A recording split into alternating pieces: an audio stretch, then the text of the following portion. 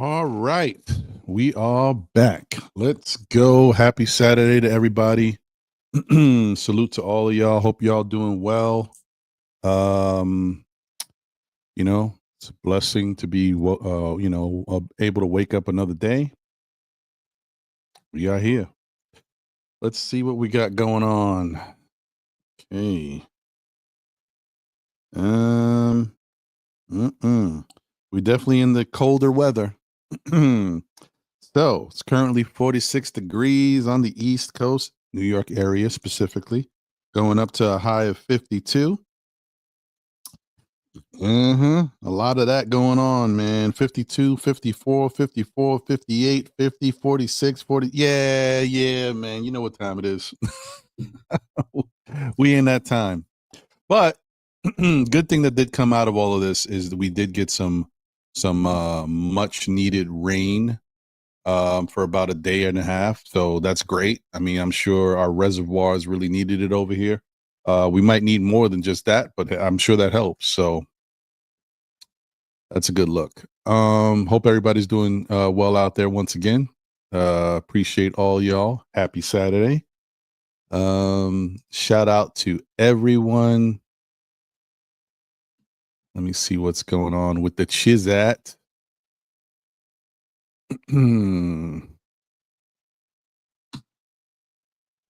Hey, shout out to my guy Walter Blackman in the building.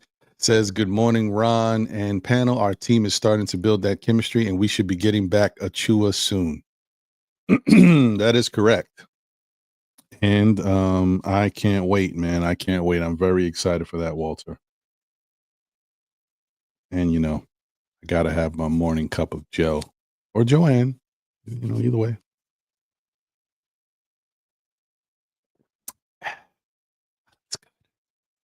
That's my ASMR moment.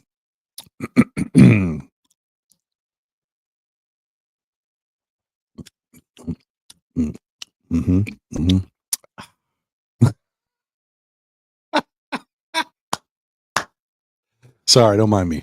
Anyway, so there's that. Shout out to everybody once again across all platforms on Facebook, X, or on YouTube. Appreciate you guys. Thank you for being here and rocking. And I don't know what's going to happen with this new platform, guys, but I'm all about just seeing what is what and what it's all about. So I know a lot of people have been joining up on this Blue Skies, which is supposedly an equivalent to X or Twitter, whatever you want to call it.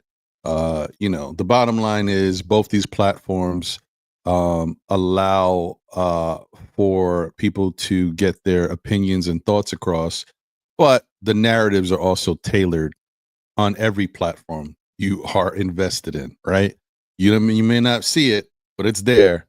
And so X has their way of doing things and what they want out there, and then apparently Blue Skies is going to be the opposite of what X is. Similar to X, but it's supposed to be old Twitter, but it's also going to push them old narratives that the powers that be want to push on that platform. I don't care. I don't know who's right or wrong. I'm a Nick content creator. I'm just showing love to people, supporting other content creators, supporting other people that are talking about the Knicks, and that's where I go. You know what I mean? I may put some stuff up there talking about the show or what we got going on, like I usually do on every other social media platform.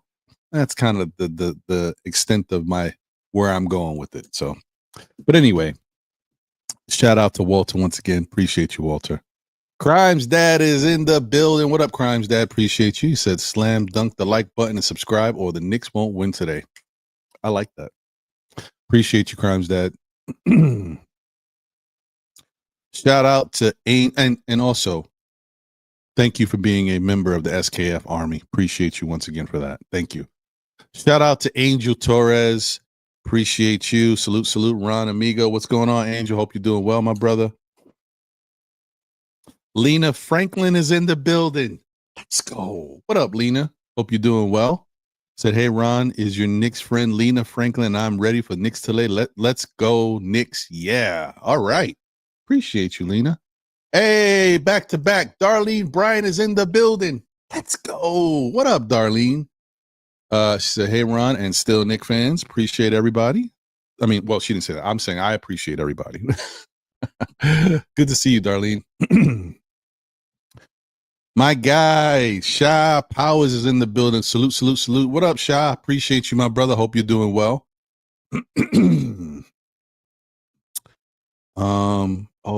I just remembered I wanted to do something today and I forgot about it. It's okay. Maybe I can still do it for the show. I don't know. We'll try. Hope you're doing well, Sha. Appreciate you.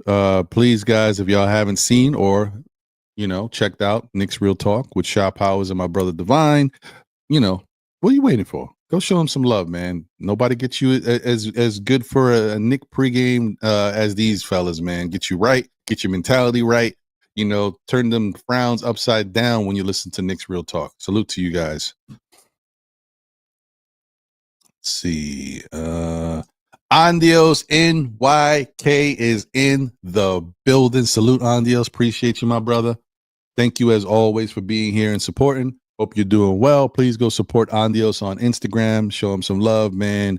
You know what I mean? He definitely is filling up the content over there with positivity and love.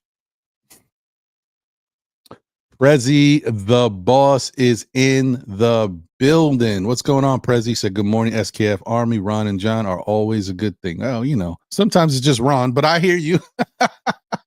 Appreciate you, Prezi. Let's see. All right. Let's see here. Knicks will be 2025-2026 champs. What's good, people? What's good with you, my brother? Hope you're doing well.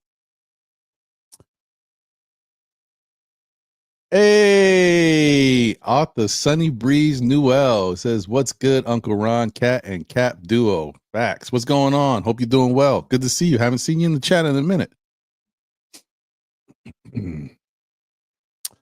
Carrie Cox is in the building. Salute. What up, Carrie? Hope you're doing well, my brother. Good to see you as always. Wonder Woman is in the building. Let's go. What up, Wonder Woman? Hope you're doing well. Good to see you. Said hi, Ron, and the chat. Lower that a little bit. I don't want to be all up in you. Get too deep and be like this, Barry White. Hey, what's going on? It's not unusual. No, I don't want to do all that.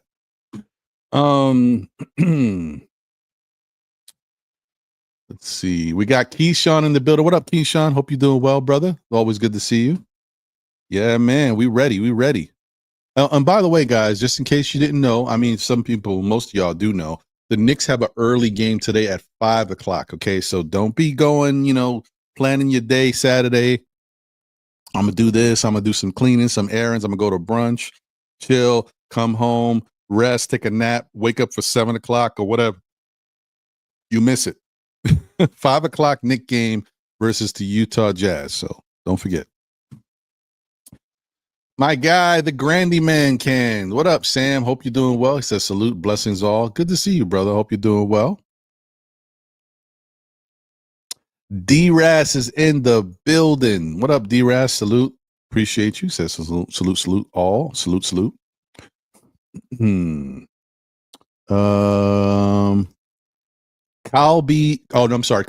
G19 is in the building. Appreciate you. All right, what's going on? Happy Saturday to you. Thank you for being here. I think it's my first time seeing you in the chat. Welcome.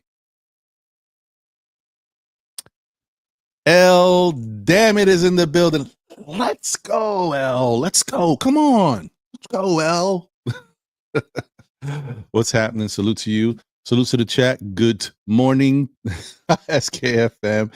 Guess who got the SKF shirt yesterday? Pew, pew. Let's go. What I'm talking about, L. Very nice. Very nice. Sherwin is in the building. What up, Sherwin? Appreciate you. Says, good afternoon, Knicks fans. Who have we beat? Slow down. Oh, Sherwin's going to rain on the parade, man. What's going on, Sherwin? What we doing here, man? We good over here? What?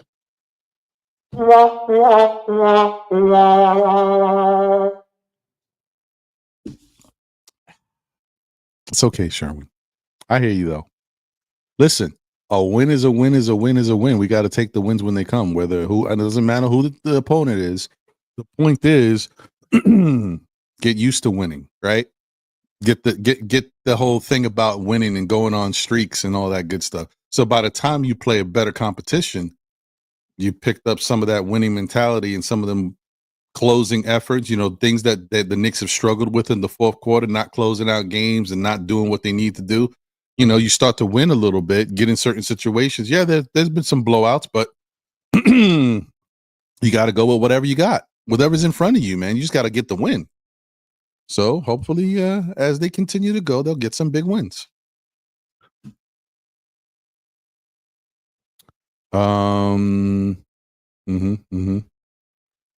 Sherwin says, please tell me one good, healthy team we have beaten. Okay. You tell me one good, healthy Knick team that has been out there to beat these other teams. As far as really what it comes down to is our defensive identity, right? And part of our defensive identity, we can't really focus on because we're missing certain pieces. And I'm not even talking about Mitch. Mitch is obvious, right? I'm talking about Precious, right? Because as much as sometimes we downplay the ability of somebody like a Precious and what he means to this team, considering all the other star power and the big names, Precious is very important, especially to the defense of the New York Knicks. All right. If they can get Precious back at a minimum, that definitely helps what's going on with the Knicks defense. You'd be surprised, even if the Knicks had Precious and Landry Shamet back, you'd be surprised how much better they would be defensively. Now, Mitch takes them over the top, of course. If you get a healthy Mitch out there, then, now we really cooking. But that's important. Having a Precious with some type of height that can play defense from the center or the forward position is very helpful. And then having somebody like a Landry Shamet who can give us something from the guard standpoint is also very helpful. And I didn't even bring up the fact that we've been without Deuce for how long? Don't forget Deuce's defensive prowess. Deuce is another key piece to this team. So we're missing some things, Sherwin. So even though you don't want to acknowledge that these wins matter because of the competition, let's not forget who the Knicks are throwing out there. Like, we are in a position where we're just outscoring teams and blowing teams out offensively, but defensively, there's been some questions. But let's not forget who's out for us defensively and who this Knick team thought they would have defensively. It all plays in. It all plays in, right? It all matters. I think.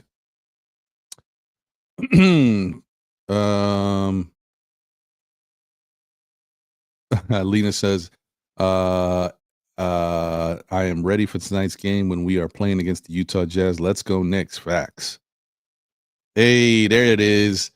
Black coffee, no sugar with bay leaf and you took it. See, I remember the black coffee, no sugar with the cloves, but the bay leaf, you throwing a new twist on that one, D-Ras? I don't know about that one. Interesting. Shout out to my guy Old Head in the building. What up, Old Head? Good to see you. Salute Ron and SKF chat. Appreciate you.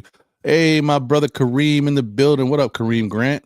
Salute to you. He says salute everyone and to my fam at Ron. Appreciate you, my brother. Good to see you.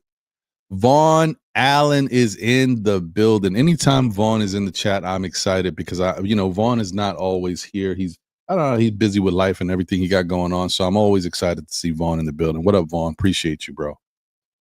Latoria B is in the building. Let's go. What up, Latoria? Good to see you. Afternoon, Knick fans. Same to you. D-Raz says number 18. What's your number? I don't know what that means, but my number is also 18, if that means anything to you. It's my favorite number. It's the number I rock with, so that's all I got. Craig in the building. What up, Craig? Salute. Greg. I don't know how many ways you can say it, but you get it. Salute to you, my brother. Hope you're doing well. Darren Wilkerson is in the building. Salute, Knicks Nation. Salute to you, Darren. Good to see you. Building Blocks is in the building. What up, BB? Let me see here. Winston Hadaway is in the building. What up, Winston? Every time I think of Winston, I think of Stella got her groove back. Winston. Maybe it's just me. Salute to the chat. Precious and Robinson almost there. Can't wait. Let's go Knicks. Facts, Winston. I'm with you. Parrish Duggar is in the building. What up, Parrish?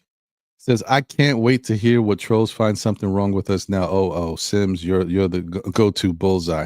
Yeah, I mean, but I will say, shout out to Jericho Sims for, it's, I said the other day, he played really well in one game, and I want to see more of it. And I got to be honest, he's been playing really well since that game. I know some of y'all are like, he's been playing well, Ron. Nah. Listen, it's what I see. Okay, I hear you. I got you. But now I can see that he is playing well. He's doing some things that help the team. He's definitely never going to be the Jericho Sims I want him to be, but he's a damn good Jericho Sims for this team right now. How about that? You know what I mean? Batman. You know what I mean? He's not the hero we deserve, but he's the hero we need. Something like that.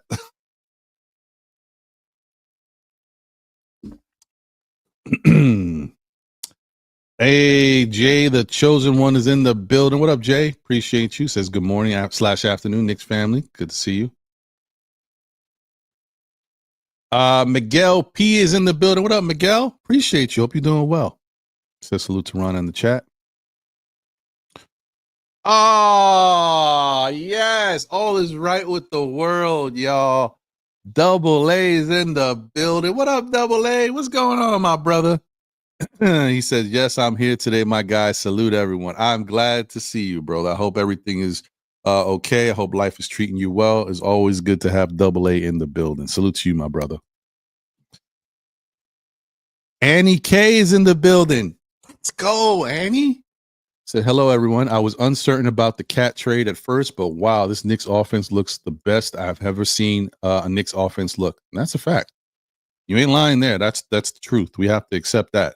This Knicks offense is high octane, and this is not even the best it can look. How about that? Imagine that.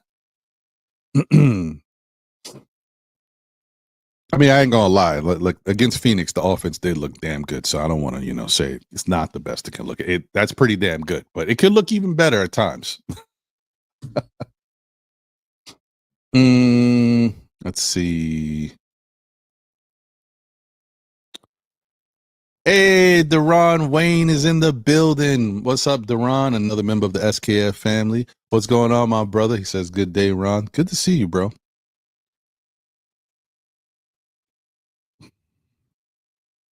No Cap Life's analyst is in the building. Salute to you. What's going on? He said, offense took off, after Cat stopped trying to fit in.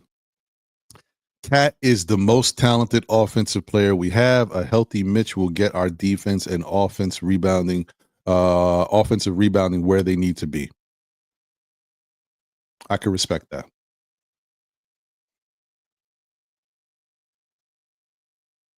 I hear you on that. All right. Anna Grill is in the building. What up, Anna Grill? Hope you're doing well. Happy Saturday. Family, salute to you. Come on, man. Y'all crazy. Everybody's entitled to their opinion. even the negative opinions. It's all about understanding that it takes a lot to win a championship. And obviously, everybody wants to see us get to that. Every Knicks fan wants to see us get to that point. But you also have to be real about the competition and, how good this Knicks team is and how good it can be.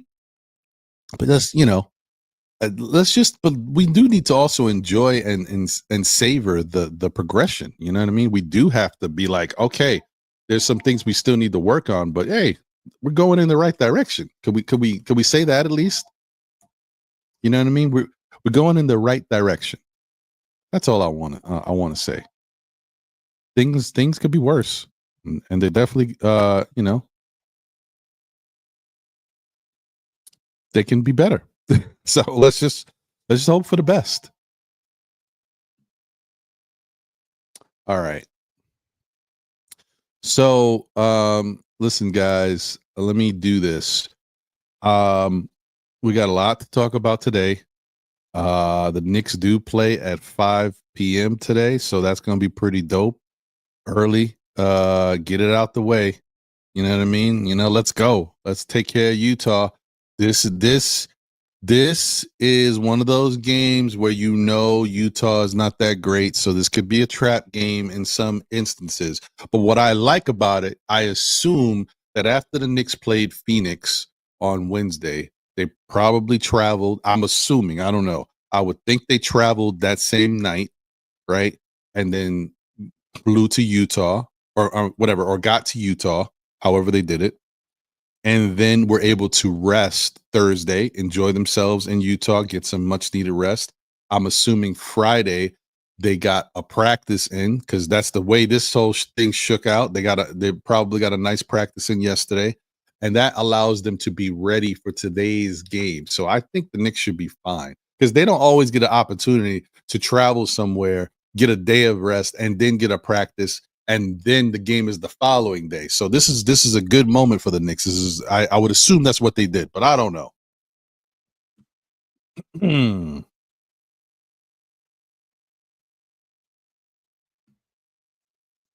Shout out to Jimmy Henry in the building. Salute, Jimmy. Appreciate you. He says the New York Knicks will win a lot more games as Brunson increases his number of assists and pass first mentality dominates.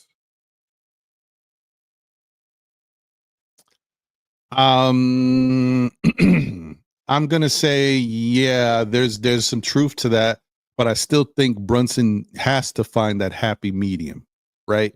And that's the trickiest part for someone like him, to be able to pass the ball because you are that guy, you are a point guard, but also be in the game enough to turn it on when you need to and get that rhythm going.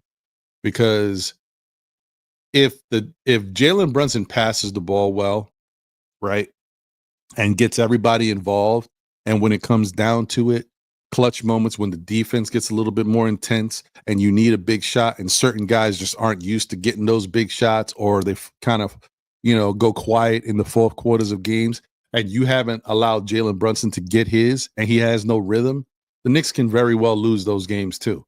It has to be some type of happy medium. Brunson has to be aggressive, but he has to move the ball. That's it. It's not Jalen Brunson doesn't need to be Tyrese Halliburton, or what Tyrese Halliburton was last year. He just needs to be a Jalen Brunson who scores the ball, doesn't go too crazy when it comes to his finding his own shot, and gives you somewhere around 7 or 8 assists a game. If he can do that, I think we're fine. Anything more than that is gravy. But remember, not everything is an assist. If he's giving you 7 or 8, that means he's passing the ball. There's going to be some plays that aren't scoring plays. I think that's what we need to be looking at, guys. Because remember, he is a scorer. He is in MVP consideration because he can score the way he can score. You're not looking at, I'm not even following him.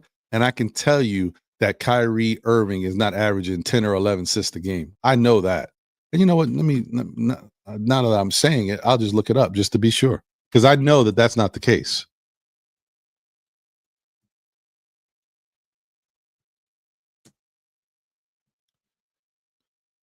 Yeah, he's averaging 5.3 assists per game, right?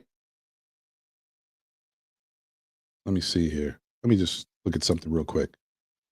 Luka Doncic, everybody. Luka Doncic, who's one of the best players in the NBA, is always a triple double waiting to happen. He's a great assist person. He's a great rebounder. He's averaging 7.6 assists, guys. And you got Knicks fans wanting Jalen Brunson to average around 10 or 11 assists a game. Luka Doncic is one of the best passers in the game. You know, he's averaging 7.6. Now, I know he's hurt right now, but that's not the point. This is what he's doing. This is what he was doing before he got hurt. Okay? Just putting things in perspective. Hold on one second. Let me see something here. I'm just curious.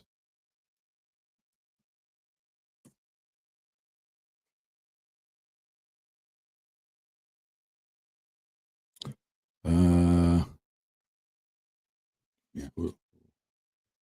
Who else can I think of? Maybe him.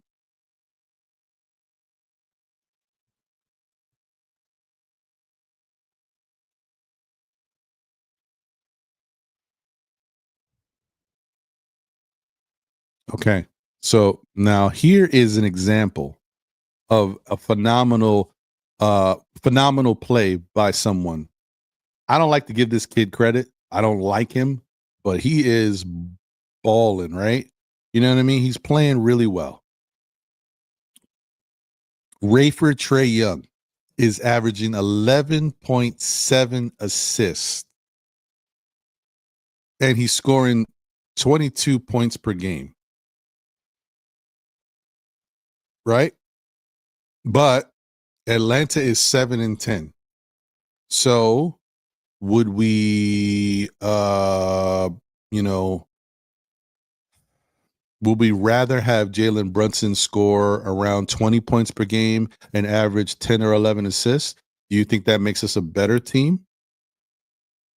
You know, do you should Cat be the one taking the final shots at the end of the games? Or would you be more comfortable with Mikal Bridges taking the final shots at the end of the games? Or OG Anunoby? I don't know. I'm not saying these guys can't do it. I'm just saying historically they haven't been the greatest at it.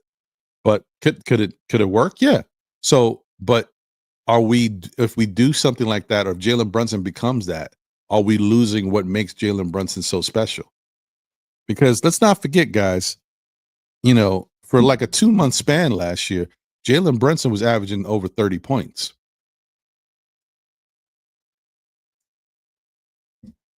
And he was definitely averaging around that in the playoffs. Now, does he have to do as much heavy lifting now the Cat's here? And Mikal and OG are contributing, and then you're getting 10 from Josh Hart and maybe 10 from someone else off the bench? Probably not. But that doesn't mean that, you know, he can drop down to 20 points per game. Like, he still needs to be able to get in rhythm and get his shot going and be able to turn it on when we need it. I just think it's a lot easier said than done, guys. We talk about it, but it's not easy to be that aggressive, be that type of scorer, and just pass the ball and not look for your shots and lose the rhythm and then get the rhythm back. That's all I'm trying to say. Move the ball, believe in your teammates, pass the ball, give us 7 or 8 assists a game. Some nights he's going to be 6, whatever, but that's okay. But 11 or 10 or 11 or more than, like, I don't see it. I don't see it.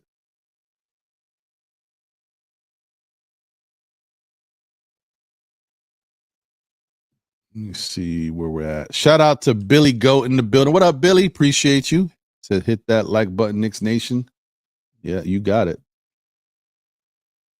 Yeah, that's what I'm saying, Crimes. That, yeah, I think that's what they did, because that would be a much needed practice for the rest of the games on this West Coast trip.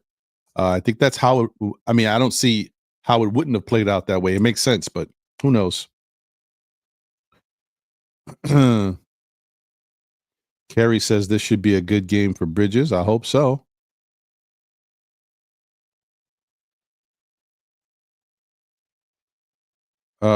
Thanks, Jay. I'm glad you agree. Salute. My guy, Coach Sire in the building. What up, Coach? Hope you're doing well. Says salute, salute, salute. SKF Ron. Yes. E. Gibson is in the building. What up, E?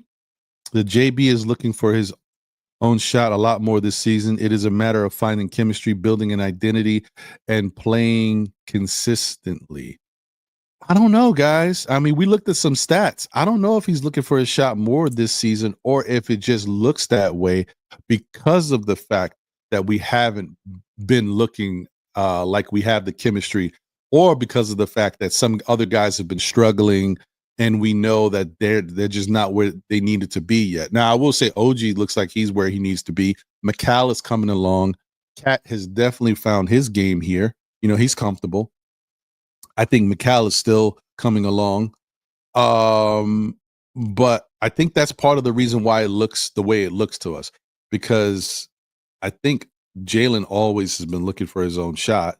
It just looks more like it now because of the fact that there's other pieces on the team that can help, that Jalen can pass the ball to. So it looks more like, you know what I mean? It stands out more. But I don't think he's changed in that regard. He's always been super aggressive. I mean, there was complaints about him last year taking 20 plus shots, almost 30 shots in certain games. So I think that, that's always been there.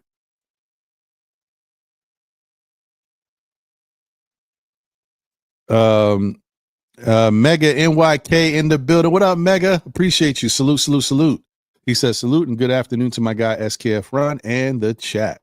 Appreciate you, my brother. Hope you're doing well as always. Wiz BKLA is in the building. Salute. What's good? He said, salute, Ron. What are the how do we replace Randall's 25, 10, and 5 game saying now? Ask Wolves fans. My Dante regrets are slip sliding away. Sounds like a song. If you want to hear me sing it, drop the link. Nah, I don't. I don't.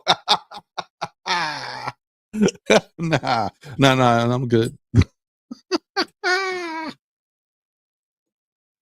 No, but yeah, listen, I'm going to say this again. It doesn't change anything. Julius Randle is going to be Julius Randle with the Minnesota Timberwolves. By the end of the year, if he's still there, he will be playing well. He will be putting up his normal numbers. The team will learn how to win with him because it's all about chemistry and understanding how to play on the court, and they will be fine. Now, I'm not saying that they will be better than if they had Cat. I'm just telling you they will be fine. They still may have made the wrong move. Who knows? They'll figure that out. They're going to see for themselves. But I do think that Julius Randle will help that team. They will learn how to coexist, and they will win some games. The Dante DiVincenzo stuff, Dante's struggling, okay? But as I said before, Dante struggled with the Knicks when he first came over here. People forget. So did he struggle this bad? I don't know. I don't know how many games it was before he started to turn it on. But I also know that Dante may be taking it harder than Julius, okay? Dante had a really good friendship with these guys. He had his best season ever. Remember, Julius was already a 3-time All-Star with the Knicks. He had good seasons, you know what I mean? Last year was Dante's best season. So you figure you go from playing with your fellas, your brothers over there. You guys have a really tight relationship. I mean, he's going to freaking Jalen Brunson's house for Thanksgiving. I mean, come on. And then you're in the New York area, you're in the Mecca. People love you. You're Mr. Italiano. Let's go, Dante. And you're playing really well. And you had the second round exit last year, but to get there, all the things you had to fight through, and you had a chance to step up and sometimes be the main scorer on the team, which you really didn't have a chance to be that before. And you stepped up and did it. There's so much that goes into that as a player. Like, we don't know what Dante's going through. He may be having a super hard time in Minnesota, like dealing with everything, right? And it's also confidence. You go to a new place, you're just thinking, man, because he already said it before. He thought he could build off of success he had last year. Now you go there to a new team. It's Minnesota. It's not New York. Your role is still, you go to a new team and you're still coming off the bench, and then you miss a couple shots and then you just don't get the rhythm going. And then now everything's going crazy in your head. You just can't get right. I'm just saying, listen, man, give this guy some grace. He'll be fine. Dante will be no worse than what he was before he became a Knick. Will he be what he was with the Knicks? I don't know. You know what? But if he doesn't, what does that tell y'all? Give credit once again to the Knicks and their system and Tom Thibodeau, because he makes guys better. Just saying. Let me see. Where are we? Hey, Ron Mills is in the building. What up, Ron? Appreciate you. Love the name. JB averaging 25.2 points and 7.3 assists a game this season so far. I know. I'm not knocking it. I'm just saying that's where he needs to be. And that's what fans need to understand. Where he's at right now is perfect. Don't ask for more. Be happy with what you got, because it's excellent. Greetings from Jackson, Mississippi. Shout out to you, Eric Horn. Thank you for being here. Appreciate you. Good to see you. Shout out to JT Riddick in the building. Salute, Ron. What's up, JT? Sherwin says, please name 6 point guards who defend better than Brunson. No, I get it.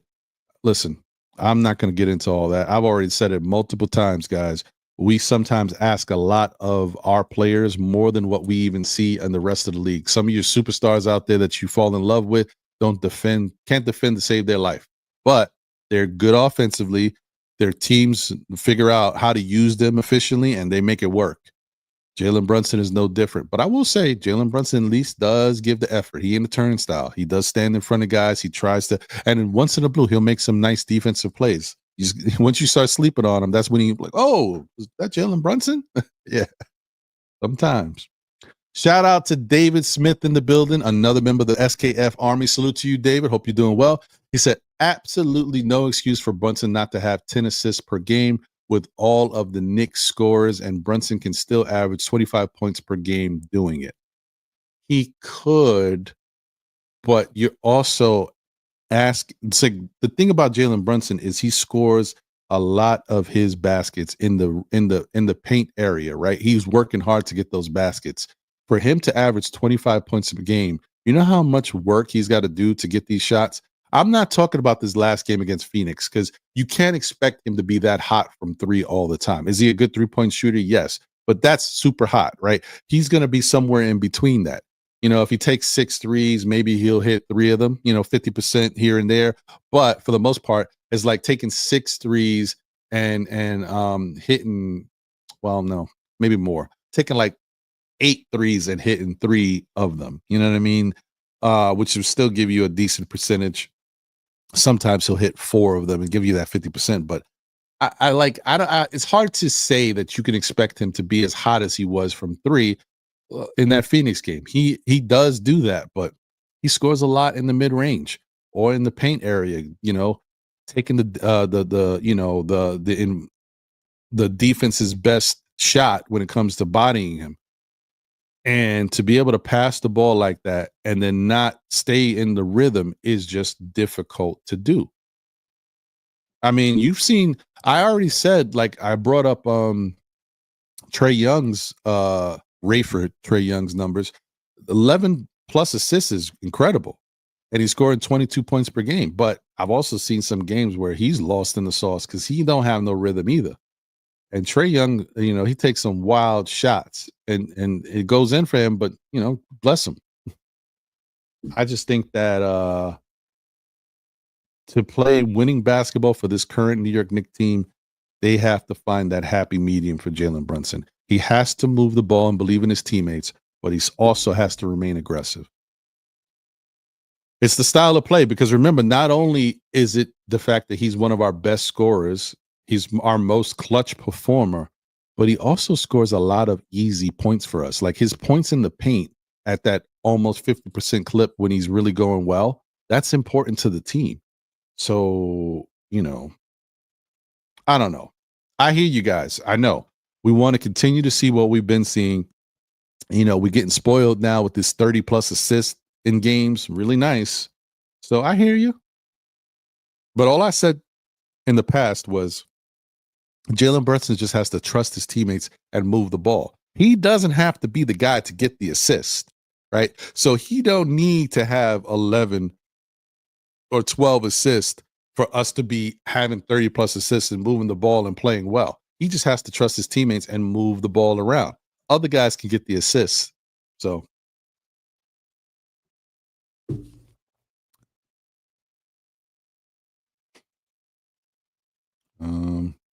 okay. I'm about to put the link out there too, guys. So, hang tight. Let me see here. Babyface Lacoste in the building. Salute to you. Appreciate you. What's good? My guy, Westchester Lester, is in the building. What up, Westchester Lester? And a member of the SKF Army. Salute to you. Appreciate you. He says Rudy Gobert and Diva Randall not staying there. Probably not. I don't know. I can't stand Rudy Gobert. Oh, man. Just saying his name is like, Stanga Waldron in the building. It was a friendly joke that Rick is turning it into being unprofessional. Mm. Mm.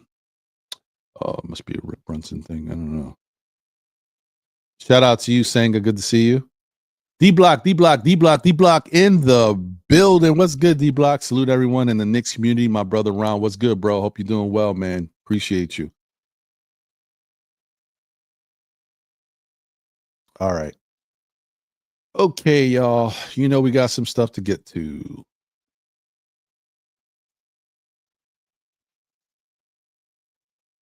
So let me start putting this link up in the Chizat. And shout out to everybody once again tuned in on Facebook, on X, or on YouTube. Appreciate y'all. Please smash that like button if you haven't already done so. We are on the road to 5,000 subscribers. Appreciate everybody. We are currently feeling good about the way things are going. I thank you guys for subscribing and supporting the show. Appreciate you all. Thank you so much. And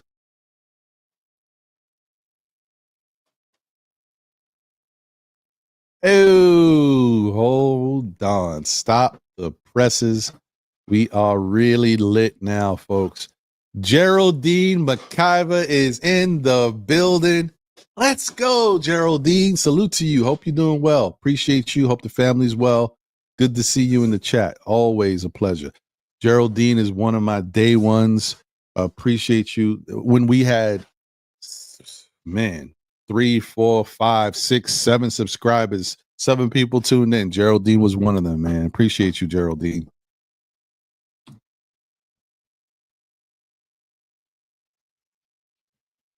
All right. So, we're going to talk about a bunch of things today. Knicks win 4 in a row, right? Really good stuff. The evolution of Josh Hart. He's been phenomenal, fantastic. The offensive powerhouse that is these New York Knicks. The Knicks' defensive effort. The impact of the bench. Jericho Sims, campaign. Sprinkles of Tyler Kolek and Pacom Dadier. A little aerial hook party here and there. You know what I mean? And New York versus Utah preview. Once again, everybody, the New York Knicks will be playing the Utah Jazz today at 5 p.m. So that's once again. Do not think the Knicks are going to be playing later tonight. They are playing at 5 p.m. today. So make sure you tune in. And, shout out to Andrew in the building. Salute, Andrew. Appreciate you. Thank you for being here. What's up? If you guys would like to call in, we do have the call-in number. Let me get this out the way. It is 347-305-7280. Once again, that's 347-305-7280. Call in, chop it up with Still Knick fans. We are here. Let me put this link out for everybody else to jump in the StreamYard.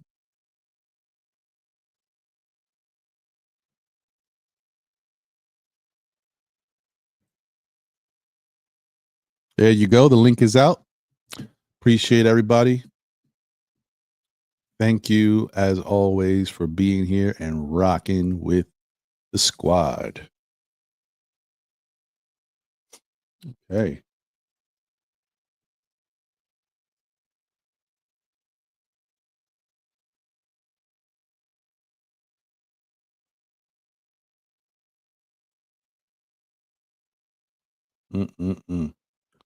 Man, oh man, you guys, some of y'all are just not happy.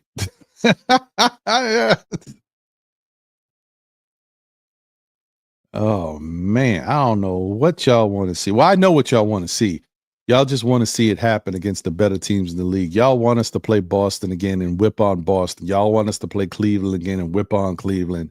Play some teams in the West and whip on them. And then y'all could be like, okay, yeah, now who could stop us?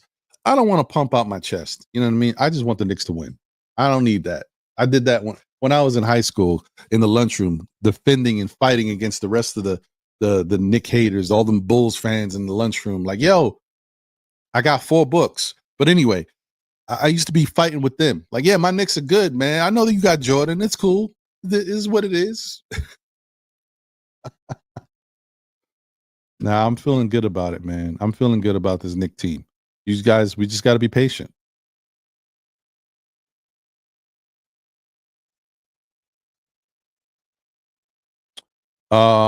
Can I? Okay, yeah, I can do that. You got it. Hold on one second. I'll do that, Prezi. Let me see here. Mm.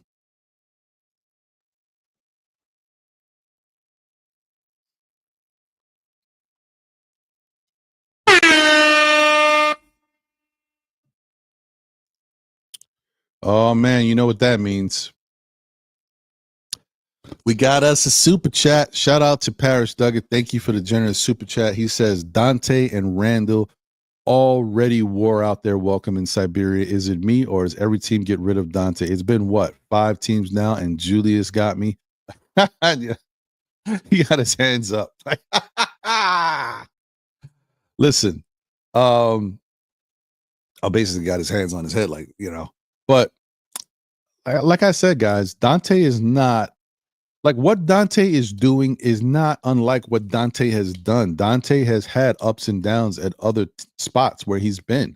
The best we've ever seen Dante DiVincenzo is that this past year in a Knick uniform. All right.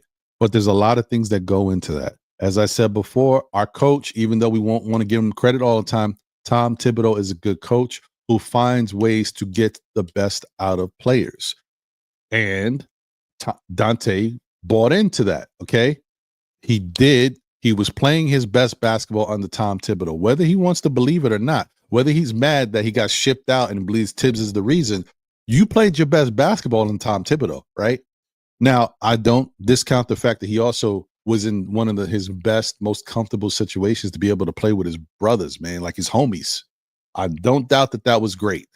So, yeah, all that plays into it. But Dante is a professional basketball player. And if you look at his numbers everywhere he's been, it shows you that Dante will be fine. That's all I'm saying. But yeah, Julius, yeah, some of them Minnesota fans is like, damn, man, Julius be lagging on defense. Julius be doing Julius stuff. So is what it is. Because that's the thing, guys. They know Karl Anthony Towns wasn't good defensively. That's why they brought in Rudy Gobert. And Rudy Gobert is so good defensively, he takes the pressure off of Karl Anthony Towns and hides him a little bit, right? They thought, okay, we traded for Julius Randle. The Knicks have had really good success. You know what? Let's try to start thinking about the negatives that Cat brought. And hopefully Julius is better than those negatives. Wrong. Julius and Cat got similar negatives. They're just different players, different positions, but they got similar negatives. It's the defensive side. However, Julius Randle can be better at times defensively than Cat. But sometimes he is in that same situation. He don't put the effort out there. Cat is just not good defensively, right? He gives the effort. He's just not good defensively. His instincts, its timing is off, and he makes really bad fouls, right? He can't keep his hands to himself, and that puts him in foul trouble, which puts them behind the 8 ball. Julius has good instincts on defense. He does good things on defense. He just has to give the effort, and that's what they're witnessing out there. So, it is what it is. Just saying. Oh, let me put this this thing in the chat, and let me get my brother up here, man. I'm excited. It's been a minute. Okay, and let me switch all these windows because I can't wait till StreamYard does it so I can just hit one button and have all this stuff switch around. But it's coming, guys. I can't wait, man. I was on the call. But in the meantime, hey, my guy, Double A in the building. What's good, brother? Oh man, I'm just happy to see you, bro. Good to see you. Well, I took a break, man, from the home improvement, home recovery scene. You know what I mean? It took a minute to recover from that hurricane. To get some stuff done. No, I hear you. I did a lot of stuff myself. To save that insurance, man. Because once you start claiming stuff on insurance, then you see the backlash. So Uh, God was good, man. We got everything done, and we had the means to do it. So we're back to normal, sort of. So I said Gotcha. Gotcha. I gotta chop it up, but I gotta tell you the truth, man. You probably would have been happy if you'd have seen my mood after like the first week and a half of watching these guys play. I was beside myself, man. I was already on that fire tips tip. Uh, You know what I mean? That's how bad it was, man. But I guess patience, man, because I knew how good it should be with the players we have, man. Come on, man. If somebody would told me 2 seasons ago, Ron, we would have had Cat Brunson, Brunson, Bridges, and OG on this squad as our starting. People would have probably called us crazy, right? And it's like a dream too, man. Because when you watch the game, you're like, man. But they're getting to be what they're gonna be, man. But fellas, don't underestimate the return of the monster. I call him the Louisiana monster, Mitch Robinson, because he's going to add a dimension to our team that's going to switch it, and it's going to make our defense equal our offense as mhm. far as efficiency and all that. Because Tibbs is going to miss in that dimension, you know. And I think Cat would benefit from that. No, I agree. I mean, I definitely think that's going to help. I think that it's nice to see that the team is starting to believe in each other more and more, and they're starting to see success, because that's the thing. Like, it's one thing to, that's how it all works. It's one thing to, move the ball and believe in your teammates. It's another thing to see it actually start working and start to see the results and see the winning, but also how you're winning. And that's what helps build the chemistry. That mentally, it's just the trust, and you start to see, okay, this is how we should be going. And man, this is just the beginning. Because in their mind, as fans, we're looking at it like, oh, this looks great.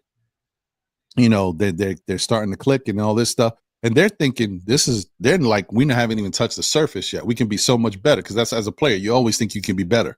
And so it's great. I love what I'm seeing right now. I don't care if it's bad teams. And It has it's to not a happen. fluke. And it's not a fluke because you're seeing the consistency. You're seeing OG constantly getting that backdoor cut. You see, my only hesitation in the beginning, I thought that they shouldn't have started Josh Hart. I thought they should have started either Deuce McBride or somebody like that for an offensive option, because then that would have happened was we would have made teams have to guard us one on one. Because you face it, Josh Hart is doing something that I never thought he was going to do. I don't know about you, is the way he's scoring and hitting his shot. Because, we all knew that if the Knicks would have stayed like that, when I saw that they were going to start Hart with the team we had, I said, look, they're going to leave Hart open so they can double team our other guys. He's going to be the one that they're going to play off of. It gives them an out. But by him playing the way he's playing, that's negated. And come on, man, what more do you want from Brunson, bro? Than 25-9.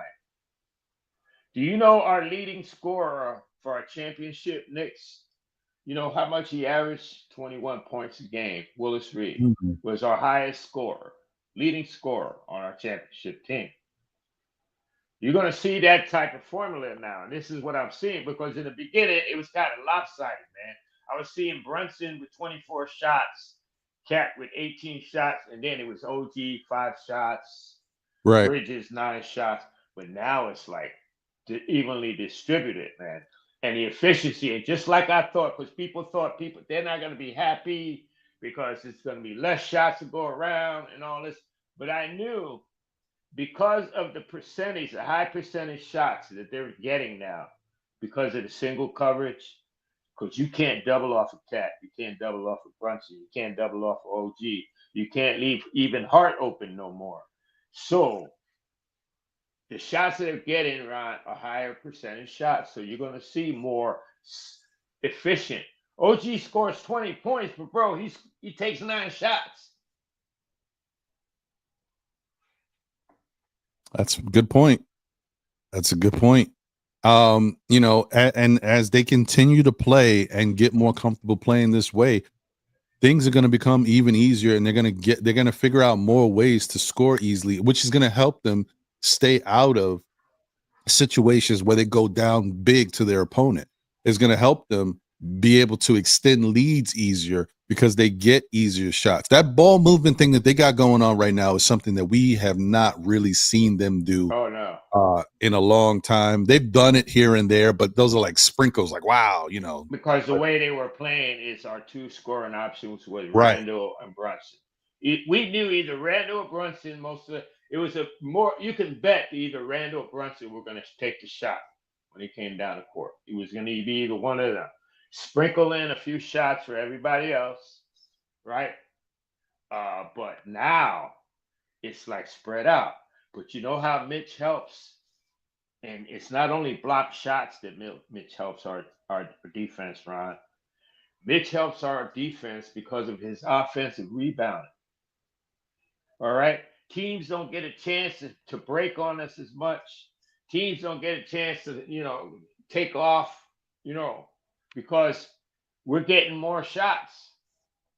Mitch is slowing them down just by getting the offensive rebounds. So I'm excited about his return because it's like getting an all-star back. It's like getting you're adding a top-notch player at what he's good at to this team. Mitch is one of the top offensive rebounders in the game.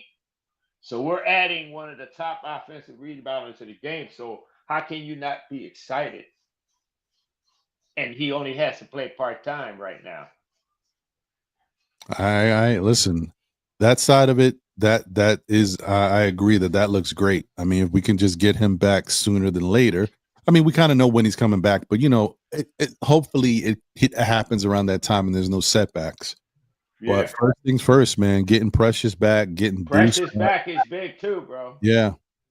I mean, I'll be really happy with that. That'll be fantastic if we can get those two guys back. It's so crazy because it's unbelievable that the Knicks are in a situation where they're able to beat these teams, which we know they could, but the way they're doing it offensively, and it's not like they're playing bad defense. They're playing good defense. It's just not dominant defense. I'm seeing a lot of circus shots, bro. Ain't you? I'm seeing guys hit threes that don't never hit threes in their life against us. I see guys shooting threes looking that way. They're throwing the ball up. It's one of them things, man. Every squirrel gets a nut, I guess. Yeah, no, it happens. It happens. How about campaign, man? Oh, we're gonna get to him. But I wanted to tell you, the other thing too is it's also good to see as you watch. Like we saw Boston play Cleveland the other day, and hand Cleveland their first loss. But that Boston team that played Cleveland was the same team we saw opening night. That Boston team was on fire from three. Yeah. And so it's good to see. Obviously, Cleveland is a better team at this point, so they were able to not look as bad versus Boston. But that's the same team that lit us up. They played the exact same way. It's just Cleveland, already has played like 15 games. They were, 14 or something games. They were better suited to play better defense against them, and they still couldn't stop them. Just throwing that out there, Knicks fans. Just, when you feel all doom and gloom about your team and how we got, destroyed by Boston that first game, understand. Oh, I can't wait to play them again. Team. I can't wait to play them again, right? Yeah, no, I'm excited for that too. Let me bring my other guy in here. The Grandy man came. What up, Sam? What up, Sam? How you guys doing? All right, brother. Good to see you. Yeah, man. I've been kind of MIA, but it's that time of year, huh? With finals coming around the corner here. Got a couple of other assignments that I have to do over winter break, so just grind season. But I've been in tune with the games and whatnot. I wanted to join that one after that one game. Kolek hit like 2 threes, but I couldn't get on the panel, so it's a couple of weeks removed from that now. But I'm liking how the team's moving forward. Hope everything's well with y'all. Yeah, same, man. Same. Everything's all right. We hanging in there. Real quick, shout out to Bag of Jones in the building. Salute. Julius gives up on plays. Cat don't give up on people. No, I will say, yeah, that's a good point. You know what? I mean, I think we've already talked about this. Let me just say it again. Once again, guys. Once again. Cat is not soft. I'm just gonna tell you again. He may not play the type of like defensively. He don't impose his will or look a certain way where you like, oh man, you know, teams are worried about him on that side. But let me tell you once again, Cat is not soft, bro. I'm watching, I'm watching highlights of him the other day in the game and listening to him talk. I'm like, okay, Cat. This is like, come on, and one, and he's saying some other colorful words while he's doing it. I'm like, okay, Cat. Like, Cat is not soft, y'all. I mean, I don't know where that came from, but I'm like, am I missing something? Cat sounds like a dog out there. I'm saying he is. I'm just telling you, he sounds like it. Like, he is aggressive. He's going through dudes, calling them names while he's scoring on them. I'm like, oh, all right. Just saying. Did y'all notice too, how every time Cat's doing like an interview, I picked up on this, he's wearing like Knicks merch. And somebody said it. They were like, he's probably had it stashed away somewhere this whole time. He's just now bringing it out.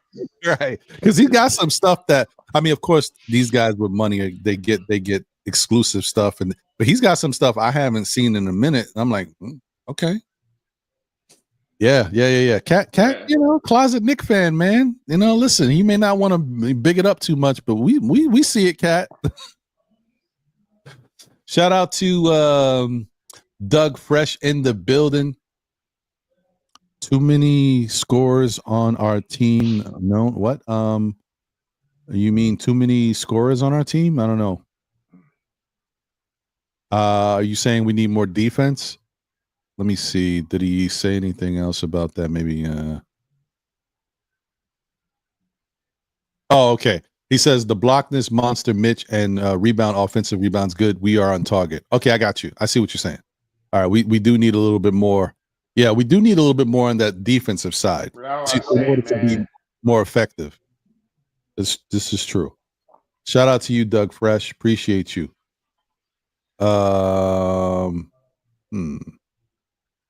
Got it.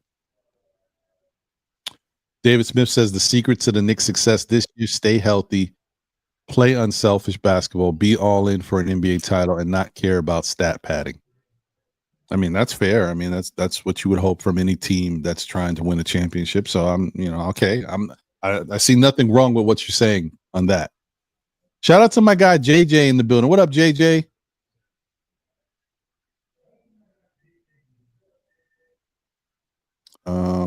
Okay. I don't know about you, but I feel like I owe Jericho Sims a public apology because I trashed that brother so hard.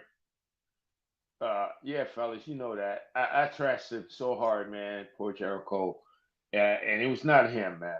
I like Jericho, really, I do, but just the thought of him being our starting center, that really was pissing me off. So I was taking it out on him, man, But shout out to Jericho, man.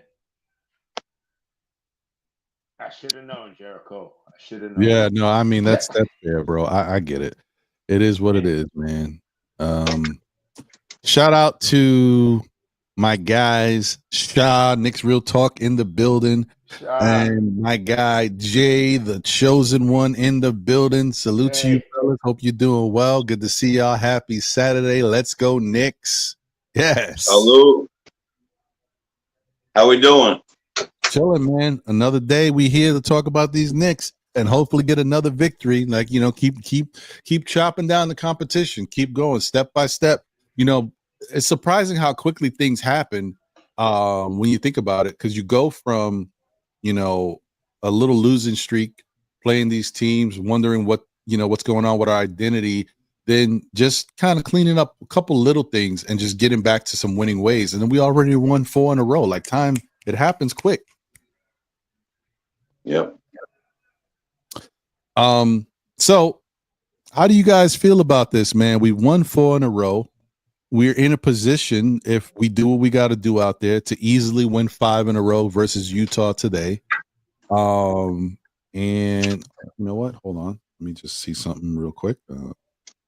Apologies, but because I don't have it up in front of me. I got a little version, but it's just too small for even my eyes. All right, so okay, Utah, then Denver, then Dallas, right? So, and then Charlotte. Technically, though, with the way things are playing out, I know Jokic came back last night. So, but we have always played Denver pretty good. If we beat Utah, there's a chance we beat Denver. And then Dallas has their own issues and Luka's hurt. And then you got Charlotte. Knicks can put them in a nice position to go on a nice little run here.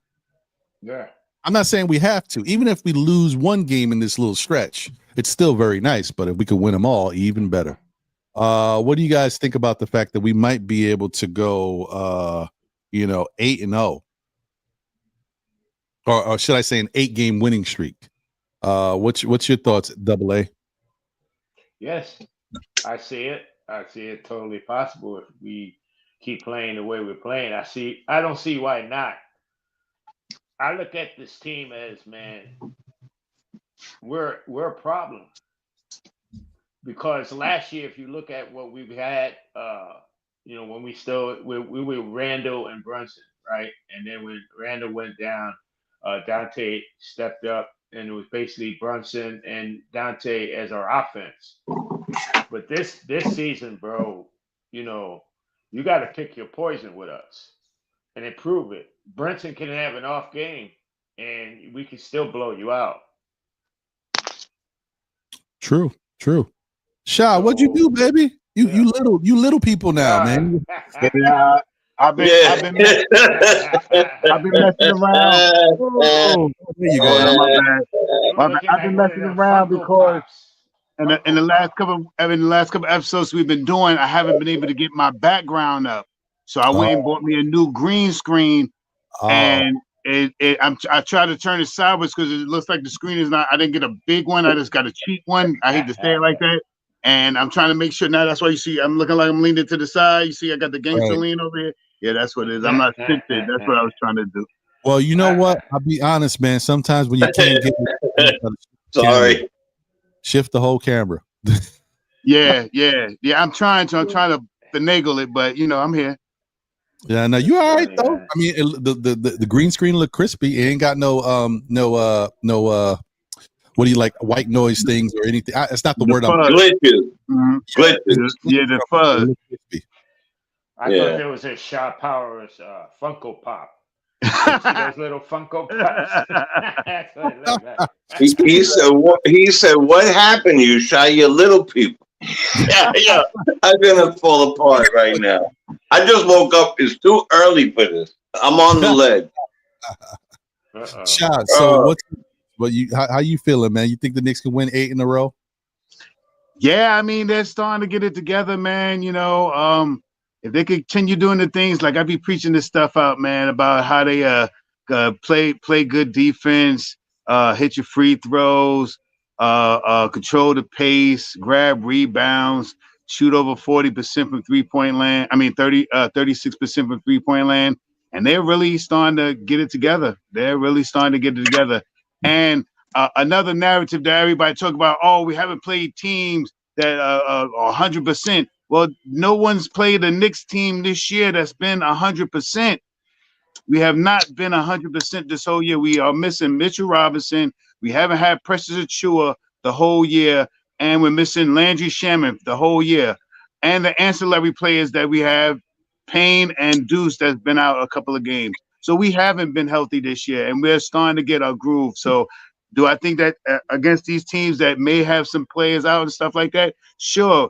The one thing the Knicks did last year that was great was commanded teams that stayed under 500. If you ain't got a man, we played hand down, man down. If next man up mentality, and that's exactly what the Knicks are doing right now. And I'm happy to see what they're going to do. Do I think that we can get these next couple of games on this little road trip that we got? Yes. What do we need to do to make it better?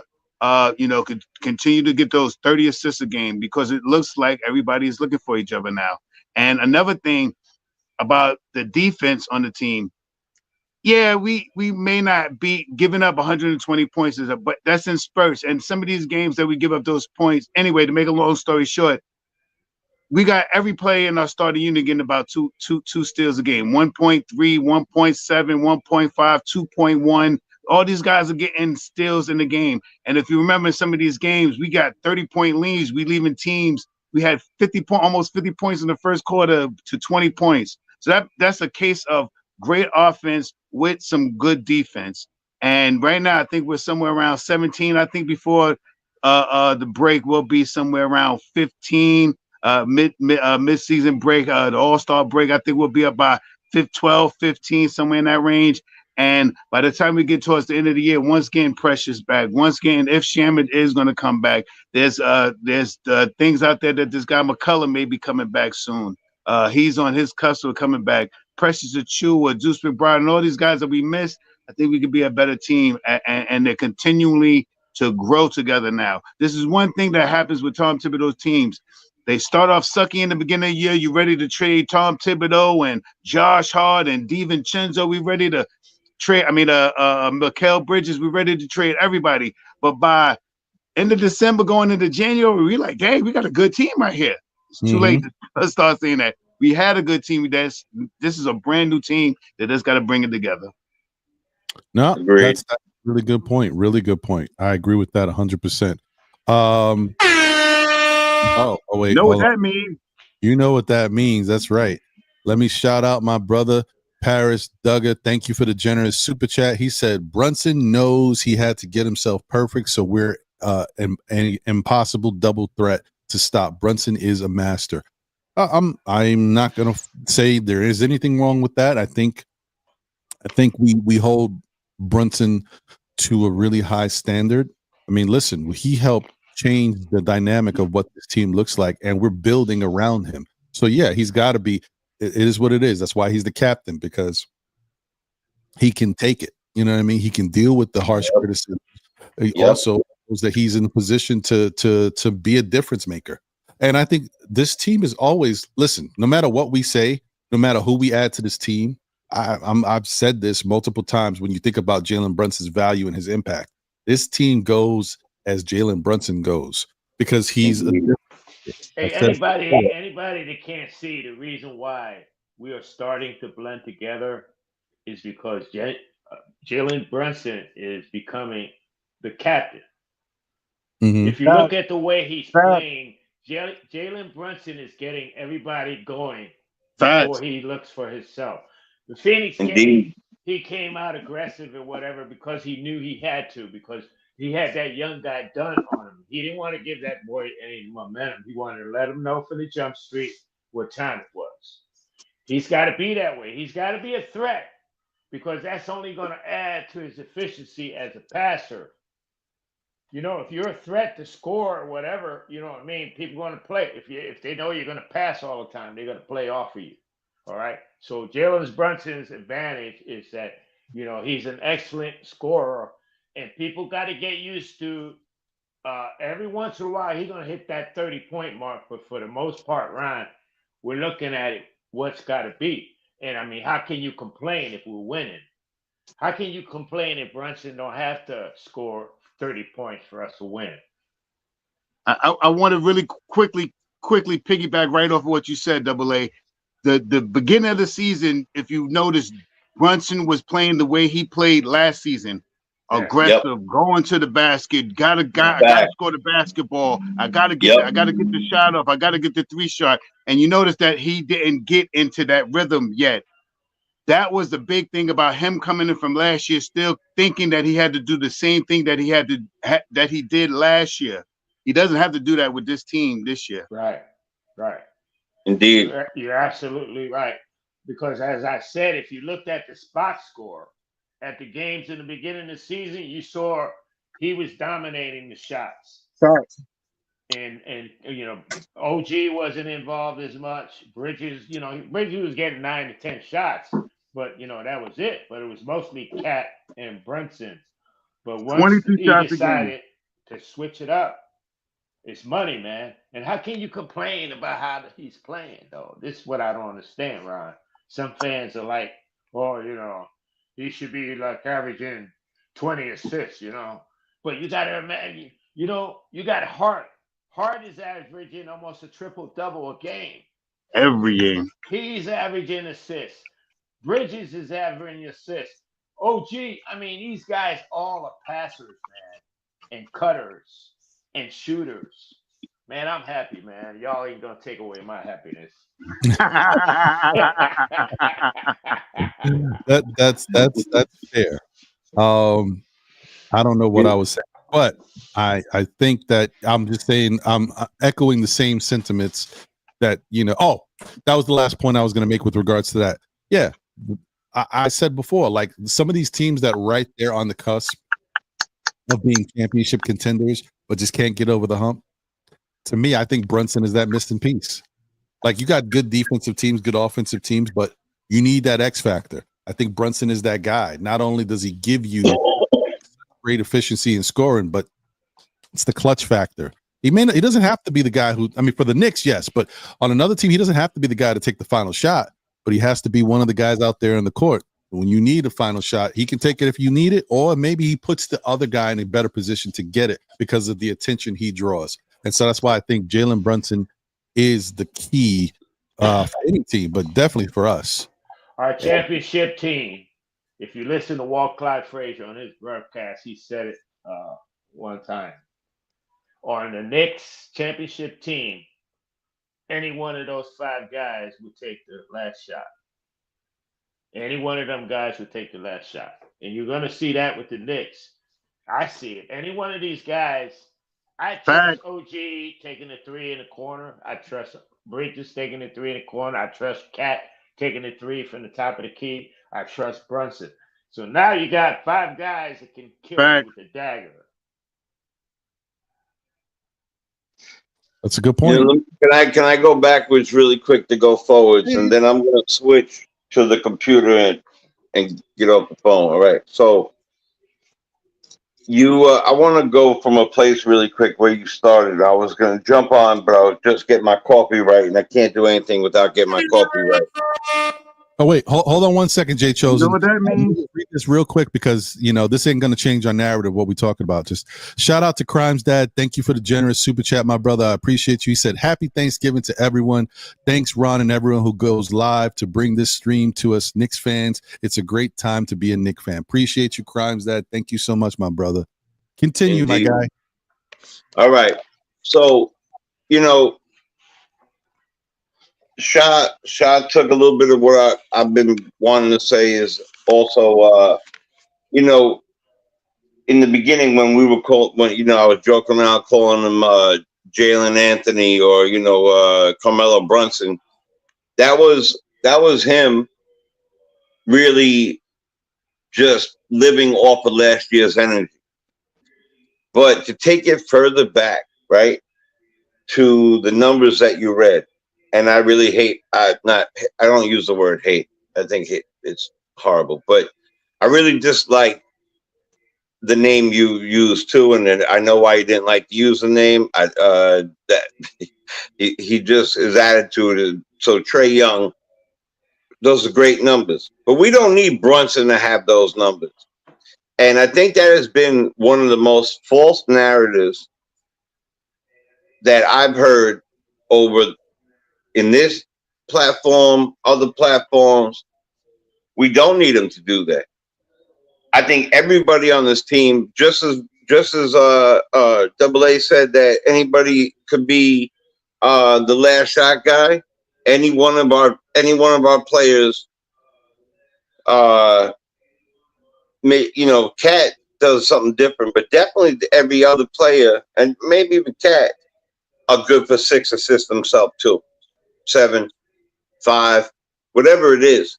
Now, if everyone is averaging that means the ball is going around, no problem, right, smoothly, right? So then we don't need to have him do that. I'd much rather have a Brunson that has 25 and 7 than 22 and 10. I'd rather have a Brunson that finds exactly who he is, because I'm going to tell you, in my lifetime, he is the greatest signing, right? Not trade, not, not pick. The greatest signing I think that we have had. If you could name somebody else that was a better signing than him, please tell me. He is I'm with you, Jay. I'm with you. right. So I'm with you. now he's the captain. He's finding himself how to be the captain with one minus, you know, brother, like you said, who left with a different with a guy who and remember Brunson. I think you were talking about Brunson, who like offensively, right? Offensively, Cat may have like an edge because he, down low he could score differently. He could shoot that three from the top, whatever. But Brunson is all around the best player on our team, all around the best player on our team, and that should never be forgotten because yeah, these other guys are great. And I'm really waiting to see Bridges get his stride going for real. Because if he gets a stride going, it's tough. It's going to be tough to beat us. But the fact is that we don't need this man to be dropping 10 dimes a game, because then that takes away from. He can't, Jay. He can't. Not with Right. the team we have. All right, Right. Trey Young averages 11 assists, but then if you look at his starting five, you're going to probably see the next guy have 2. Right, and also Trey Young has two 7-footers who he could throw the ball to down in the middle. It's a completely different team. It's a reason why he does that stuff. Plus, I think Trey Young is a stat packer. That's just my opinion. I really think that he does what he does, but they're 7 and 10, and that particular formula is not working for them, right? And they're always in the wild card, area, right? So I'm not concerned with any of that. We're early. We did the 20 games and the 30 game thing. Remember last time we spoke? I think that we're going to see an increase of continuity, an increase of togetherness. But the next 8 games in a row, let's take it one game at a time. Tonight, let's do what we have to do. You know what I mean? And then take it in there. Can we win the next 8 games in a row? I mean, if you leave it up to me, we could win every game until the end of the season. Right. That, right? That's how I feel. I'm a Knicks fan. That's how I feel. And they're a really good offensively gifted team. I want to see this team, especially the 2 wing defenders, really lock in to what they are supposed to do. And then I really want to see. So, what do you say, Sean? You know what's going to help with that? Oh, Mitchell Robinson is going to unlock Bridges and OG, because now they got somebody that they can drive to the middle, because that's part of defensive strategy. You either use the sideline or you use it in Tibbs' defense, right? You got the anchor, which is Mitch Robinson. Right now it's Cat. Cat is not really a shot blocker or whatever. To me, he's doing a decent job, but when it comes to that, he's not Mitch Robinson, right? But when you see OG and Bridges play with Robinson on the floor, you're going to see a whole different thing, because they're going to have that monster in the middle that they can drive and play off. Now they can gamble. They're not gambling as much now. You see now, like they say, the whole team is averaging almost 2 steals a game. Okay, that number is going to go up, because now with Mitch Robinson in the middle, they can gamble. They can take more chances. You know what I mean? That's a lot of Bridges and OG's game is that gamble, that going for that steal anticipation, And like I said, I'm really looking forward to him coming back. And I had wished that Tibbs would have had, used Hakaporti a little bit in a little role like that. I mean, I'm happy for the way Sims is playing. I would have liked to see Hakaporti on the floor for a few minutes a game, playing alongside of Towns to get Towns ready for when Mitch comes back. See? I agree with that to a point, right? And I'm gonna say why to a point. We got to deal with what we see right in front of us right now, right? And so for the next 8 games, I don't think any of them are coming back. Maybe there was some talk. Was it Precious or Precious? Yeah. Yeah, I think Precious is the next one up. But right now, we got to deal with what we got. And I really don't think that we have a bona fide center, period. We know what Towns is like a stretch 4, 5. He's way more of to me personally, he's way more of a 4 than he is a 5. And it shows it in the numbers defensively that he is definitely not a Mitchell. Now, on the other side, Mitch could never do what Towns could do, which makes it why we need to have such a definitive center, a defensive center, such like Robinson. However, and I'm going to continue to say this is a man that's consistently hurt, right? And when he plays in the game, he changes the game. He's a great offensive rebounder. He's a great defensive rebounder, and he's a hell of a blocker. But we're getting a man who's coming back from a major injury after another major injury. And if that's a real thing, we got to keep our eyes on that. And that's why if Tibbs was playing more people, a lot of these people are not going to be here. Because let's say, for instance, Mitch comes back and he's not fully the Mitch that he is, we're going to find an answer. Because we're a championship team. We got to add a center. You got to add a center that goes get it. You're saying that we have aspirations, right, Jay? So they're not going to wait around or mess around. But I think he's going to be all right, man, because, the last time he got hurt, he didn't get hurt. He got injured. Somebody injured him. Embiid injured him. Yeah. Right? Well, hold 1 second. What were you going to say, Sha? Since we're talking about the Mitch and the Cat on the court together, do you think Mitch comes back when he's, 10 games into the season, he comes back to be on the starting unit? Not right away. No, not even right away. Even I'm talking about 10 games we're talking about February. You think you still implement Mitchell Robinson in with Cat? I think that there's a possibility they'll be on time. There'll be times in the game that they'll be the importance. Fourth quarter. I can see in the fourth quarter, especially the fourth quarter, them playing together at the same time. Somebody like, but then you got to take somebody away, and I think that somebody away will probably be Bridges, not Hart, because Hart does a lot of different things like rebound and go get the ball and do a lot of things. But you never know. They can switch it back and forth. But definitely they will play together at some point. Yeah, I don't think it will be a regular thing. I agree with that, Jay. The only thing I was going to say, and I want to get Sam's thoughts on this.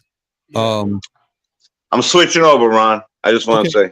Right, no I think that the Knicks have a little bit of a and I'll remove this one. Oh, there we go. The Knicks have this one. There we go. I think the Knicks have a little bit of a little bit of a dilemma, right? It's not something it's just easy cut and dry. We already see that Karl Anthony Towns is not necessarily the center we need defensively, right? But let's not forget, sometimes when you're thinking about a basketball team, It's not just about defense. It's also about offense. It's also about the way the team moves. Let's not forget that Cat is playing center. So on the flip side of it, Cat's also bringing the opposing center out of the paint because he's playing center, right? You put him at the power forward, that opposing center is still in the paint, holding down whoever's there. And if it's Mitchell Robinson, that opposing center is not going anywhere. He's just going to stay in the paint. So, like, there's certain, it's not that quick cut and dry, like automatically the Knicks are going to look to replace Cat at center. They may go in certain situations where they have to put, you know, if Mitch comes back healthy, Mitch is out there with Cat here and there, but they may not want to do that too often because of the fact that the defense can keep their down low and keep them in the paint to close up the lanes. So we just got to watch and see how it goes. We still got a lot of time before we get to that point, and they'll have a little example of what it can look like when Precious comes back. Even though Precious ain't Mitch, Tibbs is going to use him in different situations at the power forward and at the center. So we can kind of see how it might look, how it might work. Precious is a better example because Precious can stretch the floor a little bit and at least bring a defender out a little bit. But it still gives us like a little bit of a dress rehearsal to see how they're going to work these two guys together and go from there. Oh, hold on. I got a call. Let's see. Give me one second. That noise. Hello, caller. You are on with Still Knicks Fans. Know the ledge. Yeah, you can hear me? Yes, sir. Can hear you. Yeah, I can hear you. I just got one point to bring up about Cat. Okay. Well, Who is this? Who's calling? Yeah. And where you from? It's on Ron Mills. Oh, what up, Ron? Thank you for calling in, brother. What's up, man? Yeah, I just have one point, to get you guys' opinions on it. Yeah, sure. Before Go ahead. I wanted Cat to be at the 4.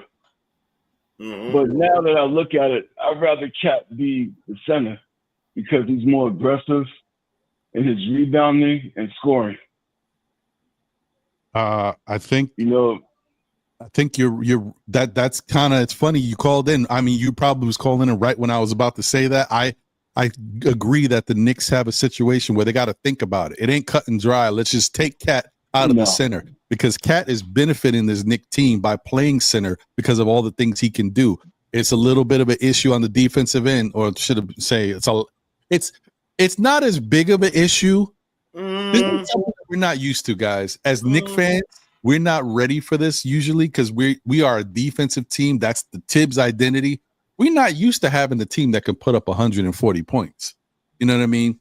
Like, so we got to look at it like, will this team look perfect all the time? No. But are we much better?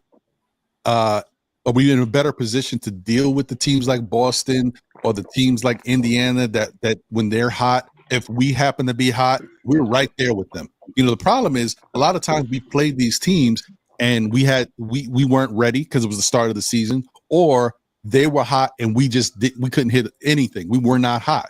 But if we play these teams and we got it going when they got it going, look out. Because I think we can beat any of these teams and we still have enough defensively to slow them down. It's not going to be easy. But continue, Ron. Was there something else you were going to say about that? Yeah, like I feel that us as Knicks fans, we're too hard on our team. Mm-hmm. Mm-hmm. Remember, Cat just came. You know, they put Josh Hart was coming off the bench. Now all of a sudden he's a starter. He was a starter in the playoffs because of the injuries, but everything is new. You know, like if you look at how the Celtics beat us, the Celtics have like how many years together? They have the chemistry. We need that. So I'm not saying that I want them to win a championship this year, but if we, God forbid, we don't, I'm okay with it because I know it's coming. We have our team locked. A lot of, like, if you look at Cleveland, their team is not locked down. They're not. Those players are not guaranteed to come back because of the the salary cap and, you know, being in the second apron. You know, Celtics the same thing. So Yeah, but the Cavs we just gotta be more patient. I can't hear you. What you said? The Cavs have those 3 players. I think, if I'm not mistaken, Mitchell is re-signed. The other guy, what's the other guard? I keep forgetting his name. Garland is signed, and Allen is signed. So the only one they got left to sign is Mobley.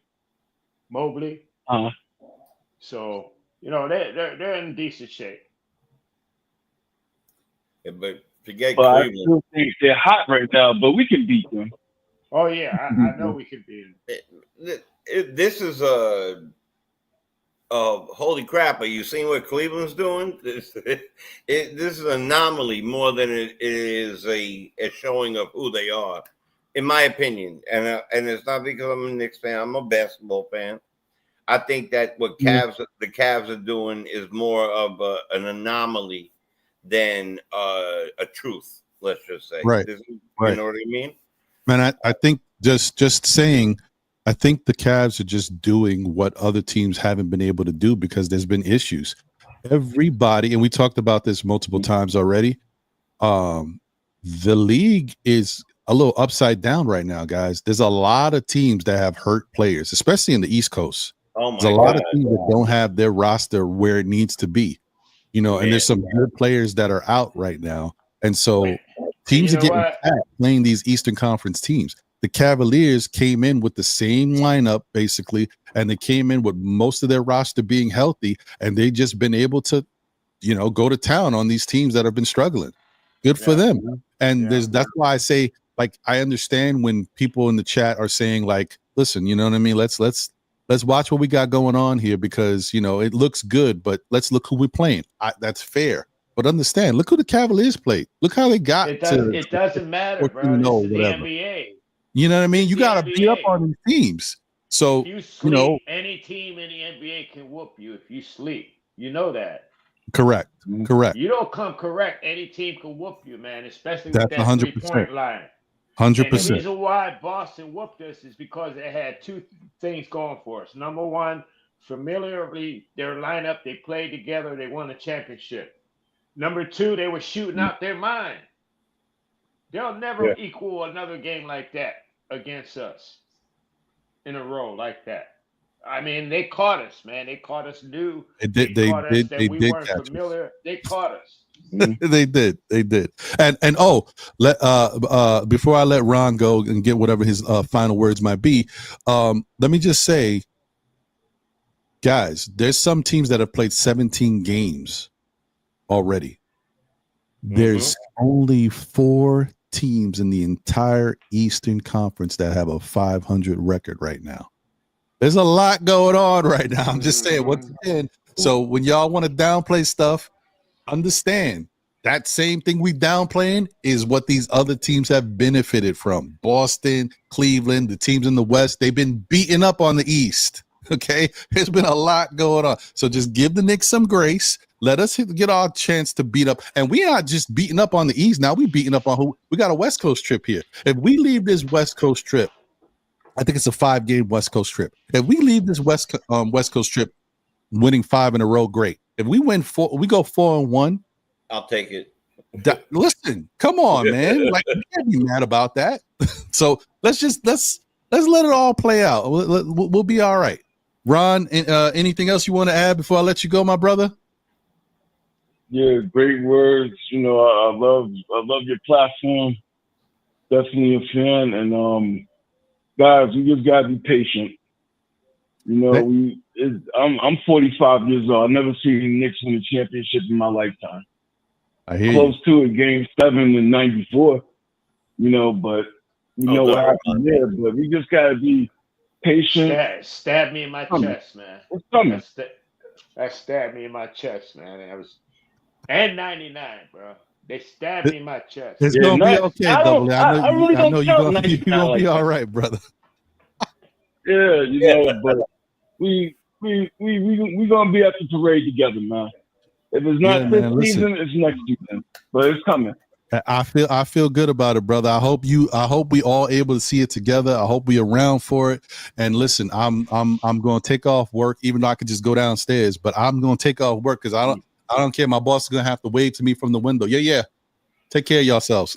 I'm at that. And pay me while you're taking care of yourself. Thank you. Exactly. Hey, Ron on the phone. God bless you and happy Thanksgiving to you and your family, brother. Yeah, God bless you too. Likewise. Yeah, man. Thank you, Ron, for the call, man. Appreciate you. Have a great Thanksgiving, man. And happy Thanksgiving. Appreciate you. All right, happy Thanksgiving. All right, brother. I'm anxious to hear what Sam the man has to say. He's been quiet over there. He's been quiet. Sam, listen, brother. I'm just watching him smiling away. On everything that's been going around, man. We need some of that lawyer speak right now. What's happening?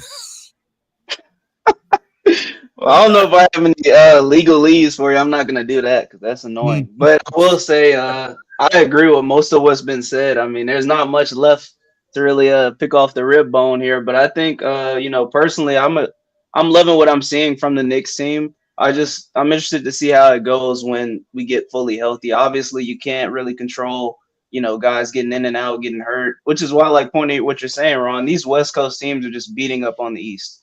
It seems like, and these are star players from these Eastern Conference teams that are getting hurt.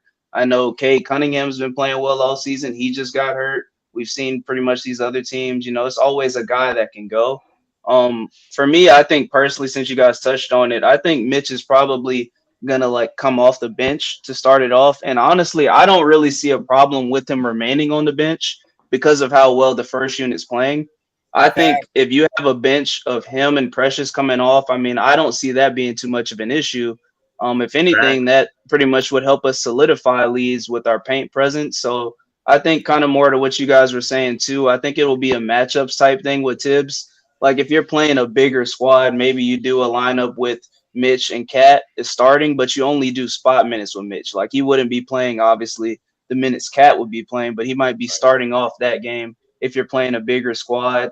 Let's say like if Boston wants to go KP, Horford, maybe I could see Cat there potentially and Mitch, type of lineups like that. But I think right now Cat's on the pace right now though to be. I think he's penciled in as the number 3 center. I think you could argue that he could be number 1, but in my opinion, you got Jokic, AD's playing out of his mind as well, and then Cat's very close with AD. I think that moving forward though, it'll be interesting to see how that bench unit does do with Precious and Mitch coming back. I did like to see what I'm seeing out of Jericho Sims, which is just being efficient at what he does. We all hope that he would at least, show some growth, which is good. I feel like he's, solidified himself at least as a rebounder in the league. I'm not sure much more else. But I'm interested to see how the Knicks go moving forward. Question. Did you see that pick? Did you see that pick Sims put on? Laid him down. Laid him down, bro. Yeah. I mean, and that's being a pain in the butt to Brunson, and Sims was smart. He went up like he was going to leave him alone. He gave him a fake pick, and then he went up the court a little bit, and he caught him. And dude ran right into Sims and fell down. Oh. And that's what you like to see because naturally Sims is a big guy, right? He just you want to see him look more coordinated on the court, and I feel like that's been one of his issues. Just in his tenure with the Knicks is just looking like he knows what he's doing because he has the God-given talent. He's just physically and athletically a very good player, but the IQ as far as basketball wise is just not always there for him. So you'd like to see that as an area which he can grow moving forward. But to touch on you guys' topic too with the Trae Young Brunson thing, I do agree to a certain extent about Brunson not needing to play that way because they're just simply not the same type of player. And also, if we're just going to go off of team structure, the way the Hawks have their team set up, it's really not good. And I personally blame the coach more so on the players because he's got all the guys there, as you guys touched on, but they're just not winning games. Like they've got Jalen Johnson breakout year, Dyson Daniels breakout year. It's just the fact that they're not able to win games. So I think that's more so on the coach and the team. But Brunson definitely doesn't need to play that way. I think only reason Trae Young's really throwing up these many assists is because his shot is just not good right now to start the year off, which is why he's averaging, I think, like Ron said, like 11 or 12 assists. because if you look at the games, he's barely getting over 20 points. I think last game actually was the first time he's got over 20 points in quite some time. So I'm interested to see what the Knicks do today. I think we're going to get a dub, especially if no Walker Kessler Ranger out there. I think you see Cat go off. He's feasted on Walker Kessler, pause, in the games that he's played him. So I'd like to see a big game from Cat tonight. I think that's what we're due. No, I agree with you on Whole that. West Coast swing right now. I feel the same way that you feel too, Grandy, man. I think Cat's gonna have an awesome games on this West Coast swing. He just finished playing these guys and played these guys the most in his career. He played in the West. He plays at least 4 or 5 games against all these teams that had these players that's been there all these 4 years. And he's been dominant all those years he played against them. So I think he's going to go to the West and have fun. Yeah, just a few months ago too. Now, it wasn't that long Yep. ago, right? So, yeah, agreed. Let me put this up real quick. Let me put this up real quick. It wasn't necessarily a part of the show, but we're talking about it. I just wanted for context, just so you get an idea, because I don't pay attention to this too often myself, but so we know what we're dealing with here. This is the injury report from around the NBA, y'all. This just give you an idea. Like, hold on, can I make this bigger? Yeah, I guess that's okay. All right, look at this. All right, now some of this doesn't matter for certain teams, but for some teams it does. Right?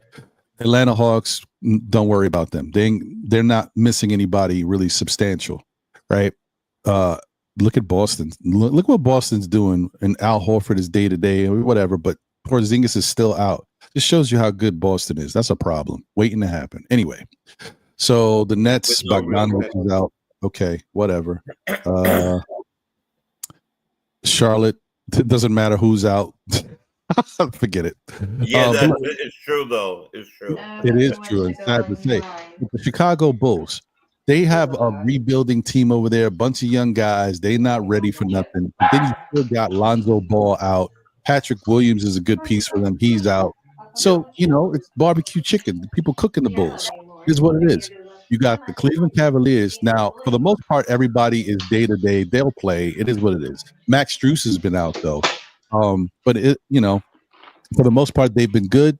But remember, they came out the gate blazing, and now they might start to face their adversity. Guys getting hurt, them playing better competition. They might go on a little losing streak. We got to see. We'll see what happens.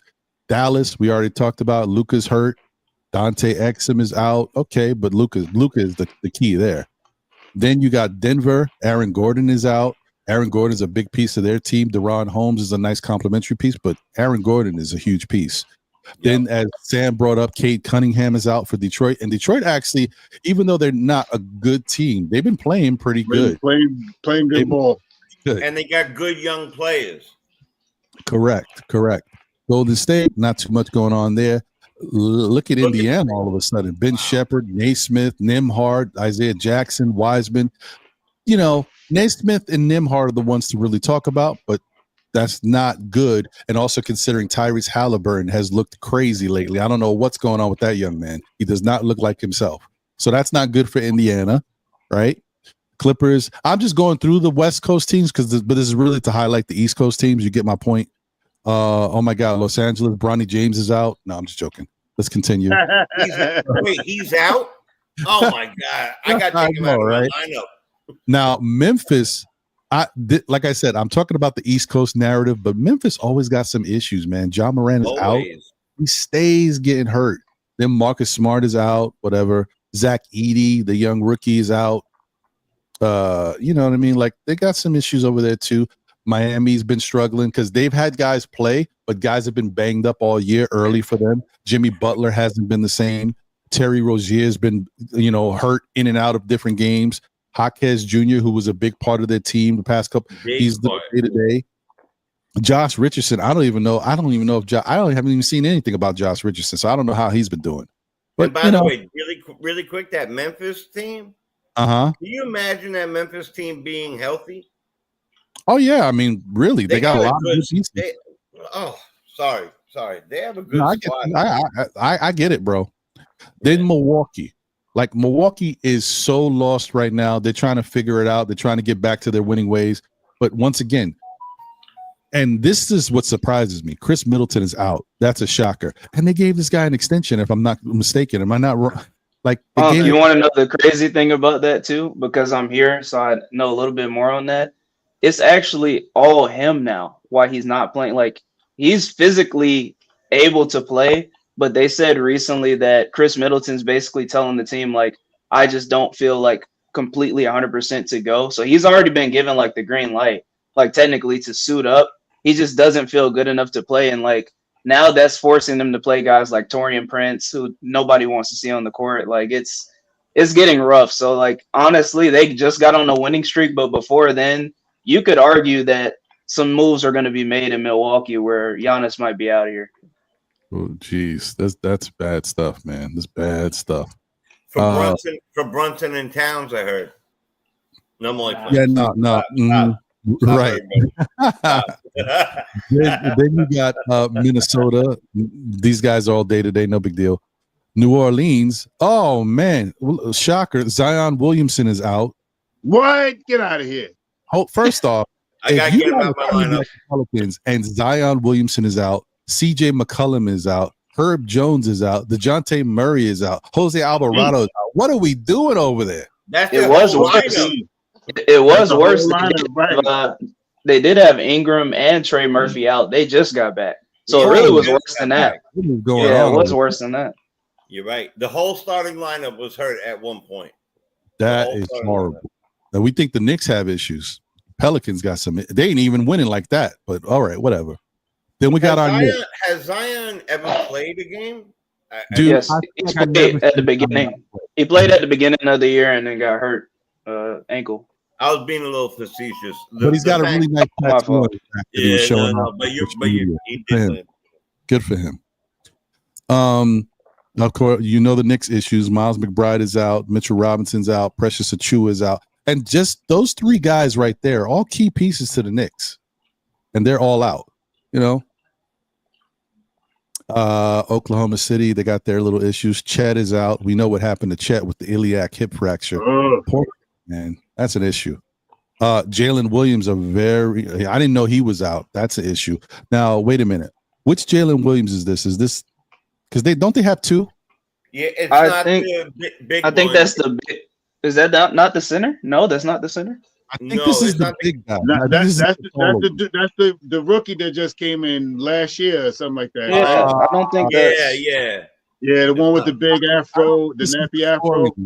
I don't think this is the scoring. This is the other one. Right. It's the one out of Arkansas, not the other Jalen Williams. Because I'm in fantasy. That's why. Okay, all right. Yeah. Because I forgot, they got two of them over there. Is scoring out of control like every night. He's playing unbelievable basketball. Yeah, the other Jalen Williams is cooking. And then look at Orlando. I mean, having Wendell Carter Jr. out is an issue, but having Paolo Banchero out, he's been out for a minute. That's a big issue for Orlando. Especially because Franz is cooking. Wagner, but they're still struggling. Yeah. And then Philadelphia, Joel Embiid in and out, Paul George, Imagine that. Kyle Lowry, whatever, he's out. They just got Maxey back yesterday or the day before yesterday. Like, this is a team. This is why the West Coast and these top East Coast teams are cooking. Well, this is a team that even Benedict Arnold, Stephen A. Smith picked to be above us, Philadelphia. And Ron, I knew that was you just knew you needed an ambulance over there. I've been listening to a word Stephen A. Smith has said in about 10 years. Are you kidding me? Good. I like that. Yeah, Stephen Hader A. Smith on BSPN. Yeah. Love it. He just Nay. It's Naismith. Now, this is what you don't like to see. For the Sacramento's okay, whatever they issue. Malik Monk is an issue, but you know they got a lot of good players over there. Wemby. You don't like to see Wemby out, man. With that height, any little issue with that young man with he's light, light like a feather. Any issues with that young man is always a concern. So got to watch that. Keldon Johnson's day to day, Devin Vassell, Jeremy Sohan. These are issues for these teams. And this is why, like I said, that's why I'm showing this, because a lot of teams are hurt and there's key players that are out and the rest of the league is beating up on these guys that are healthy. like, the healthy teams. Emmanuel quickly has been out. I mean, RJ Barrett has been eaten because of it, so good for him. But there's been issues. And you know what sucks for Emmanuel quickly, since he's a former Knick, I'll touch on it. He was actually out like to start the season, came back, played decent, and then got the elbow injury. Literally, like I think 1 or 2 games getting back. So he just can't catch a break this season, unfortunately. Second game, because I follow all the Knicks in the last few years I have left. Randall and Dante and quickly, not so much Barrett. Barrett didn't ingratiate himself so well in my personal opinion, and but I followed quickly. I love quickly. I wish he never left. That was a big problem for me. But yeah, it was the second game he got hurt. Right. Can I be the first to ask it? Who would take Dante DiVincenzo back on the Knicks in a trade? Well, Well, I was going to ask that question later, but I know you want to finish this list, right? Yeah. Okay, let me just get through this real quick. Yeah. It's only 2 more, I think, or 3 more. So yeah, Quickly's out, whatever. Then Utah, we're playing them today, and look, there's no Walker Kessler, there's no Filipowski, who was also, they got him as a forward here, but we were looking at him as a backup center. So their 2 bigs are out. Man, Filipowski, he ain't playing, man. What? I'm so happy, man. I was afraid. He plays well, man. That kid's a good player, man. I mean, yeah, they got some things, and then you got and that was it, and then you got the Washington Wizards. Okay, but the point is, I think you guys all got my point. There's a lot going on, and the teams are just weak right now. They're weak, and people are able to capitalize and beat up on them. Now to the Dante thing, because I know that has been floating around and people have been talking about it. Shout out to the sporting page. Thank you for being a member of the SKF Army, or at least continuing to be a member, because sometimes I forget who everybody who was a member and may have left and came back. It's an automatic thing, guys. Just so you know, for those out there who are not familiar, being a part of the SKF Army and being a member means it's a monthly charge that comes out of your account, whether it be $1.99, $4.99, $9.99, whatever you choose. So sometimes the charge may not go to the account, or it might not come out, and so automatically you're not seen as a member, right? And then if you fix it and then the charge comes out, then you become a member again. So it's just like the computer has like a 30-day thing. So if it hasn't received it within 30 days, it takes you out of the membership, and then if you pay again, even though you've been a member before, it puts you back in like you're a new member. So I don't know. I'm not saying that's the case with the sporting page. I'm just saying I just wanted to give everybody a heads up. So if I mention somebody now and they weren't there a member before, that's why. So shout out to you, sporting page. Thank you as always. Appreciate you for showing love to the show and being a part of the SKF Army. Real quick, I also want to say shout out to My 2 Cents. He says, salute, Ron, guys. Oh, got a call. Just take a moment and think how great it is to talk about this team this season. Orange and blue skies ahead. Indeed. Let's get to this call. If it's my ex-wife, I'm turning this thing off. Oh, the call ended. Okay, well, caller, hopefully you can call back. It was my ex-wife. We here, caller. Call back if you can. Shout out to my guy Steven Torres. What's up, my brother? Don't be objective. Cavs got a full squad return. Yeah. So he's basically saying Cavs had a full squad return, so they were in better position to play the way they've been playing. Whereas obviously we got some new players, especially in our starting lineup, that need to adjust. But shout out to remember Rio. The Cavs have a lot of the same players, Ron, but they had a brand new coaching staff. They had a new head coach and they had a new assistant coach, Johnny Bryant. They've been there about 3 years now, right? 2-3 years. Yeah. Who are you talking about? Yeah, but even what are you talking about? That it's different when you have a team that has some good players and they all, you already have the chemistry developed.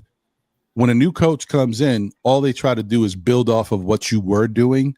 and put their little wrinkle on it as the season goes, right? Start instituting some new plays, but it's so disruptive to change the system and bring in new ideals. So what they try to do is work with the same system you were already in. So the new coach, both of them having Johnny Bryant and Atkinson is very good because I think they're very good coaches. They work really well with young players. So having two of those guys together, I think the Cavaliers are going to be a good team for a long time. Position, but my question always was, why did Johnny Bryant leave the Knicks for a lateral position? You know what I'm saying? I would understand that if he was waiting around with the hopes that he was going to be the successor for Thibodeau in New York, right? That didn't happen when they signed Thibodeau to the extension. I said, okay, now, but you left to go for the same position on a different team. Right. But remember, Double A, the point of bringing more responsibility too. Well, yeah, money's always important, but let's not forget the point of bringing Johnny Bryant here in the first place because we were trying to get Spider. We were trying to bring more responsibility because of that. But I mean, he was really. But then the other thing you got to think about, and with the Knicks, right? Right, but the other thing you got to think about, remember too, is all right. Once the Donovan Mitchell stuff starts to die down, and it doesn't look like it's a real possibility, everybody that Johnny Bryant has helped cultivate and mentor is gone. All them young boys, the Quickly, the Grimeses, the RJ Barretts, all those guys he worked with, they're out of here. So he doesn't have the same allegiance to these new guys as he did before.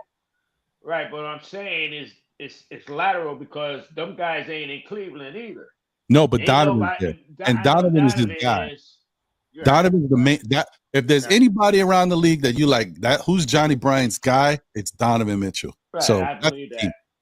But he left for a lateral position, and I just thought with the Knicks being, I could see if the Knicks weren't a contending team. You know what I mean? We actually beat the Cavs. The other thing too you got to look at is you already saw when Johnny Bryant was with the Knicks, he looked like he was always in Tibbs's ear. But as time has shown, and as I've heard from other people that have their ear to the streets, as much as all that was happening, Tom Thibodeau calls the shots the way Tom Thibodeau wants to call the shots. He may listen to you, but he still does what he wants to do. If your idea goes along with what he's thinking, it works. But with Atkinson, Johnny Bryant might have more of a voice. I got you. Right, and maybe more of a chance to become a head coach too. You don't know what's happening down there. They could have thrown money. First of all, more money does a lot of things to people, right? Number one, you could have got that. Number two, the players, like you mentioned, no longer here. And you know what? Maybe, and we can't always count this out, emotions. Maybe he was waiting for that spot and Tibbs was called. Maybe he was waiting for something, and he just decided he had enough. He's been here long enough. He's waited a while. He waited a long time. Maybe he had enough of Dolan. Maybe he had enough of waiting around. And that true. Shout out to Stanley Mann in the building. Appreciate you. Thank you for being here. Shout out to JJ47K in the building. Salute to you. Appreciate you. And also shout out to Lonnie Meeks in the building. What up, Lonnie? Appreciate you. Hope you're doing well. Okay, so now back to the question we were talking about. Dante DiVincenzo. Yes. One thing I don't know. One thing I don't know is stipulation-wise how long an NBA team has to wait after they've traded a player to bring him back. So let me see if I can Google that while we take this call. I don't think it's a major time. What in the damn? Am I pressing the wrong button? Oh no, caller, are you there? What's up? Nice. Oh, you are there. Okay, all right, caller. What's your name and where you from? Ron, it's Spree. What's up? Hey, Spree, what's going on, my brother? What up, homeboy? This is a good listen. I'm listening to the show while finishing my groceries up. I'm back home, and now I've enjoyed the conversation. I felt the need to just call in for a couple seconds. Oh yeah, definitely, bro. Listen, by all means, it's always good to hear from you, Spree. What's going on, my brother? What you want to talk about? I just want to talk about Brunson. I think obviously he'll get better I mean, he's playing fine and he's figuring it out. My concern is, so they're putting size on him, they're picking him up full court, all the things we expected, right? When you have like an MVP top 5 year like he did last year. My whole thing is, I want to conserve him. The more Jalen Brunson, obviously I want him fresh for the fourth quarter when he can take over with his God-given abilities, that with all of his herky-jerky stuff, and he's a clutch player. But before the fourth quarter, I think we got to do a better job of off the ball. Like sometimes we can run stuff. Mikal can handle the ball. There are times where Mikal Bridges, I'd like to see him do it more, handle the ball, whether it's pick and roll with Cat or whatever. He has some off the dribble type of moves, and I just want Jalen to be fresh, because I see sometimes I don't want it, and it's early in the year. I mean, we got a long way to go with Jalen Brunson, and at the end of the day, I need Jalen Brunson completely ready and fresh for the NBA Finals. That's where I'm trying to go. And so like Campaign, to me, I think Campaign is solid. Miles McBride is solid. We got to do whatever we can. Yes, I want Jalen Brunson playing 30-ish minutes, heavy minutes, of course. But I think there's things during the game where we can't always ask Jalen Brunson to bail this team out. I think Tom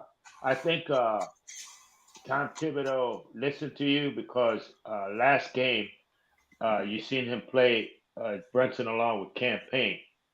He started playing Brunson off the ball to give Brunson a little bit more opportunity. He didn't have to work as hard, because it's really hard fighting to bring the ball up court, the whole length of the court, and then try to like position yourself to get a shot or whatever. I mean, Brunson, that's to your point, he's working hard, man. So to be smart, to preserve him, like you said, if you play him with alongside Payne, with now, I think Tibbs has gained confidence in Payne, that I think he's seeing that it could work. So he can go to it where he's playing Brunson off the ball, if they're really wearing Brunson out, and that'll take the responsibility for Brunson having to battle to bring the ball up the court. Yeah. No, I'm with you, man. I think that's going to be really important, because the more Jalen Brunson doesn't have to work that hard, the better it is for the Knicks. And I think Brunson is an unselfish player. He should be an 8 assists to 10 assists. Like, to me, with this team, I know yes, I want Jalen Brunson to score, but he has way more of a responsibility now, because he actually has teammates now that can score. So we all know this.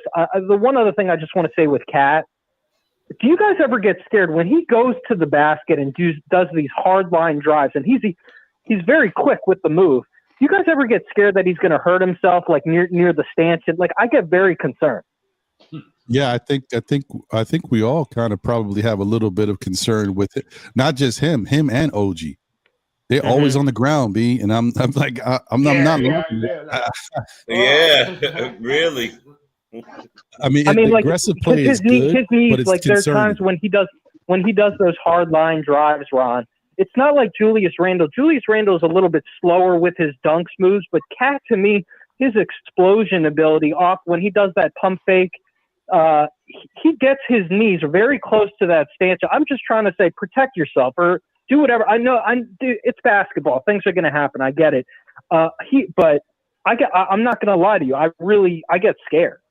No, I think it's fair to be scared, and I hope the Knicks training staff and everybody involved is watching him and trying to tell him, listen, it's okay to be aggressive, but let's understand how you're going about it.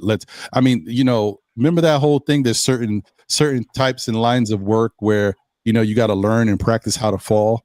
Listen, Cat practice how to fall to put himself in a better position. There was that one play a couple games ago when he went aggressively to the rim and turned around, and then he turned his whole back and his head snapped back against the stanchion. Like, I don't see that at all. I know that was bad. The other day I saw something that happened with hopefully, I don't know how he's doing. I haven't followed up to see how he's doing. That's on me. But Tim Hardaway Jr., basically hit his head on the ground twice and wound up getting concussed, and they had to wheel him out in the wheelchair because he lost his bearings. I don't want to see Yeah. stuff like that. So I hope No. Cat can do Yeah. a little better job at it's like he's like a bull in a china shop, like for real. Like once he hits the boulder, he's going like straight through. He's going. And that's why he's so He's unstoppable. Because you Yeah. can't And stop he coming at you looks 7 clumsy. feet with all that power. Like he's going right through you. And But he looks clumsy. he got to learn how to slow down. Don't Yeah. be Ryan. You look clumsy as hell. He's clumsy. He No looks doubt. like a real big, No long. doubt about that. Clumsy. Wait, who's clumsy? He looks Cat and clumsy. OG. Oh They yeah, said Cat looks clumsy especially. on the drive. You know to the what? hoop. While he we say see that, I something. want to see whatever else Spree has to say. But the only thing about OG, I kind of feel like I watched OG a little bit, and OG falls to avoid planting, right? So he'll go up and do a certain move and come down and just hit the ground rather than having to plant his legs. I think OG does certain things Right. on purpose. You Or know what I land mean? on his I don't like ankle. it, Yeah. but I understand it more with OG. Yeah. I'm like, this dude falls way too. And then I started watching him. I'm like, And he's thick. he don't though. want to put too much OG's pressure thick. on certain steps. He just goes down. Yeah, Yeah. Yeah. Ron, I think You're right, that Ron. he does I'll leave you with this, and I'll give everyone else a chance. I just want to say this: it's early in the year; they're figuring it out. I expected them to fit. They're playing together. They're going to move the ball. We're going to be a good team. We got to get better defensively. I just want to say this on Bridges: you can post him up. He can play the mid-range game. He can shoot the three. Knicks fans, do not freak out about Mikal Bridges right now because he can give us so much more. This coach has got to understand Mikal Bridges can do way more than he's doing, and I think there's a whole new level he can go to that where we can get what we really need to get from him.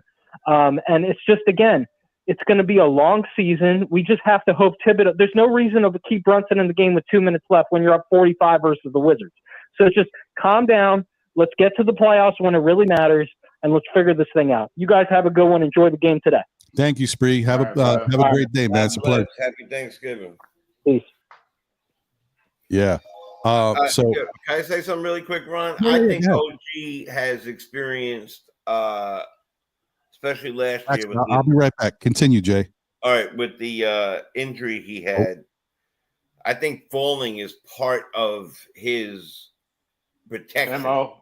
Part of it is definitely something that he probably has been doing for a lot longer than we actually know, because we haven't picked up and watched him like that until he became a Knick, right?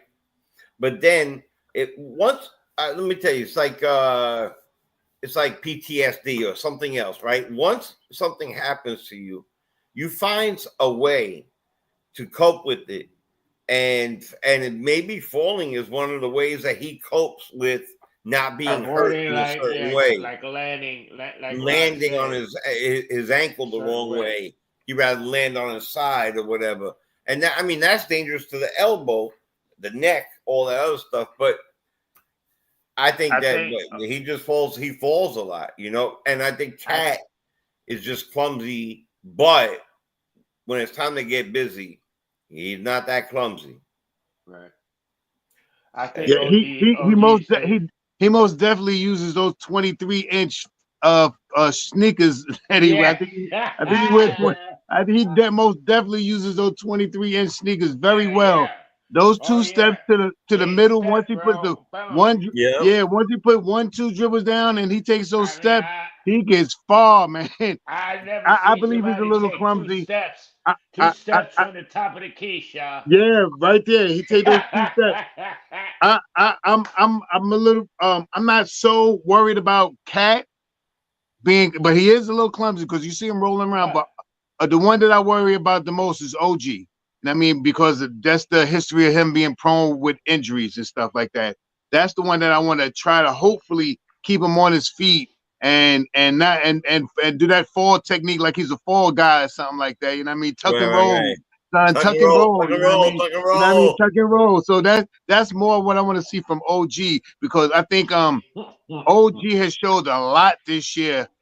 Getting that $36 million, he is definitely worth that 36. He's worth that $36 million this year. Like me and Devon used to talk about Fournier, and Fournier being $19 million, but he was only playing like he was a $3 million dude.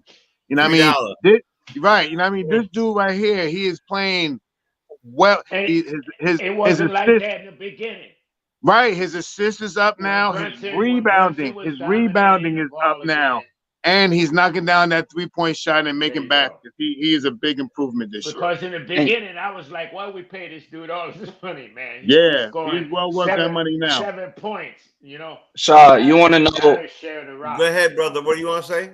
So, Shaw, what I was gonna say on that, and that's good that you brought that up, and that's why I think that we're gonna see Cat still stay in that starting lineup, is because I just think a lot of these guys are getting more open shots because, as we all know, like you can't just leave somebody open now. So I think that's probably an argument that you would make if you want to say, oh, Cat should remain a starter, because now you're seeing guys like OG, Brunson even getting some, and then definitely Mikal Bridges, these catch and spot up shots where previously we weren't able to see that.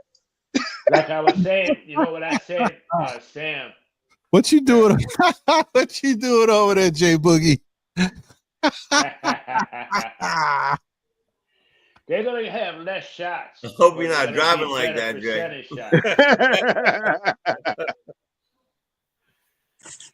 Look, when your feet are 2 feet long, trade the pick. Trade the pick. Trade the pick. You had a Diddy party or something? Boo. Trade the pick. Trade the pick. Boo. I agree. Boo. Get him off the floor. Get him off the floor. Boo. Boo. James Dolan, sell the team. Sell the team.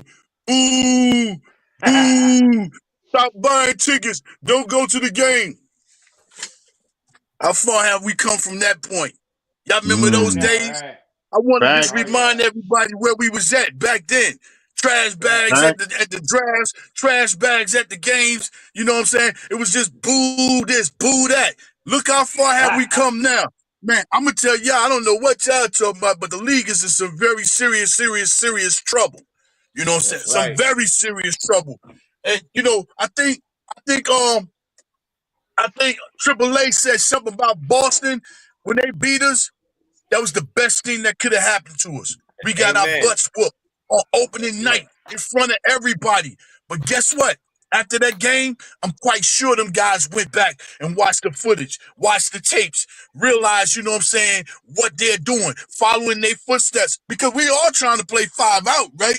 But the thing is, we got the best 5 out players, but we don't have the best 5 out team. So we already accomplished being the best 5 players. Now the next thing is accomplishing the best 5 out team. This thing takes time. You got to have patience. You got to let it, you know what I'm saying, marinate. You got to let it mortar. You got to let it brick. You got to let it semi-block. You got to let it, you know what I'm saying, on ply boards. You gotta let all them things happen for you to build the house. And this is what we're doing right now. We're building the house. It's 3 things. The first thing is you gotta know how to cut without the ball. Number 2 is you gotta wonder if you're gonna get the ball. And number 3, you gotta wonder if that person gonna pass the ball. See, we've been through them stages at the beginning when we was getting shots and we was taking shots. The shots wasn't falling because we was unsure if we was gonna get the ball pass. The ball is not sticking. And we're cutting, and we know we're getting the ball. Look at how them guys is cutting and knowing that the ball might come to them. If the ball doesn't come to it, it's going to another person that has another wide open shots. It's wide open shot after wide open shot after wide open shot after wide open shot.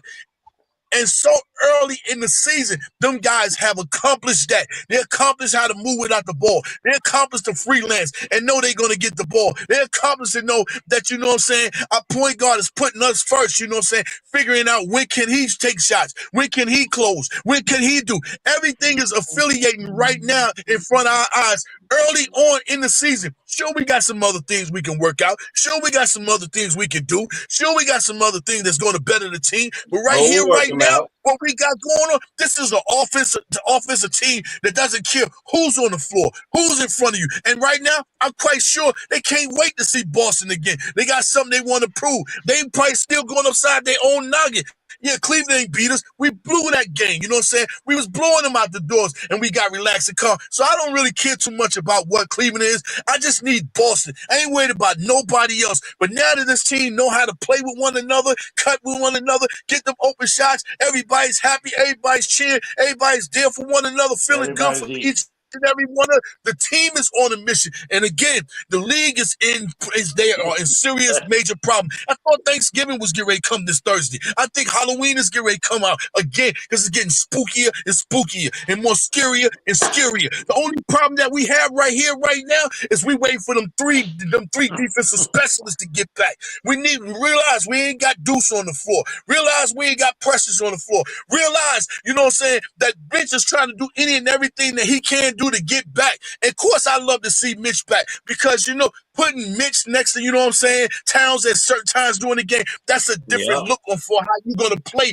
Towns. They don't even know how to play Towns at the 4. You know what I'm saying? I'm talking about the defensive teams we playing against. They don't know how to play Towns at the 4. Guess what? They even worse at playing them against in the center spot at the 5. Somebody said it in the chat. We got the number 2 season to number 2 center in the league next to Joker. Guess what? I ain't worried about the West. We got the number 1 center in the East, and that's Town. I ain't worried about Embiid. I ain't worried about none of that. This dude comes in, night out. Yeah, I got defensive issues I got going on, but I'm not here to play defense. Get these other guys in position to play defense. I'm gonna try to do what I can, but my thing is to get them buckets. My thing is to get them rebounds. My thing is to show I'm not scared of New York City.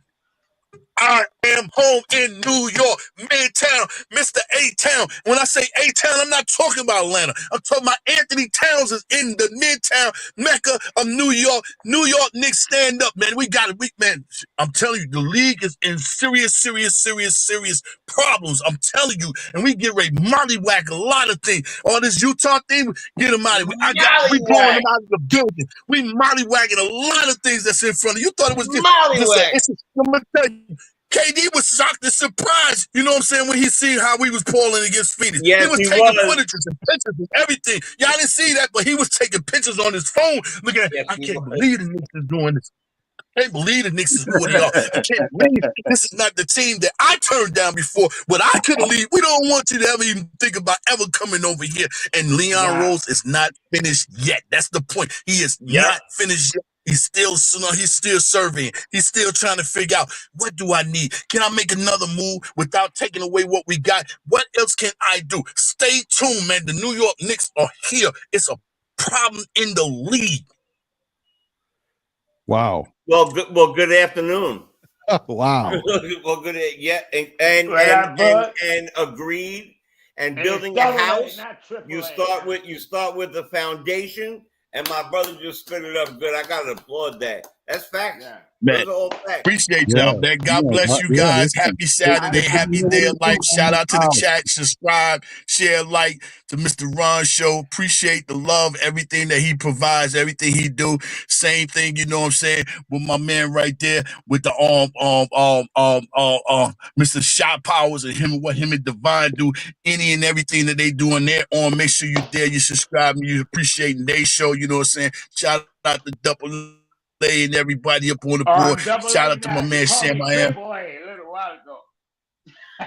My fault. I owe you a battery, man, but you already got enough batteries. My fault. I apologize. Y'all know I get over after and miss out on things, man. Wow, no apology. Come on, be you, man. No apology. That was awesome. Nah, B. It ain't right if we don't get Jay Boogie the way Jay Boogie get down. You gotta beat Jay Boogie.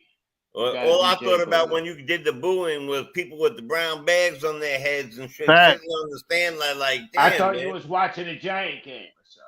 Oh. Hey, no, it's time to celebrate the Giants now. That's right. Yeah, right. Come on, there's a Knicks show. Let's not talk about our Giants. Let's not talk about the Giants. Let them know, Jay. Oh, man. What's this Giant talk you talking about? We not winning. I don't want to talk about it. Right. Watch out for the Jets. Watch out for the Jets. Ron, that's why I didn't wear any Giants, nothing.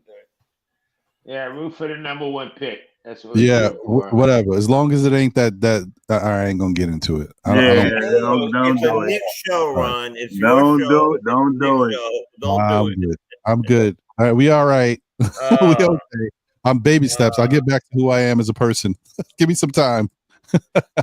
Anyway, good. Good. Yeah, me too. Good. Wonderful rant. And you build the house. You start with the foundation. We got the foundation. Now what we're doing is we're letting but letting that concrete settle. It has to settle before it actually becomes concrete, right? Now we're settling. That's called gelling. We're gelling, and we're gelling really well, right? And like I said earlier in the thing that Mr. J Boogie just said himself is that some of these players most likely will not be here soon because Leon Rose is scouring and devouring the league right now as he looks for different and other opportunities. Now, maybe we have the same team going on, but as soon as that foundation has settled, which it looks like it has starting to settle now, then you start building that house up. And I'm telling you, by the end of this is not a game. You remember being young and you get into a fight, and Mike Tyson said it too. You never know it until you get punched in the face. I am so glad that's what happened with Boston. The moment you get punched in the face, you go home. Even if you won that fight, you go home. You feel that little knot. You say, "Yo, when I see that mother, I'm gonna break his." You get it, right? So Boston doing that to us, I agree with them. And I told you earlier, Cleveland. This is an anomaly with Cleveland. This is an anomaly. They're a good team, but it's an anomaly. Boston is who we need to get on. But right now, all we needed to win is one game at a time. Period. Let's get back to that Dante DiVincenzo thing, Ron. Now that you're back. Yeah. So shout out to Steph, the Queen, Dope Soul Sports in the building, and also the Queen's Court on NBK. Please show love, support, subscribe, all that good stuff. If you haven't already. Salute to the Queen. She had mentioned it. Also, I think David Smith put it in the chat as well. But the Knicks cannot trade for Dante DiVincenzo until next offseason. So they have to wait. Not true. In the NBA, a player could technically be traded back to their previous team almost immediately after being traded. There might be some restrictions depending on a specific trade detail, like salary matching limitations, which usually prevents a player from being traded back within a couple of months of their initial trade. So that is true, Jay. I mean, it may not be true that it's no stipulation that it can't happen at all, but it's not. The Knicks can't do it, is what is being said. The Knicks can't get him back now. You have to be able to make the trade and it has to fall under the cap, right? Because the Knicks are trying to also stay out of that second apron. So, right. But what I'm saying to you is that it's true and untrue at the same time. What I'm saying to you is, yes, you're right, but yes, I'm right too. And I'm gonna tell you why.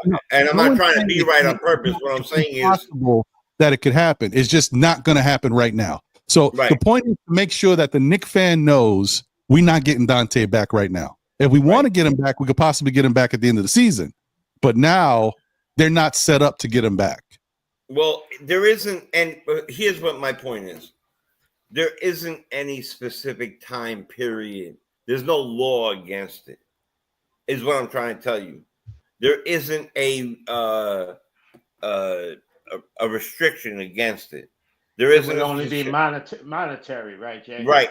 It's only due to salary cap rules, which means that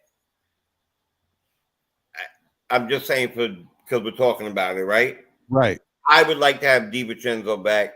He was a big part of what we did last year. He's a great stop and pop shooter, one of the better ones that we've seen that I've seen on this team. He was a big reason the bench was good. But then you're talking about like who would match whatever he's making over there. That's the only thing that's stopping it. Only thing. There is no. Isn't Minnesota in the second apron though? That's probably what Queen's hinting at. If they're in the second apron, then that would also be a conflict with the trade even being able to happen. Because who are we going to trade for him to get back? And we can't. You would just have to trade money for money. We're definitely over the first apron, so that we do have some limitations. and it does have to be money to be matched. Right, So that's it.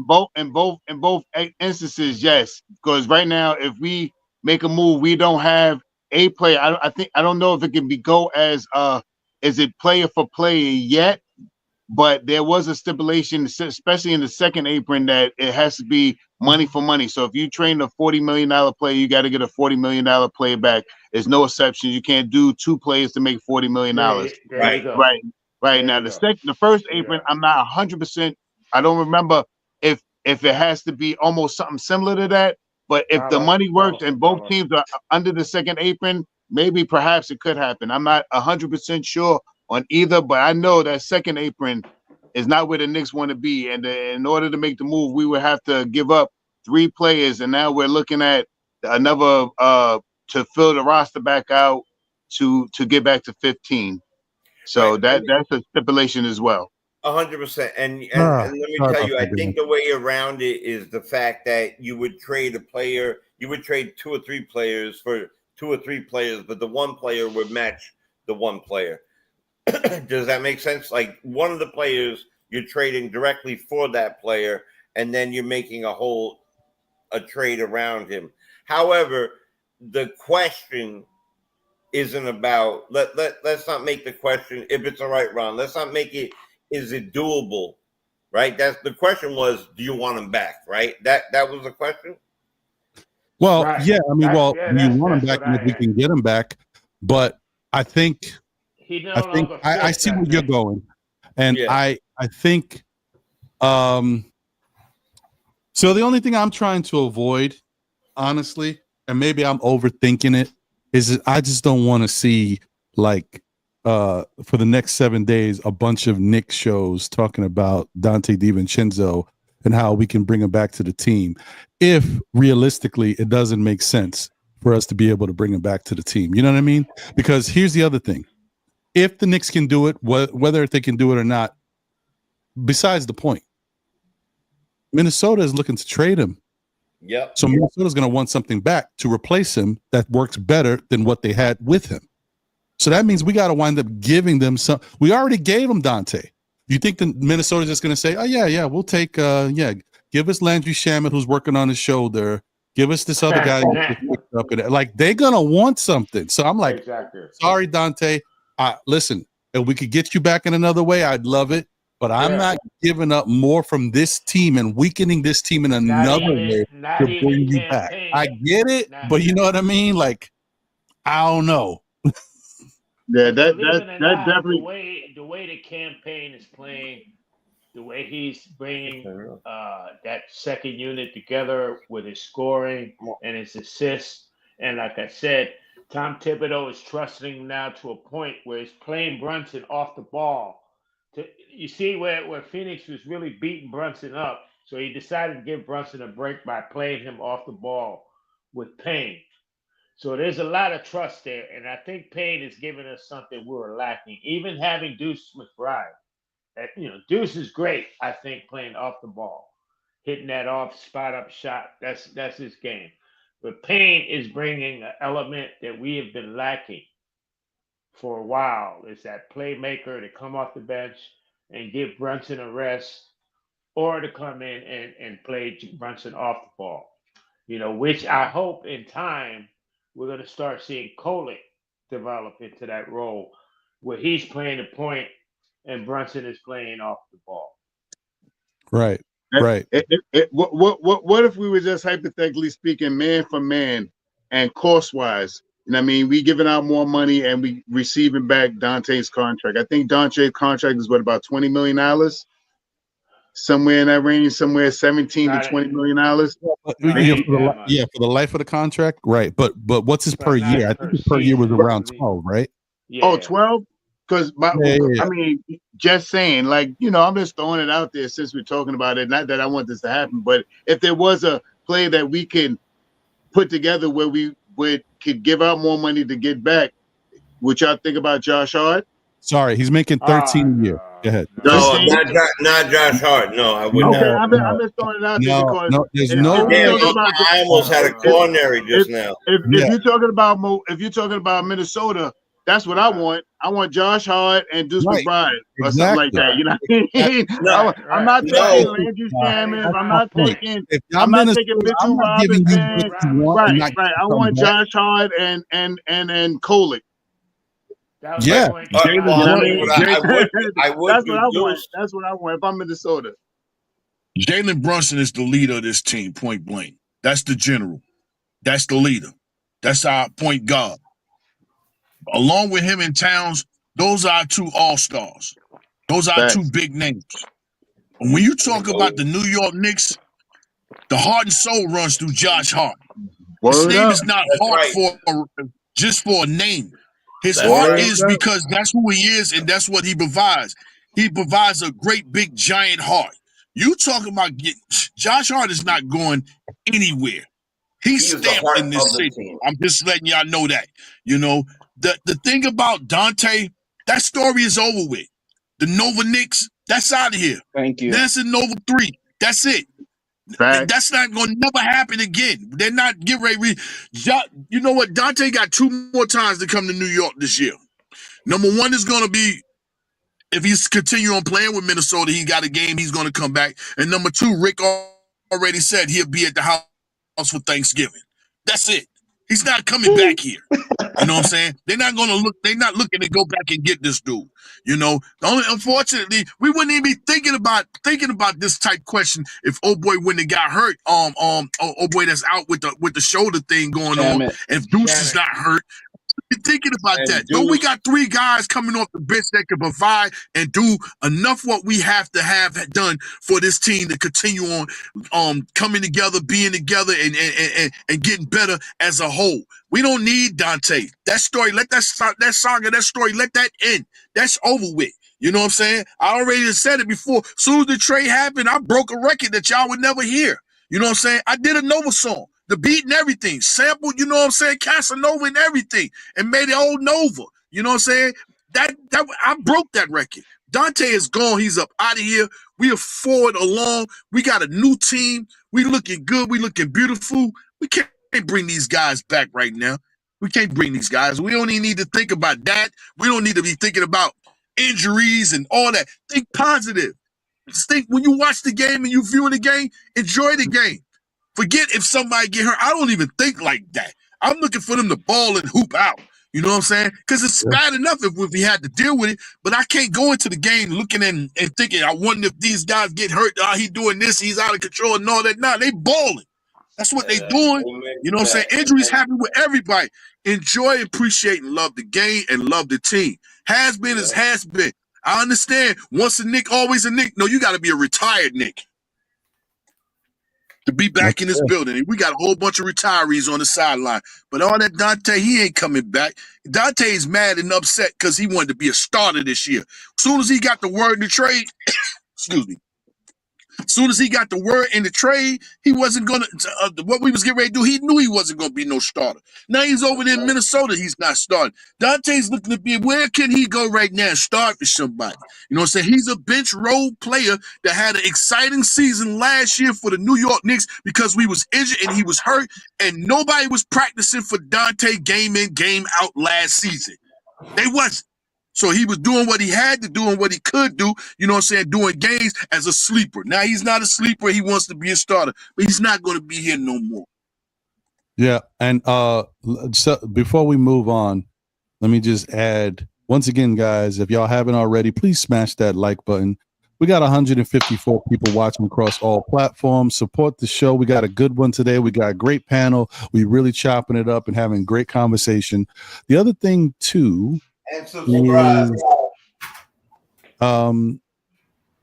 Dante, you know, he said he was okay. He didn't want to leave New York and just not be a part of what we had building here. But the bottom line is he wanted to be a starter. He got a little taste of that. He felt his game was going good.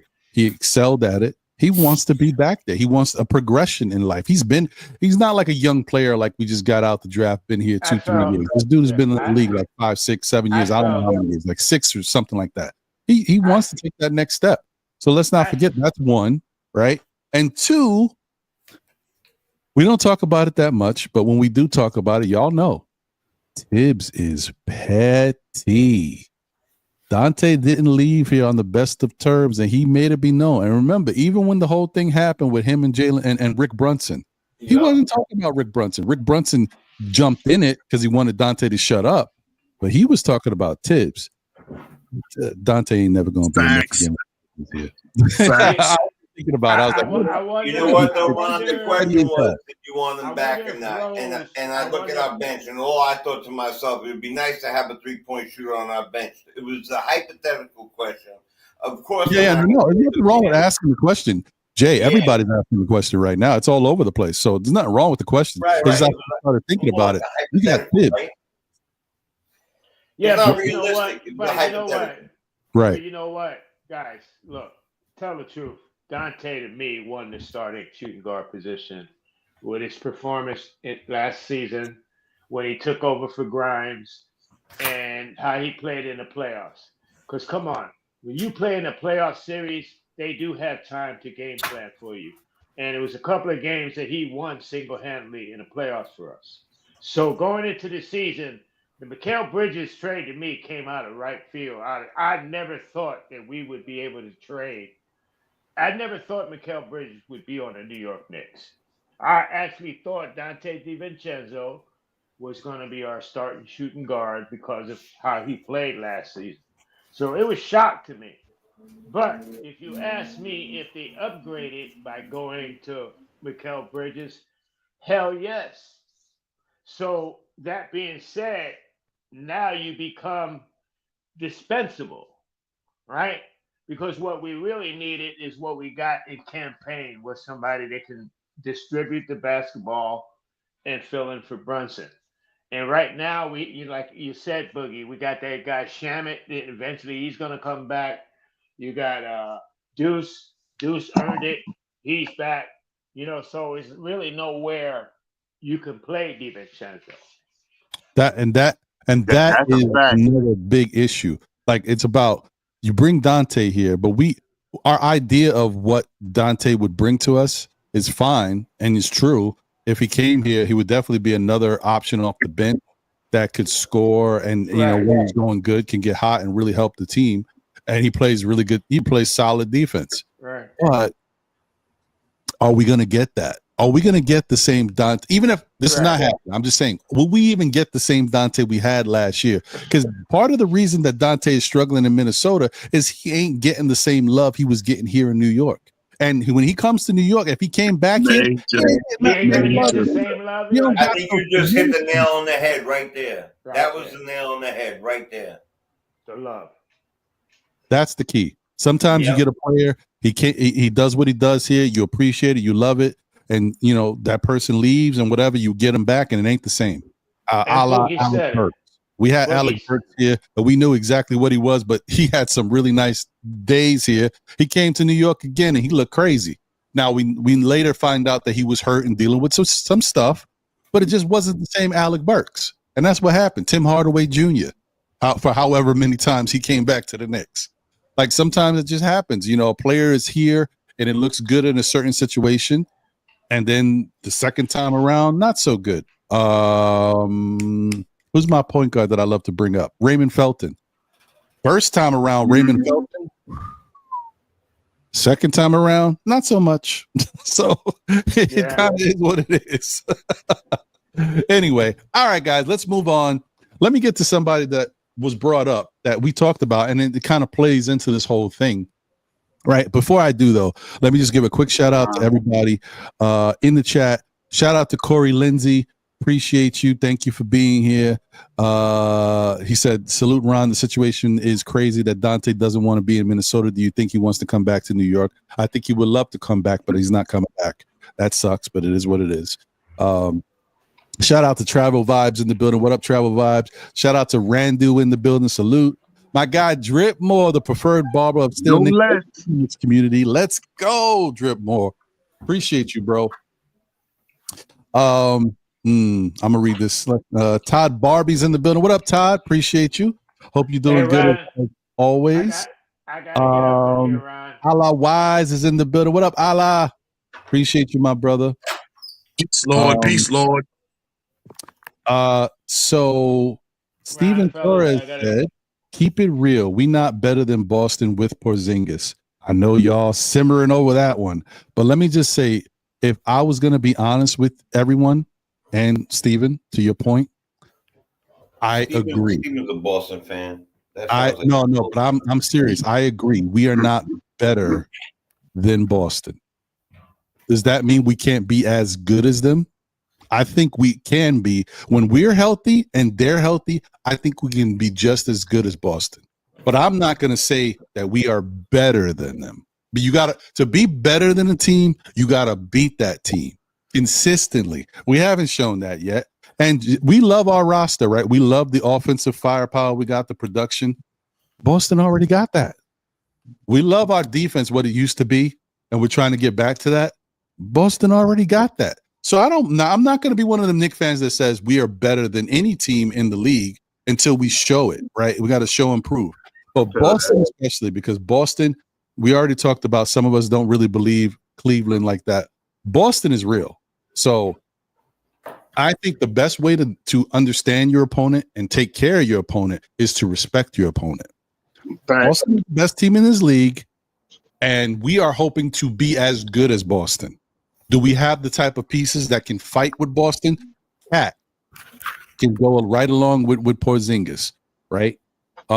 You say whatever, it would be like Cat wouldn't be Cat playing Porzingis, in my opinion. I think if we were all healthy, Mitchell Robinson would be taking Porzingis, and Cat and Al Horford would be battling. Same as like Macau would be on either Tatum or Brown, and then OG would be on the other one, right? And then you got Drew Holiday battling it out with Jalen Brunson, right? And Ron, think about that. That's what I was saying earlier with the matchups, and I hate to cut you off, but if that's the case, think about that. Al Horford is food to Cat on the perimeter. If that's the matchup, then okay, Cat's going off, and then that just opens it up for other players on the team. So that's why I think, situational games like you're mentioning with the Celtics, I could see them going to a Mitch Cat starting rotation at least, just to see how that looks, because it just exposes so much for them offensively. Well, yeah, and that's Al what I'm Horford saying. doesn't start for them with Porzingis. He doesn't start for them when Porzingis is there. Horford comes off the bench.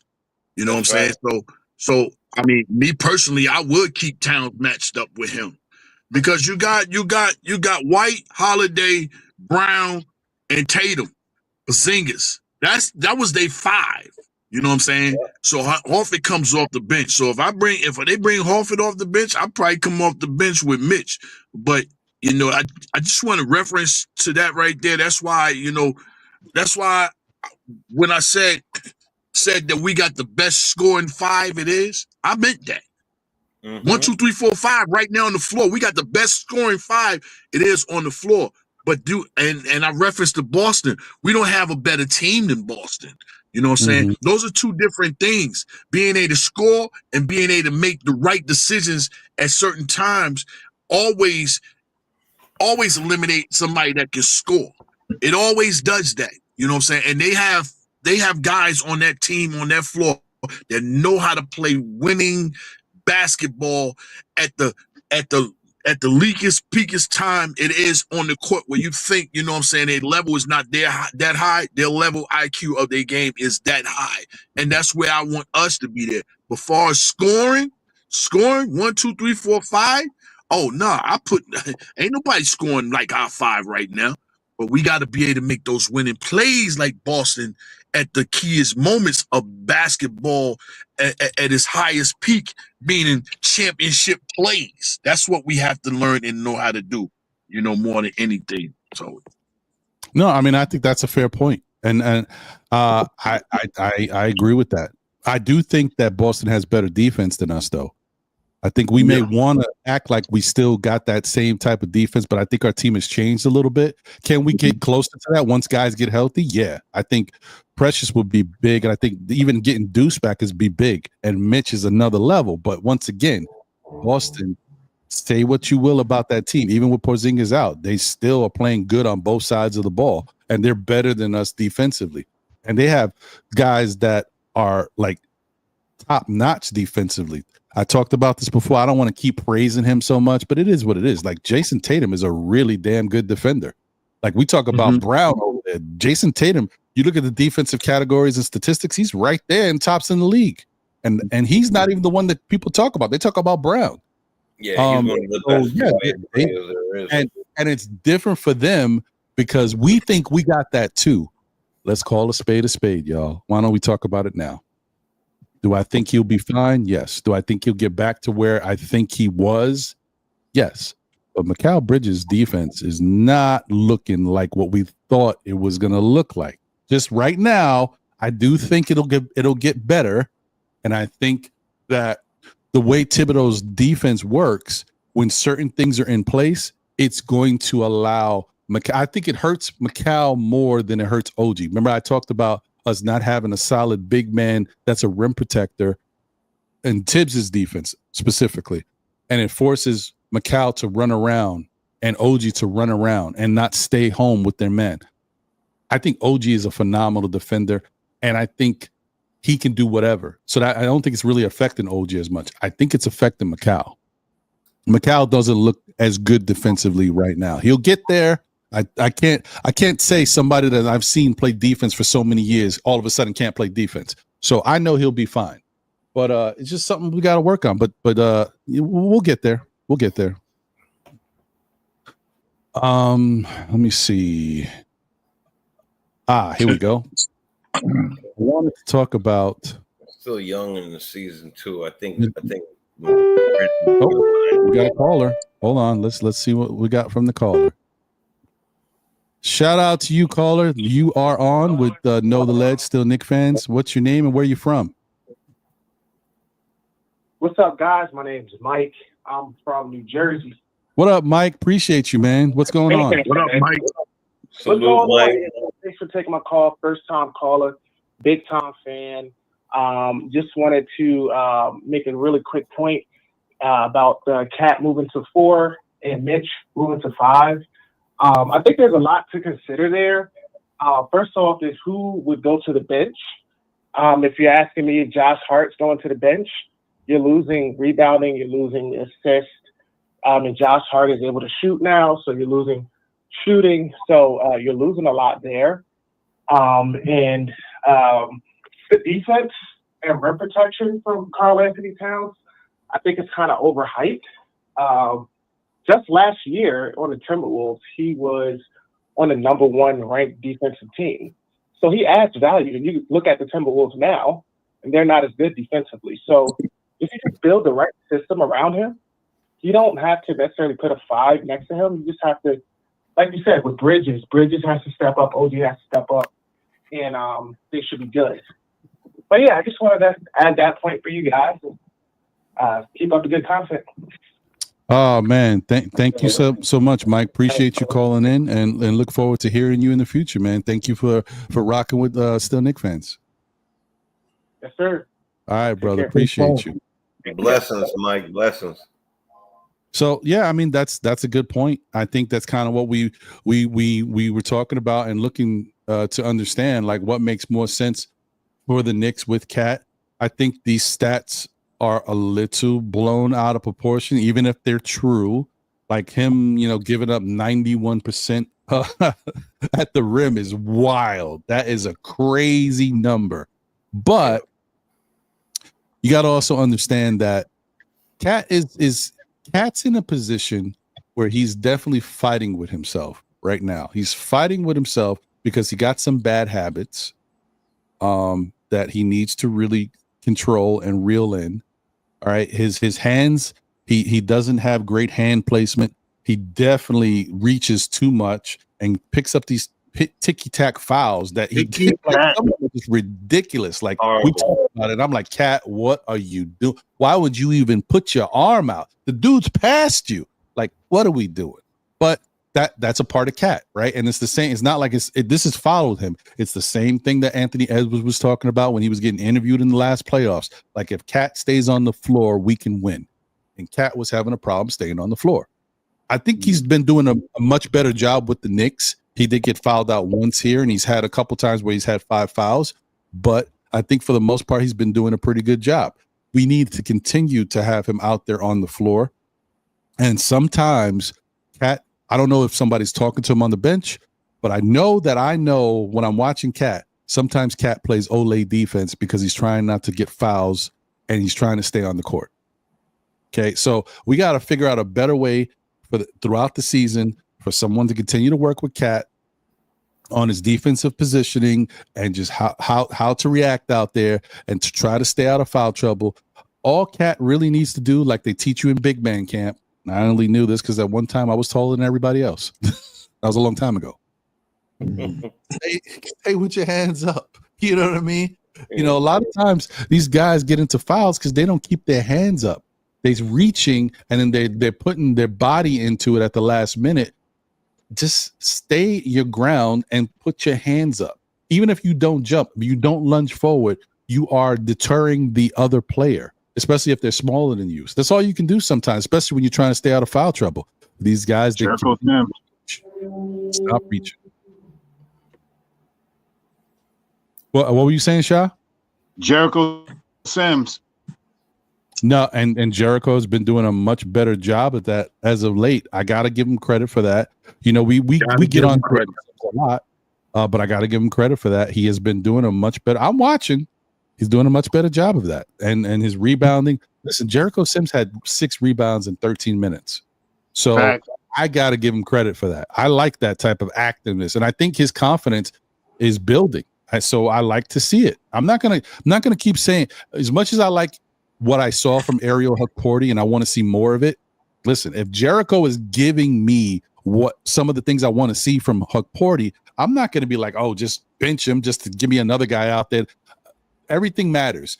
If Jericho's defense is good and the rebounding is good, what am I going to say? Put Ariel Hukporti in there just because he might give us some more blocks? It don't matter. It's all about us winning and playing better defense, no matter who's out there. So I like it. I like what's going on. And I love to see Jericho feeling more confident. I think this is probably the best I've ever seen him and probably the best he's ever felt being on this Knicks team. So let's keep it going. I think he got the push that he needed. I think somebody asked him personally, yo, you like being in New York?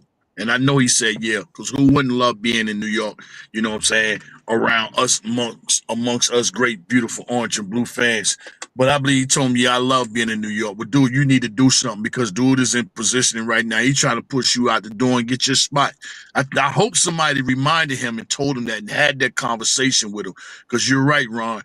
He has been, stepping his game up, his energy level, his energy thinking level is up more, and he's doing a little bit more on the floor. So, yeah, Jericho Sims, you got to give him his kudos, you know what I'm saying, for what he been doing lately, because I know me, I've been one of the ones that's on him, you know what I'm saying, on him about his game, you know what I'm saying, about how he playing, what he do. So, you're right, man. So, myself, to Sim, he is coming into the game. He providing, you know what I'm saying, energy, effort, he cut down just a little bit of jumping for everything, but he's still doing it. But he's doing a whole lot better, and they're finding him a little bit better too. You know what I'm saying? So that helps too.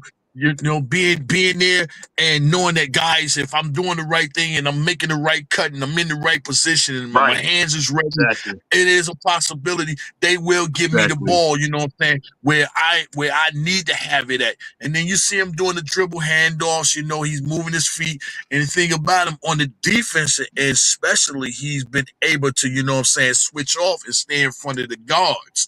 You know what I'm saying? He's doing the things that he's need to be doing. So, yeah, shout out to Sims. I hope you continue on prospering and your game keep on developing, you know what I'm saying? Because you got a whole lot of athleticism, you know what I'm saying? You just Antonio McDyess without the offense, but you have a whole lot of athleticism like Dice had, and everything. So we can use you and we want to use you, but you got to want to be used, guy. That's a fact. That's a really good point. That's a really good point. The fact is that that I didn't see it like that.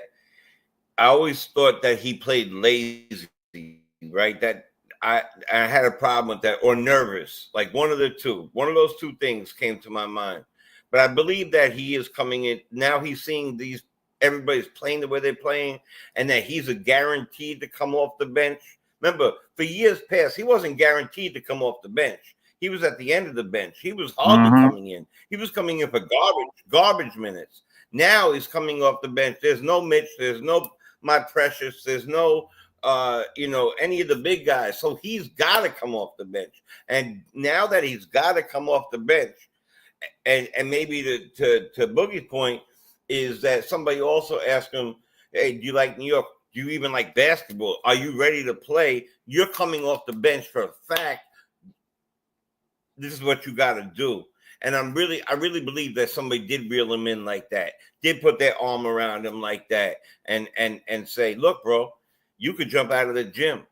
A big changing point was a couple games back, and we talked about this, Ron. Maybe I talked it also with Sean Devine, was that put back yam that he had when he grabbed the rebound and he just put it bang, and that was like one of the first times I seen Sims play the way I think 6'10", 250, jumping out of the gym, built like a titan. Look, man, I think he's coming into that. I don't want to see him just being a pick setter. He cannot just be a pick setter. And like my brother Jay said, Boogie said, you know how I've been getting on him. I get on Sims heavy, but he's here. He's a New York Knick. I root for him heavily. He's a New York Knick, right? And now he's coming off the bench and he has to show that he could stay in the rotation, because once these two other men come back, if he's not playing at his best, he's back at the end of the bench. 12th man. Back. Once Precious and Mitch comes back, he is the 12th man. And I think he filled in pretty. You know what that is? Go ahead, Ron. Yeah. No, let me just say, this has been out there for a minute. I've just been waiting to get to it. Shout out to Westchester Lester. Thank you for the generous super chat, my brother. He said, how can Knicks pay both Campaign and Macau? They're going to do it somehow. They're going to have to figure it out. And we'll see. I mean, listen, Campaign next year may not happen, because if he keeps playing the way he's playing, which most likely he can continue to do this, he'll have a really good season and command a nice little check at the end of the year. And Macau is in the midst of getting an extension. We got to figure out how this is going to work. That's a Knick problem, but guess what?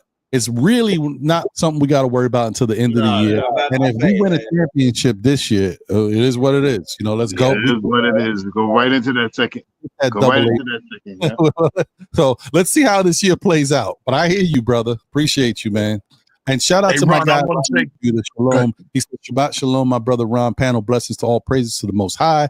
For another day's journey, our Knicks have a 4-game streak, and we need to handle the Jazz first. Shalom. Appreciate you, my brother. Thank you. My bad. I didn't mean to cut anybody off. Continue wherever you were.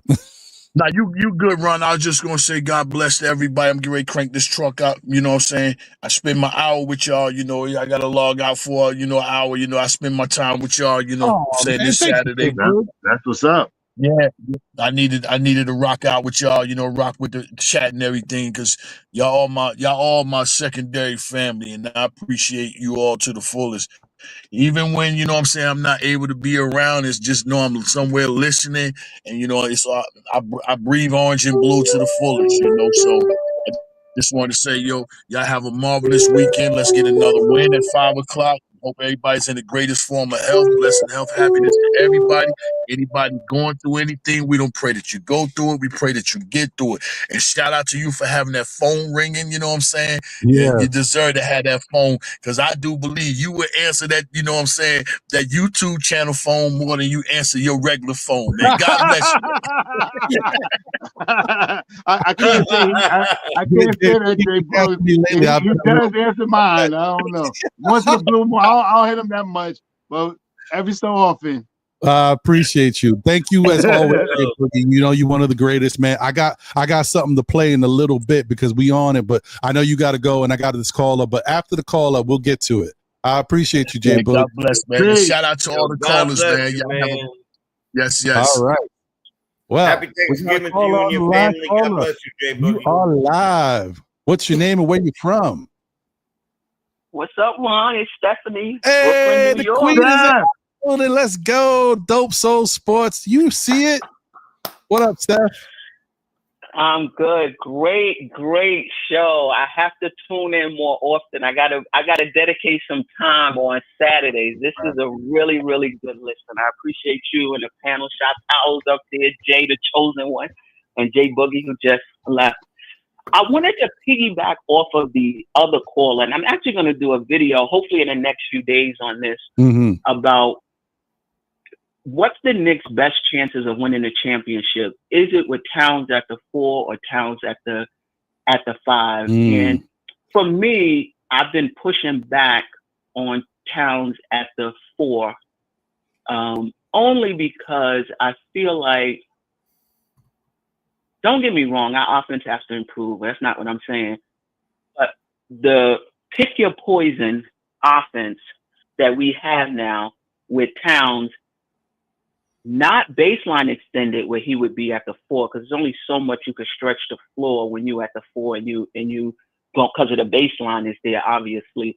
But how he's stretching the floor from the 3-point line, I'm talking about 1 and 2 feet beyond the 3-point line, and how that has really opened up our offense and made it so much easier for OG Anunoby to cut. OG Anunoby, sometimes he just run underneath the basket and just, here I am, give me the ball. All of the space that's created, a team that's playing us, they have to pick their poison. And I do think, even though our defense is not that great right now, I believe that what the Knicks were thinking, Minnesota put a defensive big behind them. We're going to put a good defense in front of them. I think that's what they were trying to do. It just hasn't come to fruition right now. Now, I'm not saying we can't win with Towns at the 4. I mean, you can win with a player at any position. It just depends on how you construct the roster. But the way this roster is constructed right now, I do think we're better with him at the 5. And our defense is going to pick up with McBride, Precious, Mitchell Robinson comes back. And listen, the Knicks are staying under that second apron for a reason. If Mitchell Robinson can't come back, or he comes back and he gets injured again, they want to keep that flexibility so that they can go up. That is a fact. Estimate the front office. So, yeah, we can win with Towns at the 4. But when you think about the playoffs and you think about winning playoff basketball, your offense got to be on point. I think you can get away with a top 3 offense and a top 12 to 15 defense more than you can get away with a top 5 defense and an offense that, not that it can't score, it's not multifaceted. There's weaknesses that the other team can exploit. Right. You're going to have a harder time that way. So I'm on board with Towns at the 5. I definitely would like him to have minutes with a defensive center. Don't get me wrong now. I just don't want him to play all of his minutes at the 4 with a 5. So that's just my, my point on it. But man, Ron, you're doing such a great job with Know the Ledge. I appreciate your consistency. And this is probably going to have to be my Saturday vibe. Hey man, listen, I ain't mad at you. I appreciate you. Thank you. Listen, Steph, I told you I was part of the replay gang the other day watching your show, and you continue to do a fantastic job. And I'm just, happy that we have so many, I think, good, intelligent content creators, a part of our Knicks community that can continue to give great input, as well as allow others to give their takes, so we can have this great dialogue and these conversations, because that's what kind of makes being a Knicks fan even more fun for me these days, because not just watching the team and loving it, but being able to enjoy and talk about it with my fellow fans and have really good conversations and look at things from a perspective that's not hate, it's not negative all the time, it's constrictive and constructive. But we're able to really dig in and enjoy. I think that's what makes this community so special. That's why I enjoy being a part of it so much, and definitely having someone like you call in just helps the show even more. So I thank you once again, Steph. All right, I appreciate you. Enjoy the rest of your day. You too. And by the way, going on today? No, I'm sorry. What'd you say? It's in about going on today for the. In about an hour. The game starts at 5. We go on at 4. So so probably in about Half an hour, you get the alert. Oh, I think we're going on about 3:45. They come on at 5, so we're going at 3:45. We're gonna rock out maybe like an hour 15. I'm about to say you need a little more time because we've been going over the minutes. We need definitely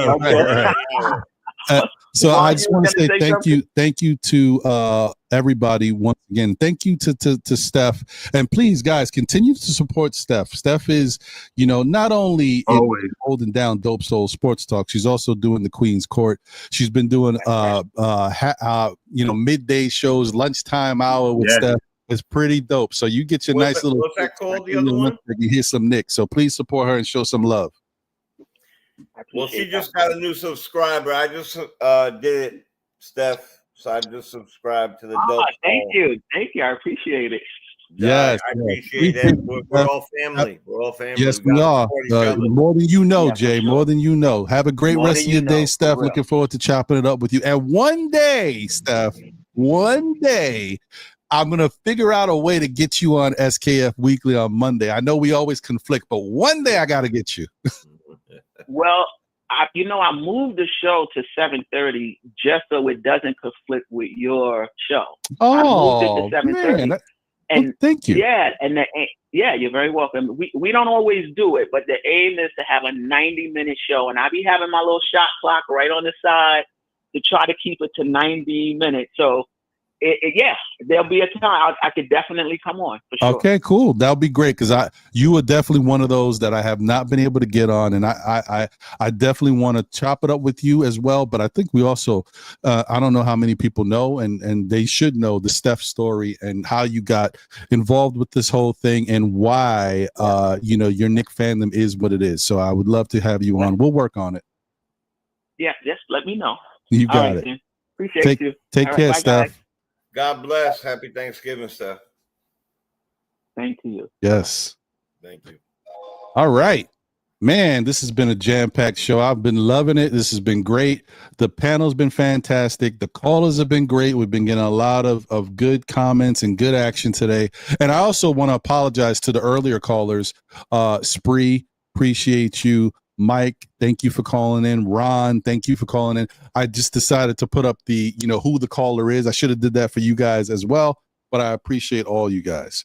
So thank you for being here and rocking.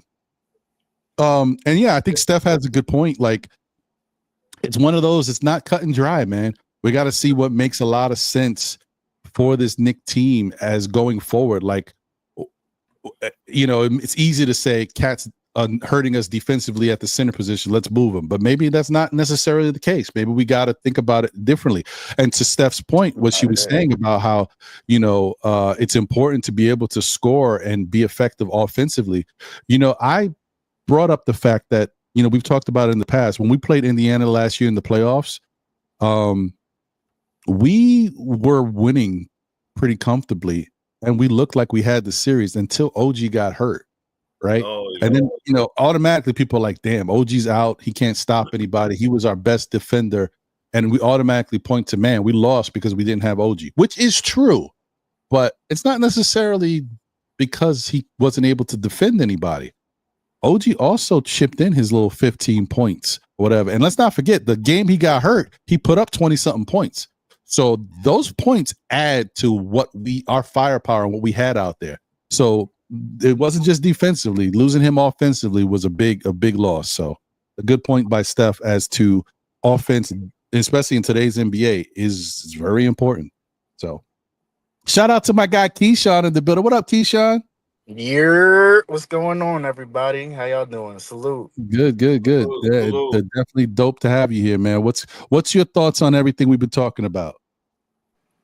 Well, as far as what Steph was talking about, having I think Cat should be at the 5. Like, this is what I've always been saying. And I just think depending on how Mitch perform when he get here, how everything is, like, that's his future. That's it. Like, I really don't. I personally think Cat will play better with a defensive 4. Like, that's why, I mean, Precious probably not the most defensive player at the 4, but I think someone like that.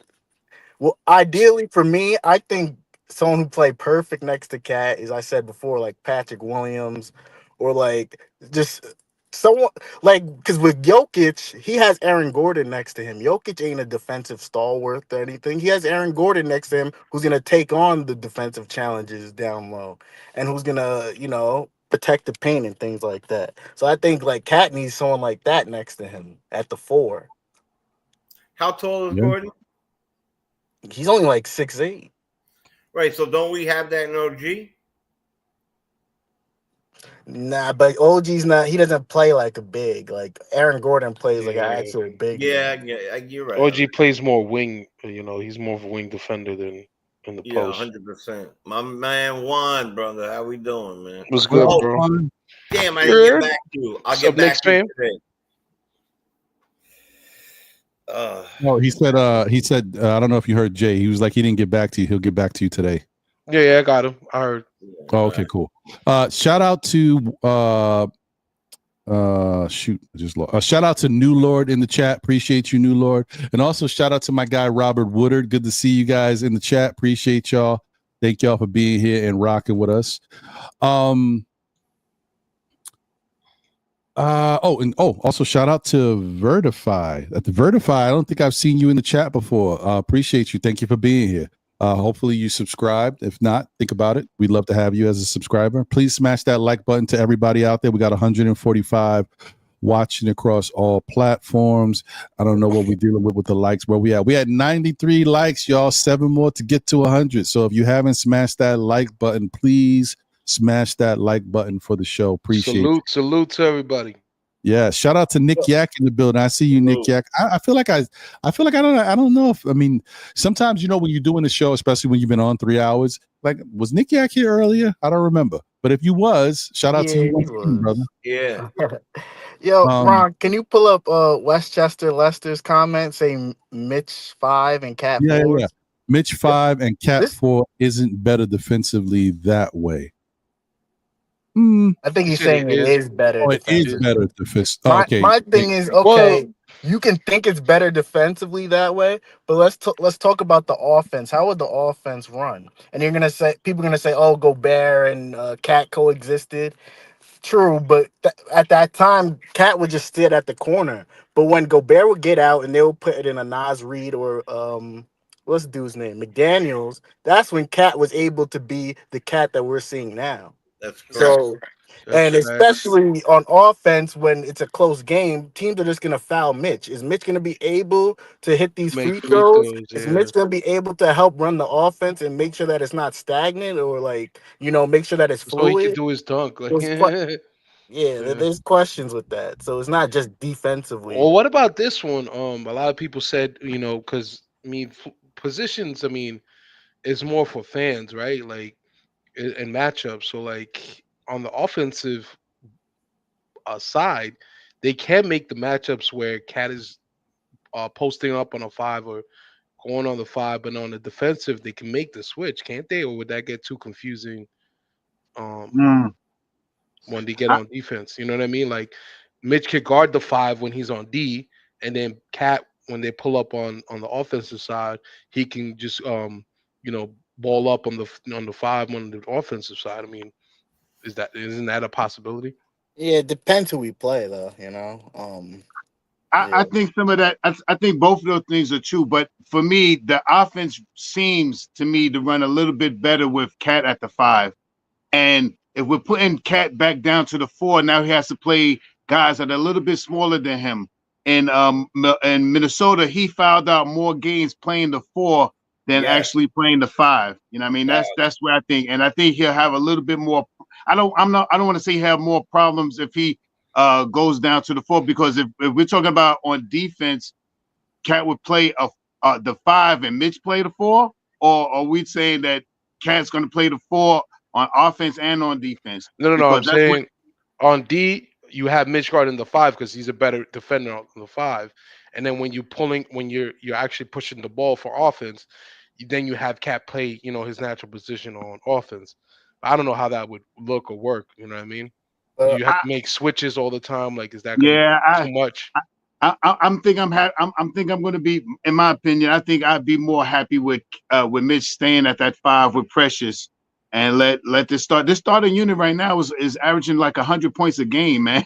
They are efficient, man. 100 points a game and 30 assists a game. But not excluding some of the play from the second unit, but that starting unit is averaging about 100 points a game. You're looking at 25 or 20. I mean, these guys is 25, 25, and 17, 17, and 15 and 16. This is almost a 100-point scoring team right now. And right now, I think the offense is more open with what Cat is doing because that was the whole he's point. Bringing that big man. He's bringing that big man out to the 3-point line, giving open lanes and open access to people passing the ball on the cuts. Because the Knicks are playing cutting basketball right now. They are cutting to the basketball, a la Mikal Bridges, a la OG Anunoby. These guys, a la Josh Hart, and this is where they're picking up a lot of their assists. But they're making more offensive moves towards the basket. With Mitch on the court, you leave that big man down there, and now you have less opportunity to drive to the basket. In my opinion. Thanks. Also, by the way, you ever heard if it ain't broke, don't fix it? Yeah, well, and that's it's funny you said that. I was actually just about to put that up in the chat. And shout out to Wild Boy Trey. If it ain't broke, don't fix it. Salute to you. Look at that. I don't look at the comments no more, so that's great. The thing is, there's something broke on the defensive side is that we can't get stops. Hold on 1 second, Juan. Thank you, caller. You on live with SKF, Know the Ledge. Your name and where you from? This your boy Wild Boy Trey out of Philly, man. Hey, what's happening, brother? What's going on, man? What's going on with your panel? Peace. Thank you for calling in. What up? What's Philly in the building. Hey, listen, I want to speak about Cat being at the 5, man. Let me tell you something. Like you said, if it ain't broke, don't fix it, man. This offense is prolific with Cat at the 5. You hear what I'm saying? Facts. This offense looks unstoppable with Cat at the 5. We are doing historic numbers with Cat at the 5. If you want to do some lineups with Mitch and Cat from time to time, I don't mind it. But I'm going to tell you, our best chances at winning the championship is with Cat at the 5. Leave it alone. Don't touch it. Don't touch it. It's burning hot. Don't touch it. I agree on touch it, man. I'm telling you, Cat, they going off right now with this offense. They on a historic pace and they keep Cat at the 5. I'm telling you, man. It's looking good. Wow, boy, I don't know if you were on earlier. What I said is that if needed, in the fourth quarter, maybe you could bring in for defensive purposes and play alongside them because you need to rebound from blocks. Mm-hmm. Yeah, but then when they foul him and he got to go to that free throw line. Right. But I'm talking about early. I'm definitely not at the end. Definitely not at the end. I meant like early in the fourth quarter. You need some stops and stuff like that. How's Precious at the free throw? Yeah, but I think one of our main problems is that our secondary unit, besides Payne right now, is in trouble. So to get these two guys back, that would really help. And the second unit would look completely different than the first unit. So the first unit is good for 100 points. The second unit is good for defense. Telling folks that. I said, give it time. Watch this bench turn up when Mitch and Precious come back. That's what I'm saying. That's exactly what I'm saying. That when they come back, now you have a center, you have a power forward, and then you have Payne, and you maybe if you bring in Deuce is going to be Payne run the show. Deuce you hear that bench? That bench sounds prolific. That's what I'm saying. That's what I'm saying. That in essence, that second unit, even if we didn't want to, if Shammer wasn't here and we let Patty run, or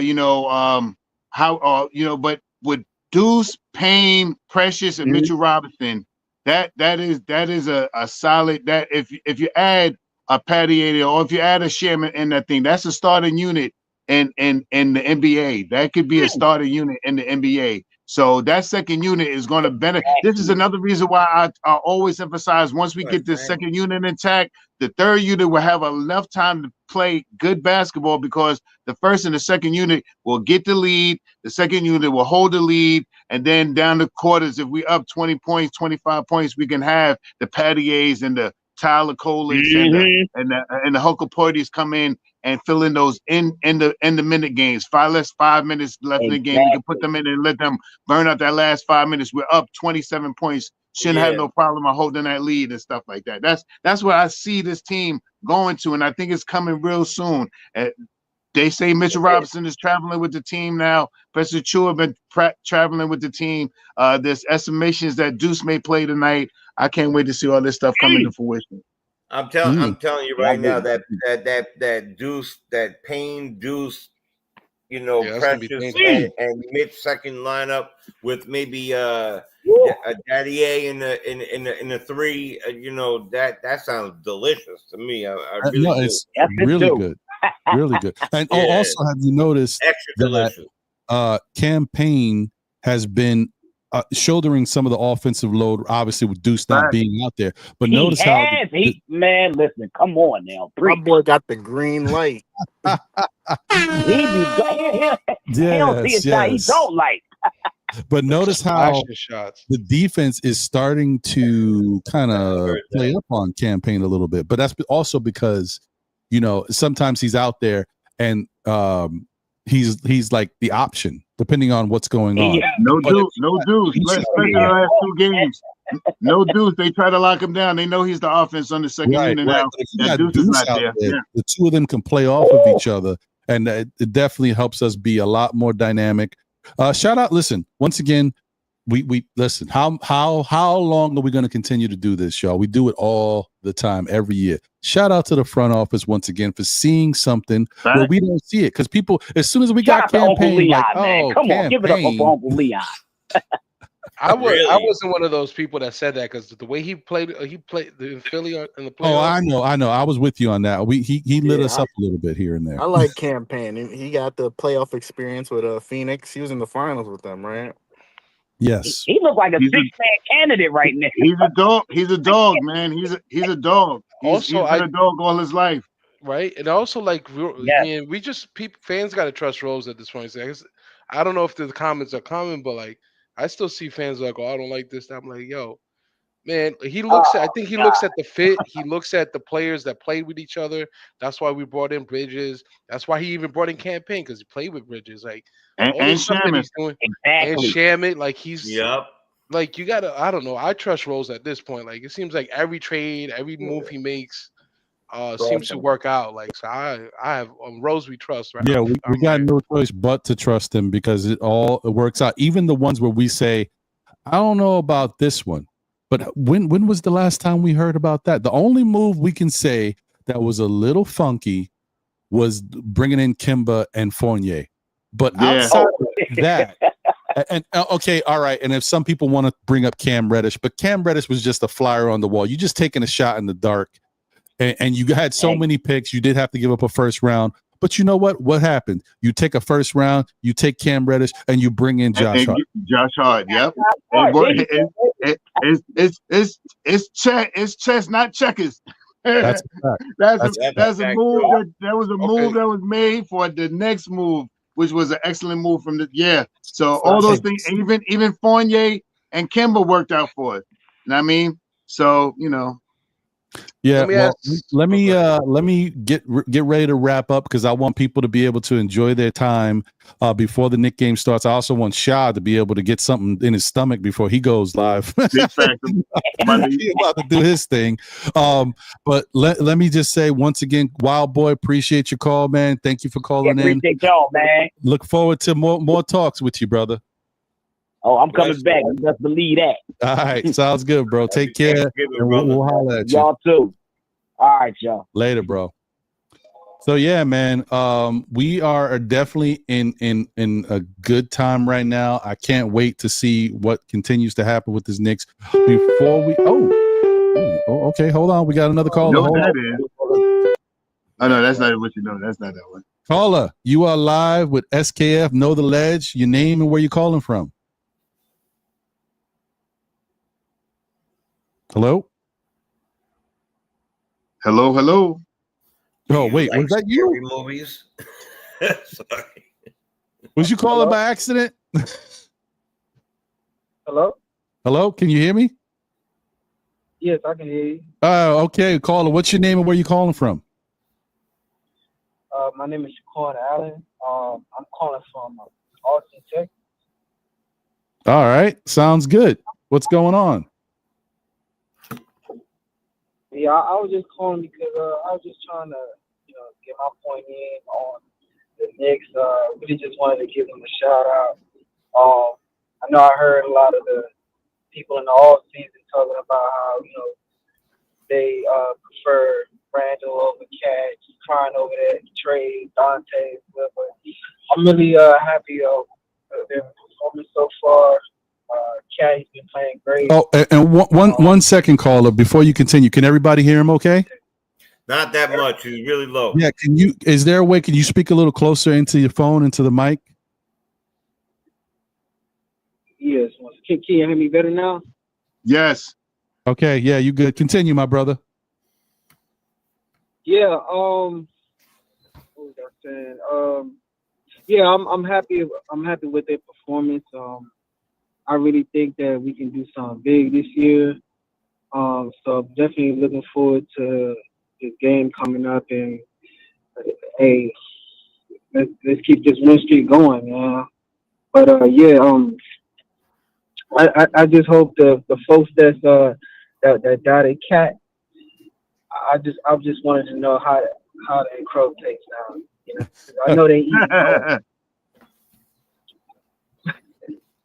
Yeah, no, I hear you.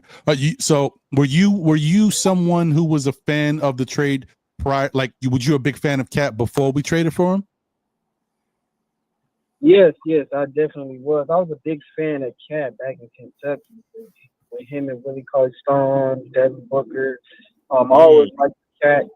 I know there was a big debate back then who was better, Jahlil Okafor or Cat, and I liked it Okafor, but I was big on Cat. So yeah, I've been big on Cat since the Kentucky days.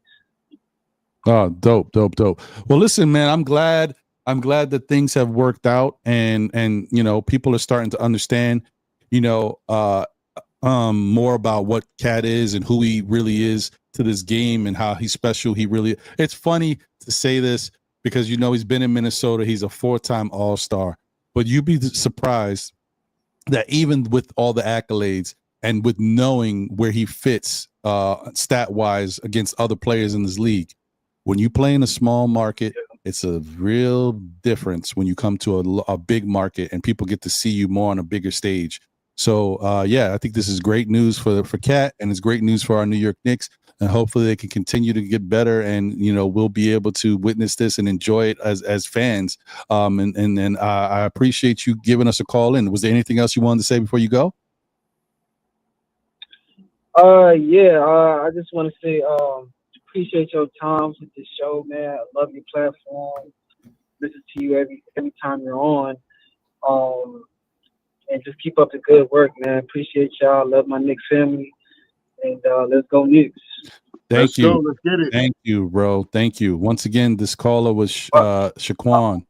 Happy Thanksgiving to everybody. Yes. Happy Thanksgiving to you, brother. I'm still not. Brother. I'm trying to get used to that because it ain't till next Thursday, but I know my show ain't going to be on till the following Saturday. So I'm like, oh, Thanksgiving already? Yeah. Yeah, man. Well, all right, man. Y'all take care, man. You too, man. Take care. Enjoy yourself. Hey, Ron, if you don't mind, listen, she can't figure out how to do it, but I want to give a big shout out to my cousin Denise, who's watching us for the first time and trying to put something on the chat, but she's saying on great show and she really loves what you're doing, and she says I'm the best one on the panel.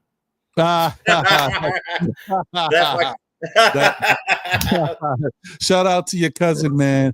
Appreciate her. Feel better soon, D. Feel better soon. That is dope. So this is probably gonna be the last caller, y'all. I appreciate you. I'm sorry, but the show got to stop at some point. We could be going forever. You know how these Know the Lead shows go. Caller, you on live. Your name and where you from? This is Keith from the ATL. What up, Keith? ATL in the building. Let's go. I normally just check in and say what's up to you guys. I don't have a whole lot to say. First of all, I just want to say I like the show. I love the show. I listen all the time. I'm not gonna say I listen live all the time because I own my own business and I'm always busy, but I always catch the replay, gang. Love the content. And as an older head, I'm not gonna say I'm old because I'm not old, but I go back to the Lewis Orr, Chuck Robinson, Marvin Webster, Bill Cartwright era. So that'll date you, and that'll tell you right there about how old I am. And other than maybe that brief year with Rick Pitino and the little bomb squad era we had, I can't remember a more explosive offense run by the Knicks. And I was looking in the comments. Somebody said, when's the last time the defense has been this bad? And said decades. No, if y'all remember back, our defense crashed for a long period of time. We were like 28th, 29th in the league for 4 or 5 years before Tibbs even got there. Like, people forget the 17-win season and the 20-win season and all that nonsense. So that's I like the Knicks defense has always been the 90s defense. We ain't been the 90s defense since the 90s, frankly. So Tibbs, we haven't been as close to the 90s defense until Tibbs got there. So people have a real short memory span on how good and bad our Knicks teams have been. I guess that real memory bias or whatever. But everybody needs to kind of relax and give this team a chance to really gel. We're 15 games into a season where we didn't just bring in 2 rotation players. We brought in 2 players that are going to be heavy minute players, like 30-plus minute a night players. We didn't bring in 2 players that we bring in off the bench for rotational, situational time. It takes time for those guys to start to gel and everything else. And if there's one player or one coach outside of Spoelstra that I would want, maybe Frank Vogel, that I would want to teach this team defense, we got him in Tibbs. But the list is extremely short on who you would have before Tibbs to coach a team defense. So give Tibbs a little bit of time, and I'm pretty sure he's never going to be Mitchell Robinson. That's not his style. He's just not going to be Mitchell Robinson where he's going to be the rim protector. But give Tibbs a little bit of time to figure out just how he can utilize him. And once McHale remembers how to get over screens like he did, it's like he's kind of forgotten that a little bit. Give him a little time to remember how to keep people from going to the rim so much. And the defense will work itself out. It's the middle 40 games of the season where that's what makes the difference. The middle 40 games of the season. The first 20 don't mean very much because you're going to be tinkering with the lineup. The rookie's going to get a bunch of time and everything else. The last 20, if you're good enough, you're just fighting for positioning at that point. It's the middle 40 games that means everything. We're gonna learn everything we're gonna need to know before March. And other than that, like I said, great show. I ain't gonna hold you. I know it's been a long one. I never called, but I just figured I want to call this one time. So all y'all do a great job. Thank you. I'll let y'all get off and go Knicks. Nah, man. Thank you for calling in, Keith. Appreciate you. ATL in the house. Right on that note too, Ron. I'm about to be out too. We about to get ready to go on in a little bit. Salute to you as always. Salute to Jay. Salute to Juan. Salute to Keyshawn. Thank all the guys that was on. Jay Boogie, Double A, the Grandy Man. Thank you for having me on your platform. And I'm about to switch over to Knicks Real Talk. Y'all be easy. If y'all haven't subscribed to Ron and them, please do so.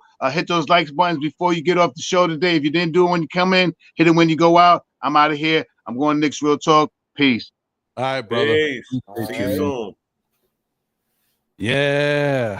Oh man. Appreciate you guys. Good points by Keith, by the way. Those are good points. And maybe some of those people who are a little younger than some of us that don't remember some of those defenses that were just unbelievably horrible. And do you think that he can get capped because you just need him to improve a little bit. Just stay in front of the guy at least, you know. Yeah, Yeah, yeah, but just like Because with his arms up, you know, yeah, like, that's you yeah. just need to because like I've seen the stats and most teams that win championships are at least top 10 in both offense and defense most of the time. So Yeah, I mean, we gotta see. I think we're gonna be fine. I think we're in a place where this team is just continuing to build, and I look for orange and blue skies ahead to be really promising. So I'm really excited for that. yeah, Well, orange and blue. and being that You didn't turn the phone off. man, jeez. I feel bad. I'm like, because this is like the first day everybody's really able to call in. One more call. Let's go. One more again. One more. Caller, you are live with Still Knick Fans Know the Ledge. Your name and where you're from. I think I know who you are, so let's see. Let's fly it away. See, I knew it. I knew I shouldn't have picked up this call. You better pick up my call. You better pick up my call. What up, This Wiz? is Willie, GALA from Studio City, Los Angeles. ¿Cómo está, mi amigas? Amigos. Jesus. Man, Wiz. I had to bless you with my voice. I had to bless you little songs tonight, man. You know what I'm saying? You know what I'm saying? No, I hear you, brother. And shout out to all the callers prior to you that maybe I wasn't able to put up on the screen. I thought the show was ending, but y'all keep calling, so I can't be mad at y'all. Let me put Wiz's name up there while he's talking. Fire. Yeah. This show is fire. I've heard some things like I've never heard, like combination back to back. I'm telling you, this show is fire. Ron, you doing it? You doing the thing? You doing the thing? You doing the damn thing, man? Oh, I'm impressed. man. Thank you, Wiz. Appreciate you, brother. What we need? We need what another like 95,000 multiplied. We'll be all right. Yeah, a little bit. Okay, A couple more won't be bad, man. We'll get to 5,000 by tomorrow. I'll be happy. There we go. We're gonna go viral, man. Anyway, what we got you for? What's going on? What's on your mind, my brother? That's what I'm saying. First of all, I'm proud of these Knicks. I'm not a Randall hater, but I just felt like he was not the right fit. And again, I wasn't a huge Cat fan, but just knew his game fit Brunson better. So I like the way the game is going. I'm not hitting on Randall or Dante because I love Dante. I respect Randall, immense respect, but this squad is definitely fire. And this is a potential NBA championship squad right now. Last year was there. I'm going to give this team a 9.5 for NBA championship. Last year's squad, if we kept it the same, if it had Isaiah as well, I was going to give it a 9. So just a little bit better, a little bit close to reaching that pinnacle, especially with everyone healthy. So right now, I am concerned again about my boy Deuce. And again, I'm not trying to diss Tibbs because I think Tibbs is a great Hall of Fame, all NBA, coach of the year, multiple times, all that. But I still think he has a little bit of lack of, a little tricky can on when a cat's in or super fatigue. He has this little bit of him missing, and that's something where Johnny Bryant was helping him out. Hopefully, Rick Brunson and T-Bone, you see someone else like that, put his tail and put his tail and say, yo. Put his coat tail. I said, and say, get a kid out, get Cat out, his back is hurting. And then the end of game strategy of defense, when we need a defensive stop, I love Brunson, but you got to pull him out when it's defensive stop. Throwing out, someone said Pattier, like a patty, is Daddier, P. Daddier. So I don't say P. Daddier because I like P. Diddy. No, false of that. Anyway, Ron, the show is fire. I have no critique except to say this team right here has everything it takes. And if we don't make it past second round, then we got to look at the coach. Because everybody player-wise, all the way down, is tight. I would take Dante back. I'm okay if one of the centers got to move on with the Sims or Mitch. But I think Huck Forte is a solid kid that can make some moves. But right now, I'm looking forward to the NBA championship, baby. I'm going to take Boston out in 6. Knicks in 6 against Boston for the ESPF Finals. We'll knock Cleveland off in the second round, and this is the championship round, baby. Championship team. Thanks for the call, man. Thanks for the call. I'm gonna end with a song. I'm gonna end with a song before you hang up on me. Why gonna hang up on you? Don't hang up on me. Don't hang up on me. Where is the button?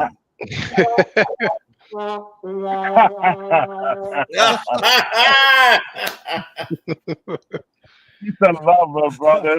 Let's end this game today, baby. All right, Wiz. God bless you, man. That's it. Just sign up for this channel, people. Click that like button, subscribe. Go to Queen is a bomb. And then Monday night, Ron, you want to jump on Monday night? I think you will, right? Yes, sir. Well, I mean, honestly, thank you, Wiz, but I don't know. Like, I'm looking at it. Maybe this Monday. I don't know. I'm gonna talk to him real quick. We might sit this one out because the Knicks play at 9:00, and we start at 9 o'clock. I don't know. We'll see. Okay. Well, send me your address. Turkey on Thursday. Okay? So send me your address, all right? All right. And I want some jerk turkey with some rice and peas and some Afghan. Oh, no. All right? All right, brother. Thank you, man. Take it easy, Wiz. Thank you. I heard I think someone floated the idea out that they're trying to inflate Sims' values for a trade. That's why they're choosing him over Hawkporty, but I don't know about that one. Well, I mean, it's possible. He's been here 4 years and he hasn't done much. He's been a bench. He's been a seat holder. Someone else got to be a part of it. He's only worth like $2 million, right? His contract. Yeah, exactly. Yeah, contract wise, you definitely need to add more to it in order to. Right. Yeah, but look, I mean, listen. If I don't know, if the Knicks had to if they wound up trading Sims, and they had to add another piece in there. I don't know what that piece can be. I don't want to see Deuce go anywhere. I don't want to see Campaign go anywhere. And so I don't know what they would really be able to offer. Precious has shown that he has, I mean, technically he's not here, but we've seen his value. He's valuable right now. We need Precious. Yeah. So he looks like from what I saw, it looked like he was scoring a little better too. So yeah, he just looks more comfortable out there. So I don't know what the Knicks would do in order to help really, I mean, they could trade one of these young people. I don't want to do it. I only think the person they would trade is Mitch. Like, that's the only person I would see. But do you ever see like something out of the ordinary? Like, what if the Knicks decided not to trade Mitch? I don't know. Mitch got like 9, 10, 45 lives or something. What if they decided not to trade Mitch and they still flipped Sims with some other, young piece or in a draft pick, whatever it may be. I don't know. Or picks to bring in. We don't have that many picks left, by the way, but to bring in somebody like this guy who's been hurt with Charlotte, Nick Richards. And what if we had Cat, Nick Richards, and Mitch? I gotta tell you, the other game watching the other night, I would love to see Valanciunas come off the bench. Yeah, and that's a numbers game, but Valanciunas, for some reason, has a prowess of knowing how to get that rebound, especially on the offensive end. He just, he's not looking too much to score. He's a pretty good defender. Yeah, and that's something we were trying to replace since we couldn't re-sign Hart, so that would be nice. Yeah, I really like it, and we have their pick. That Mitch would definitely have. But we have like how would this at that point it would just be numbers, and if they're even looking at, I mean, they were talking about bringing him in before, weren't they? Yeah, many times, like about 2, 3, right before the season, like within 2 months before the season, it was every week it was about Valanciunas, and I really like to see him. I like Valanciunas. I just haven't seen. Yes, he is. In a while. Yeah, that's what I'm saying. Like with Valanciunas, I mean, making like 13 mil, I think. 13. Yeah, around there. Get rid of Mitch making 14. You got to get rid of Mitch. That's how it works. There you go. You would have to trade Mitch for it, and maybe you could even get more moving parts because that team has a couple of young players on that team that's not making a lot. Only Valanciunas is making more. you know, I'm not talking Kuzma, Poole. You know, that's kind of like 2K. You can't really think about that. But I don't know. For some reason, I see if we redid that bench and coming off that bench was Precious and Valanciunas. Man, that would be unbelievable. And then making Towns a 4 sometimes with Valanciunas at the 5. I still like that. So yeah, I mean, there's definitely ways you can make it work. The Knicks would definitely have some options. Shout out to Randu. Yeah, I just heard about that when I was doing a little research before the show started this morning. I just didn't have enough time to even put up how I like to put them little placeholders with a person's stats and stuff. Randu had said, I heard that they're trying to get Portis back. Don't know if it's true. I think they are exploring all avenues. They're looking at everybody. And That's Portis what I was thinking of too. Portis from the bench would be great. Yeah, from Milwaukee. Yeah, I hated. I didn't even know he was a Knicks. I didn't even know he was a Knicks. Yeah, when he was with the Knicks, he was pretty damn good too. But he got even once he left the Knicks, he was even better. You know, so right when he played for the Knicks, he was probably the hardest working player on that floor. Mm-hmm. He played right before Brunson got here, and a couple of years maybe right before Brunson. And he was 13 and 7. Yeah, he was a good defender. He's one of the better defending power forwards right now in the league, or at least defensive rating wise. Player center, and the fact that he can rebound and he can stretch the floor. You know what I mean? That's what 3 is on point. So he's a nice big to have. He really fits what we're trying to do. That's the type of big you want next to Cat. 122.3. That's pretty good. And by the way, I think he's making $13 million too. Wait. By the way, I was taking off. He left. Sorry, my fault, Jay. 122.3 is what? His defensive rating. Oh no, that's bad. That's not good. No. The lower is better.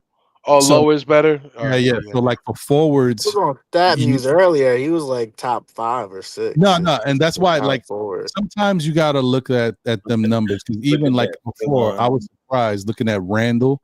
His numbers were pretty damn impressive, around 114, 115. But then you got to look at his individual defensive rating and how guys score against him and all that, and his pick and roll defense and his switchability. And sometimes you that's when you get to see. So, but I will say Bobby Portis has always been a solid defender. Some of these numbers get a little skewed because if he's on the court when the team is not doing good, he gets credit for that bad play as well. But he may be one of the few people playing well. You know what I mean? So, right. How does the defensive rating work? It goes by all the people, what the other team scores while he's on the floor. No. Usually that's just the plus or minus. Like when you look at the box score, the regular plus minus. Right. Defensive rating normally is a good idea of how a player is playing, but there's more to it. That's what I've learned as I've looked at these numbers. There's a little bit more to it. So because at one point Julius Randle had a defensive rating of 109. I don't know if you guys know how good 109 is, but damn good. And I was good. So I don't know. All right. Well, anyway, before we get out of here, guys, because I know everybody wants to get themselves ready. Get your popcorn, get your food ready for the Knicks game at 5. Get over to Knicks Real Talk and get yourself in the right spirit for the game. I wanted to put this up real quick. This was part of the thing that I was talking about was the evolution of Josh Hart and how good he has been playing for the New York Knicks. What he's been doing out there. But just real quick, just look at the numbers, guys. Remember who Josh Hart was for this Knicks team. Remember how we want him to be aggressive and he couldn't buy a basket. He wasn't shooting. This man is averaging 14 points, 9 rebounds, almost 6 assists, shooting 59, almost 60% from the field, people. This is Josh Hart. You telling me Josh Hart doesn't have value on his Knicks team? You already know about his hustle and how he is defensively and how he helps this team. But imagine, look at what he is doing on the offensive side of the ball for us. Josh Hart, once again, my favorite Knicks player because he has heart, because he does all of the little things and it goes unnoticed. But right now, the way he's playing, you can't not notice it. Like he is playing phenomenal basketball. Shout out to Josh. Appreciate you. If you want to get me on the show, I'm fine. That's okay. I got some time for the roommates. I gotta make a correction though. I was looking at I think that was his career defensive rating. This current year is 112.4. There you Yeah, go. that's what I saw. That's more like it. That sounds good. I can rock with that. That sounds like what Bobby Portis should be. Right, and that's because he wears his socks nice and high. I'm telling you. Shout out to Josh Hart once again. Appreciate Josh. Thank you for everything you've done while Swiss being Army here. knife. Oh, I'm telling you, the best, man. And so also real quick before everybody goes, and I know you guys are gonna go show Knicks Real Talk some love. I wanted to also just put this up real quick. I mean, this is kind of a moot point. We know that they're dealing with a lot of injuries, and really this should be a easy victory for the Knicks, but don't take any team for granted. But real quick, here we go. Knicks preview real quick. This is the New York Knicks versus the Utah Jazz. This is what they have been doing so far this season. This is how they match up. Knicks are averaging 118 points per game, y'all. Wow. Utah's at 108.7. Rebounding wise, 42.3 and 43.7 for Utah. They're actually a solid rebounding team, although they do not have Walker Kessler today, and they don't have the other young guy from Duke. I guess it was Duke that I mentioned earlier. So that's not going to help them. Assist wise, Knicks are almost averaging 28 assists per game right now. Could you imagine? It's unbelievable. I love it. We had like 37 the last game. That was crazy. Yeah, like two games ago we had 37, and last night last time we had 30 something. I forgot what it was though. And then did they break 40 once? I don't know. I think 37 was the highest this year. I think 37 was the highest too. Yeah, That's still great. It's fantastic. And then Utah's at 23.9. Steals wise, the Knicks have been doing really good at getting steals. Team steals, guys have been really chipping in 6.8. But look at Utah, 7.5. Kleptos, gotta watch them. Don't take them for granted. Blocks wise, 3.5 blocks to 4.5 for Utah. You know we have a block issue, but I don't know. This block issue, we might have the edge because I think a lot of this has to do with Walker Kessler. And since he's out, that matters. Turnovers wise, 11 turnovers per game. We would hope to get that a little lower. Less than 10 is always fantastic. But Utah's at 16.7. And then field goal percentage. Look at the Knicks shooting 50% as a team from the field. 44% for Utah. Almost 40% from three for the Knicks as a team. Guys, that's crazy. That's Boston territory. Boston shot 41% from as a team for the whole season last year, which is phenomenal. We're at almost 40%. So that's something. They're at 33% in Utah. And then the free throw percentage, once again, 82% from the free throw line. I mean, that's making it where it counts. 82% for a team is fantastic. And they're at 79.8. So just wanted to give you guys a little quick tale of the tape when it comes to the two teams, how they match up. And then points in the paint, 50 to 48. Knicks have the edge. Second chance points, 14 to 13.7. That's very close. Fast break points, 13.7 to 13. So we're right there. So that being said, all I'm trying to say, guys, we should win this game comfortably. But some of these numbers and how they play as a team are very close to our numbers. So if you take a team for granted, you can get surprised. So let's just go out there and do what we got to do. Any team but Charlotte. Yeah, that's a fact. That's a fact. Knicks are being the teams they're supposed to be right now. So that's a good sign because they had trouble with a couple of them, like the Bulls. So yeah, you can't take them for granted, like you said. Yeah, shout out to Sports Guru. Appreciate you, my brother. How can we get on the show? You mean how can we get on the roommate show? I don't know, man. I'm trying. I think my idea is that the roommates, and like I said, I'm always one of those guys that champions and loves my fellow community people. It's not about me. You know what? Do a roommate show where they have a bunch of Knicks content creators on the same show. Like, give us all 5-10 minutes, whatever it may be. and just feature the Knicks content creators and show love to the people who show love to you, who respect you guys and want to see you win. So roommates, you heard it here first. Maybe I got to chop this up and put it out there somewhere. Let's have a Knick content creator show with fellow Knick content creators out there. Give everybody 10 minutes or so. Let them rock out and talk about their platform and how they love the Knicks and what you guys mean to us. So that's my idea. We heard it first. Don't worry. We heard it. There you go. It was here. So let me just get around to you guys real quick with your final words as we move on and get ready for the Knicks at 5. Knicks Real Talk is on right now. And as I get out of here, I'm going to play We Back on Christmas from Jay Boogie, my guy Cully, and Papa Left, because as I said before, want to get this to the Garden and make sure that there's a possibility that, you know, the Knicks play this song on Christmas Day. Maybe get Jay Boogie up there live. And even if they don't get Jay Boogie up there live, maybe just put this in the background, have the Knick City Dances come out to it, whatever. Let's get this joint on so that it plays at Madison Square Garden. Spurs, 12 o'clock on Christmas Day, New York Knicks. So let's see. But anyway, Jay, final words, my brother? Yeah, listen, man. You're my brother. We're all family. I gotta tell you, Thanksgiving right now, I'm very grateful for you. What this show. I was grateful to be on the show when you hit the 3,000, you know, and you know, to be on the opening, all this stuff. I really love that we come together on this stuff and from all backgrounds and all places, Texas and all these places.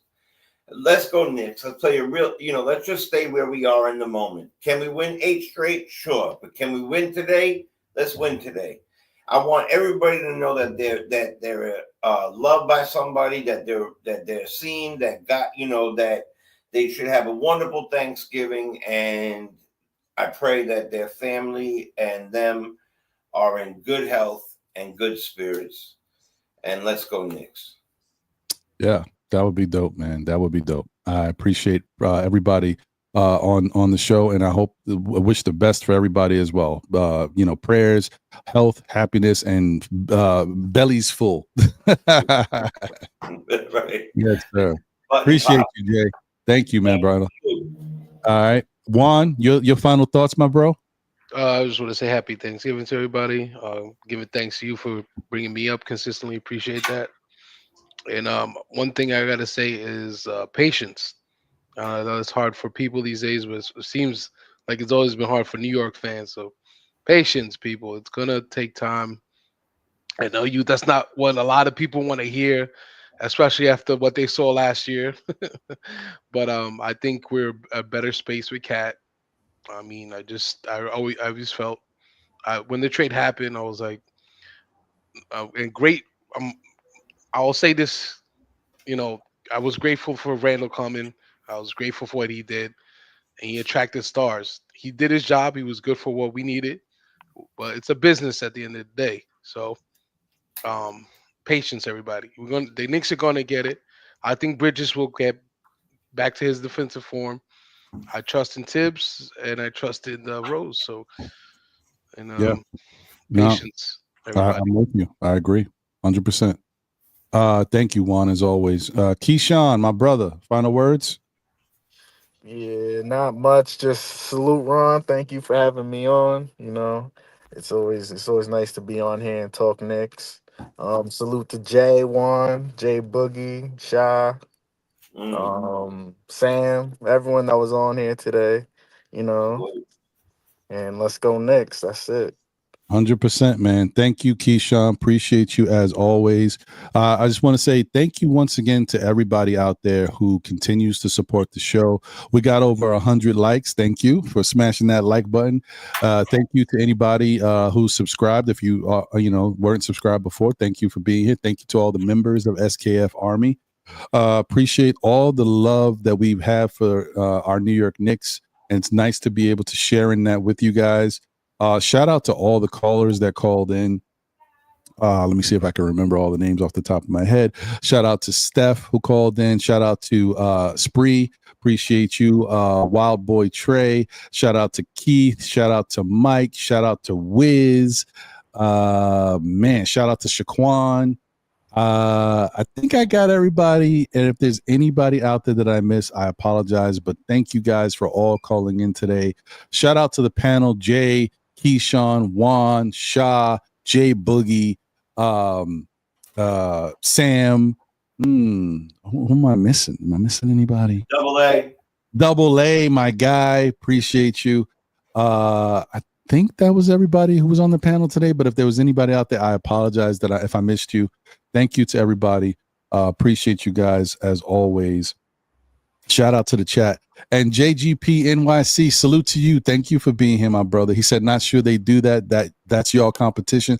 I don't know, man. I don't know if we really competition with them because they different. You know what I mean? Their show is showing love to others, their peers and stuff like that, and also allowing us to hear from people we normally don't hear from, like to understand them a little bit more. So I think we're separate from them. And I think the one good thing about them is we all tune into their show because they're Knicks players doing a podcast and giving us a different perspective. So I definitely think that's something they should consider, man. Like they are on Knicks Twitter. They know what it's about. They follow it. They listen to stuff. They respond to stuff. They do nice things for people in Knicks Twitter. So why not do something nice for the Knicks community? Why not show some love to the people that have been championing you guys all along, that are in your corner, that want to see you win and want to be at that parade with you? Let's have a Knick content creator show on the roommates. Let's go. Let's see what we can do. I'll put it out there. I'll be the first. Anyway, once again, thank you to everybody. Appreciate all y'all. Y'all have a great rest of your day. And enjoy this Knick game. Hopefully we get a nice victory. Shout out to you, L. Once again, pew pew. Let's go. All right, so I'm gonna play this. Hopefully it's okay. I didn't have a chance to check it. So, and this is old because Jay Boogie created this joint a couple years ago. So I still had it in my inventory of things that I keep for Jay Boogie. So hopefully it plays okay, guys. This is Back on Christmas. This is Jay Boogie, Cully, Papa Left. This is one of my favorite Jay Boogie joints. It just so happens to be a Christmas joint. I don't care. Still one of my favorite joints. So let's play this as we get up out of here. Let's go, Knicks. Once again, tell a friend who tells a friend who tells another friend. Still Knicks fans. We'll be back again, whether it be on Saturdays for Know the Ledge, Mondays for SKF Weekly, or any other time you see me. But I'll be on Mondays normally with my guy John and my brother Jose. But I don't know about this Monday, so we'll see. Stay tuned. All right, take care, y'all. We out of here. Yo, what up, man? What up? It's Hard Will. Back like 2/5, man. It's your boy Hard Will. You alright, man? Alright, what's up? Yo, get up, man. Yo, get up, man. I got some money for you, man. I got this phone. KT Wireless. KT Wireless? T-Mobile, man. We on here with some bread.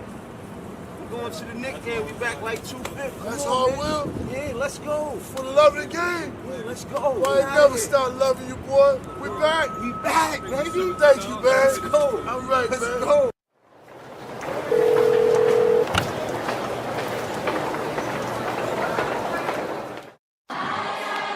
It's a jolly time of the year, right before the new year. Ain't no other squad better on this day than the Knicks. We back. Best time of the year, they say it's Christmas. Little kids can't wait to see it's Christmas. New clothes, new toys, mean it's Christmas. You see the Knicks, we back, we on Christmas. It's so pretty when you can see the snowfall. Their red nose, tell them that it's Rudolph. Chestnuts roasting, the Knicks stay roasting. Tell the whole league we hosting. 12 noon, we back 12 in the 2/5. Biggest tree in the world filled with presents. Little kids, they checking off their wish list. Ho ho ho, we celebrating this Christmas. Jingle bell, first game playing in the garden. Tell Santa we got the whole league watching. Right before we celebrate the new year. James Dolan crossing with the reindeers. Parker decks, they filled with no room garage. When it comes to the flow, this here's eggnog. Best believe your boy, yeah, I'm on my job. Celebrate your Christmas with the Knicks squad. The best place in the world, that backstage shopping. I AD my wrist so you can keep watching. Shopping sprees all over, this is Times Square. Then it's back to the game at Madison Square. Best time of the year, they say it's Christmas. Little kids can't wait to see it's Christmas. New clothes, new toys, mean it's Christmas. You see the Knicks, we back, we on Christmas. It's so pretty when you can see the snowfall. That red nose, tell them that it's Rudolph. Chestnuts roasting, the Knicks stay roasting. Tell the whole league we hosting. Back on Christmas, J Boogie predicted this. You can't say St. Nicholas without nicking it. The Knicks on Christmas should be ubiquitous. So shout out if you've been with us, sitting through the interim. Feels like we meant to win. Now we got the kids with us. Potential is limitless. Gifts go down the chimney. Try to put the Grinch on me. Pinch me, but I'm not dreaming. It's a new reality. New York is in the top seat in seasons. Greetings, Eastern Conference. Defense, the Gardens rocking. Best fans in the game. We don't do the home away split. Catch me at the Staples, baby. I make the sleigh live. 8 gifts pulling up in the Cambridgers. About to lace the garden with a pack of frankincense and myrrh. Can't resist the urge. Knicks set new squad. Time to burn the competition. Sitting by the Eula. Best time of the year. They say it's Christmas. Little kids can't wait to see it's Christmas. New clothes, new toys, mean it's Christmas. You see the Knicks, we back, we on Christmas. It's so pretty when you can see the snowfall. That red nose, tell them that it's Rudolph.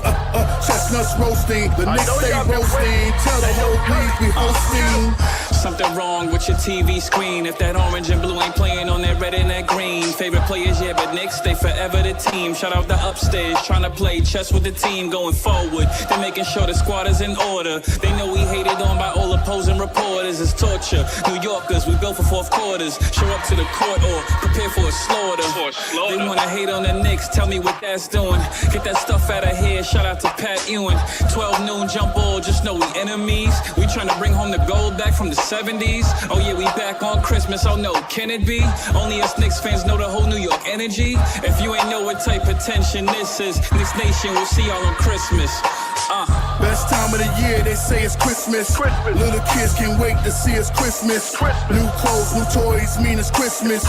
You see the Knicks, we back, we on Christmas. It's so pretty when you can see the snowfall. That red nose, tell them that it's Rudolph. Chestnuts roasting, the Knicks stay roasting. Tell the whole league we hosting.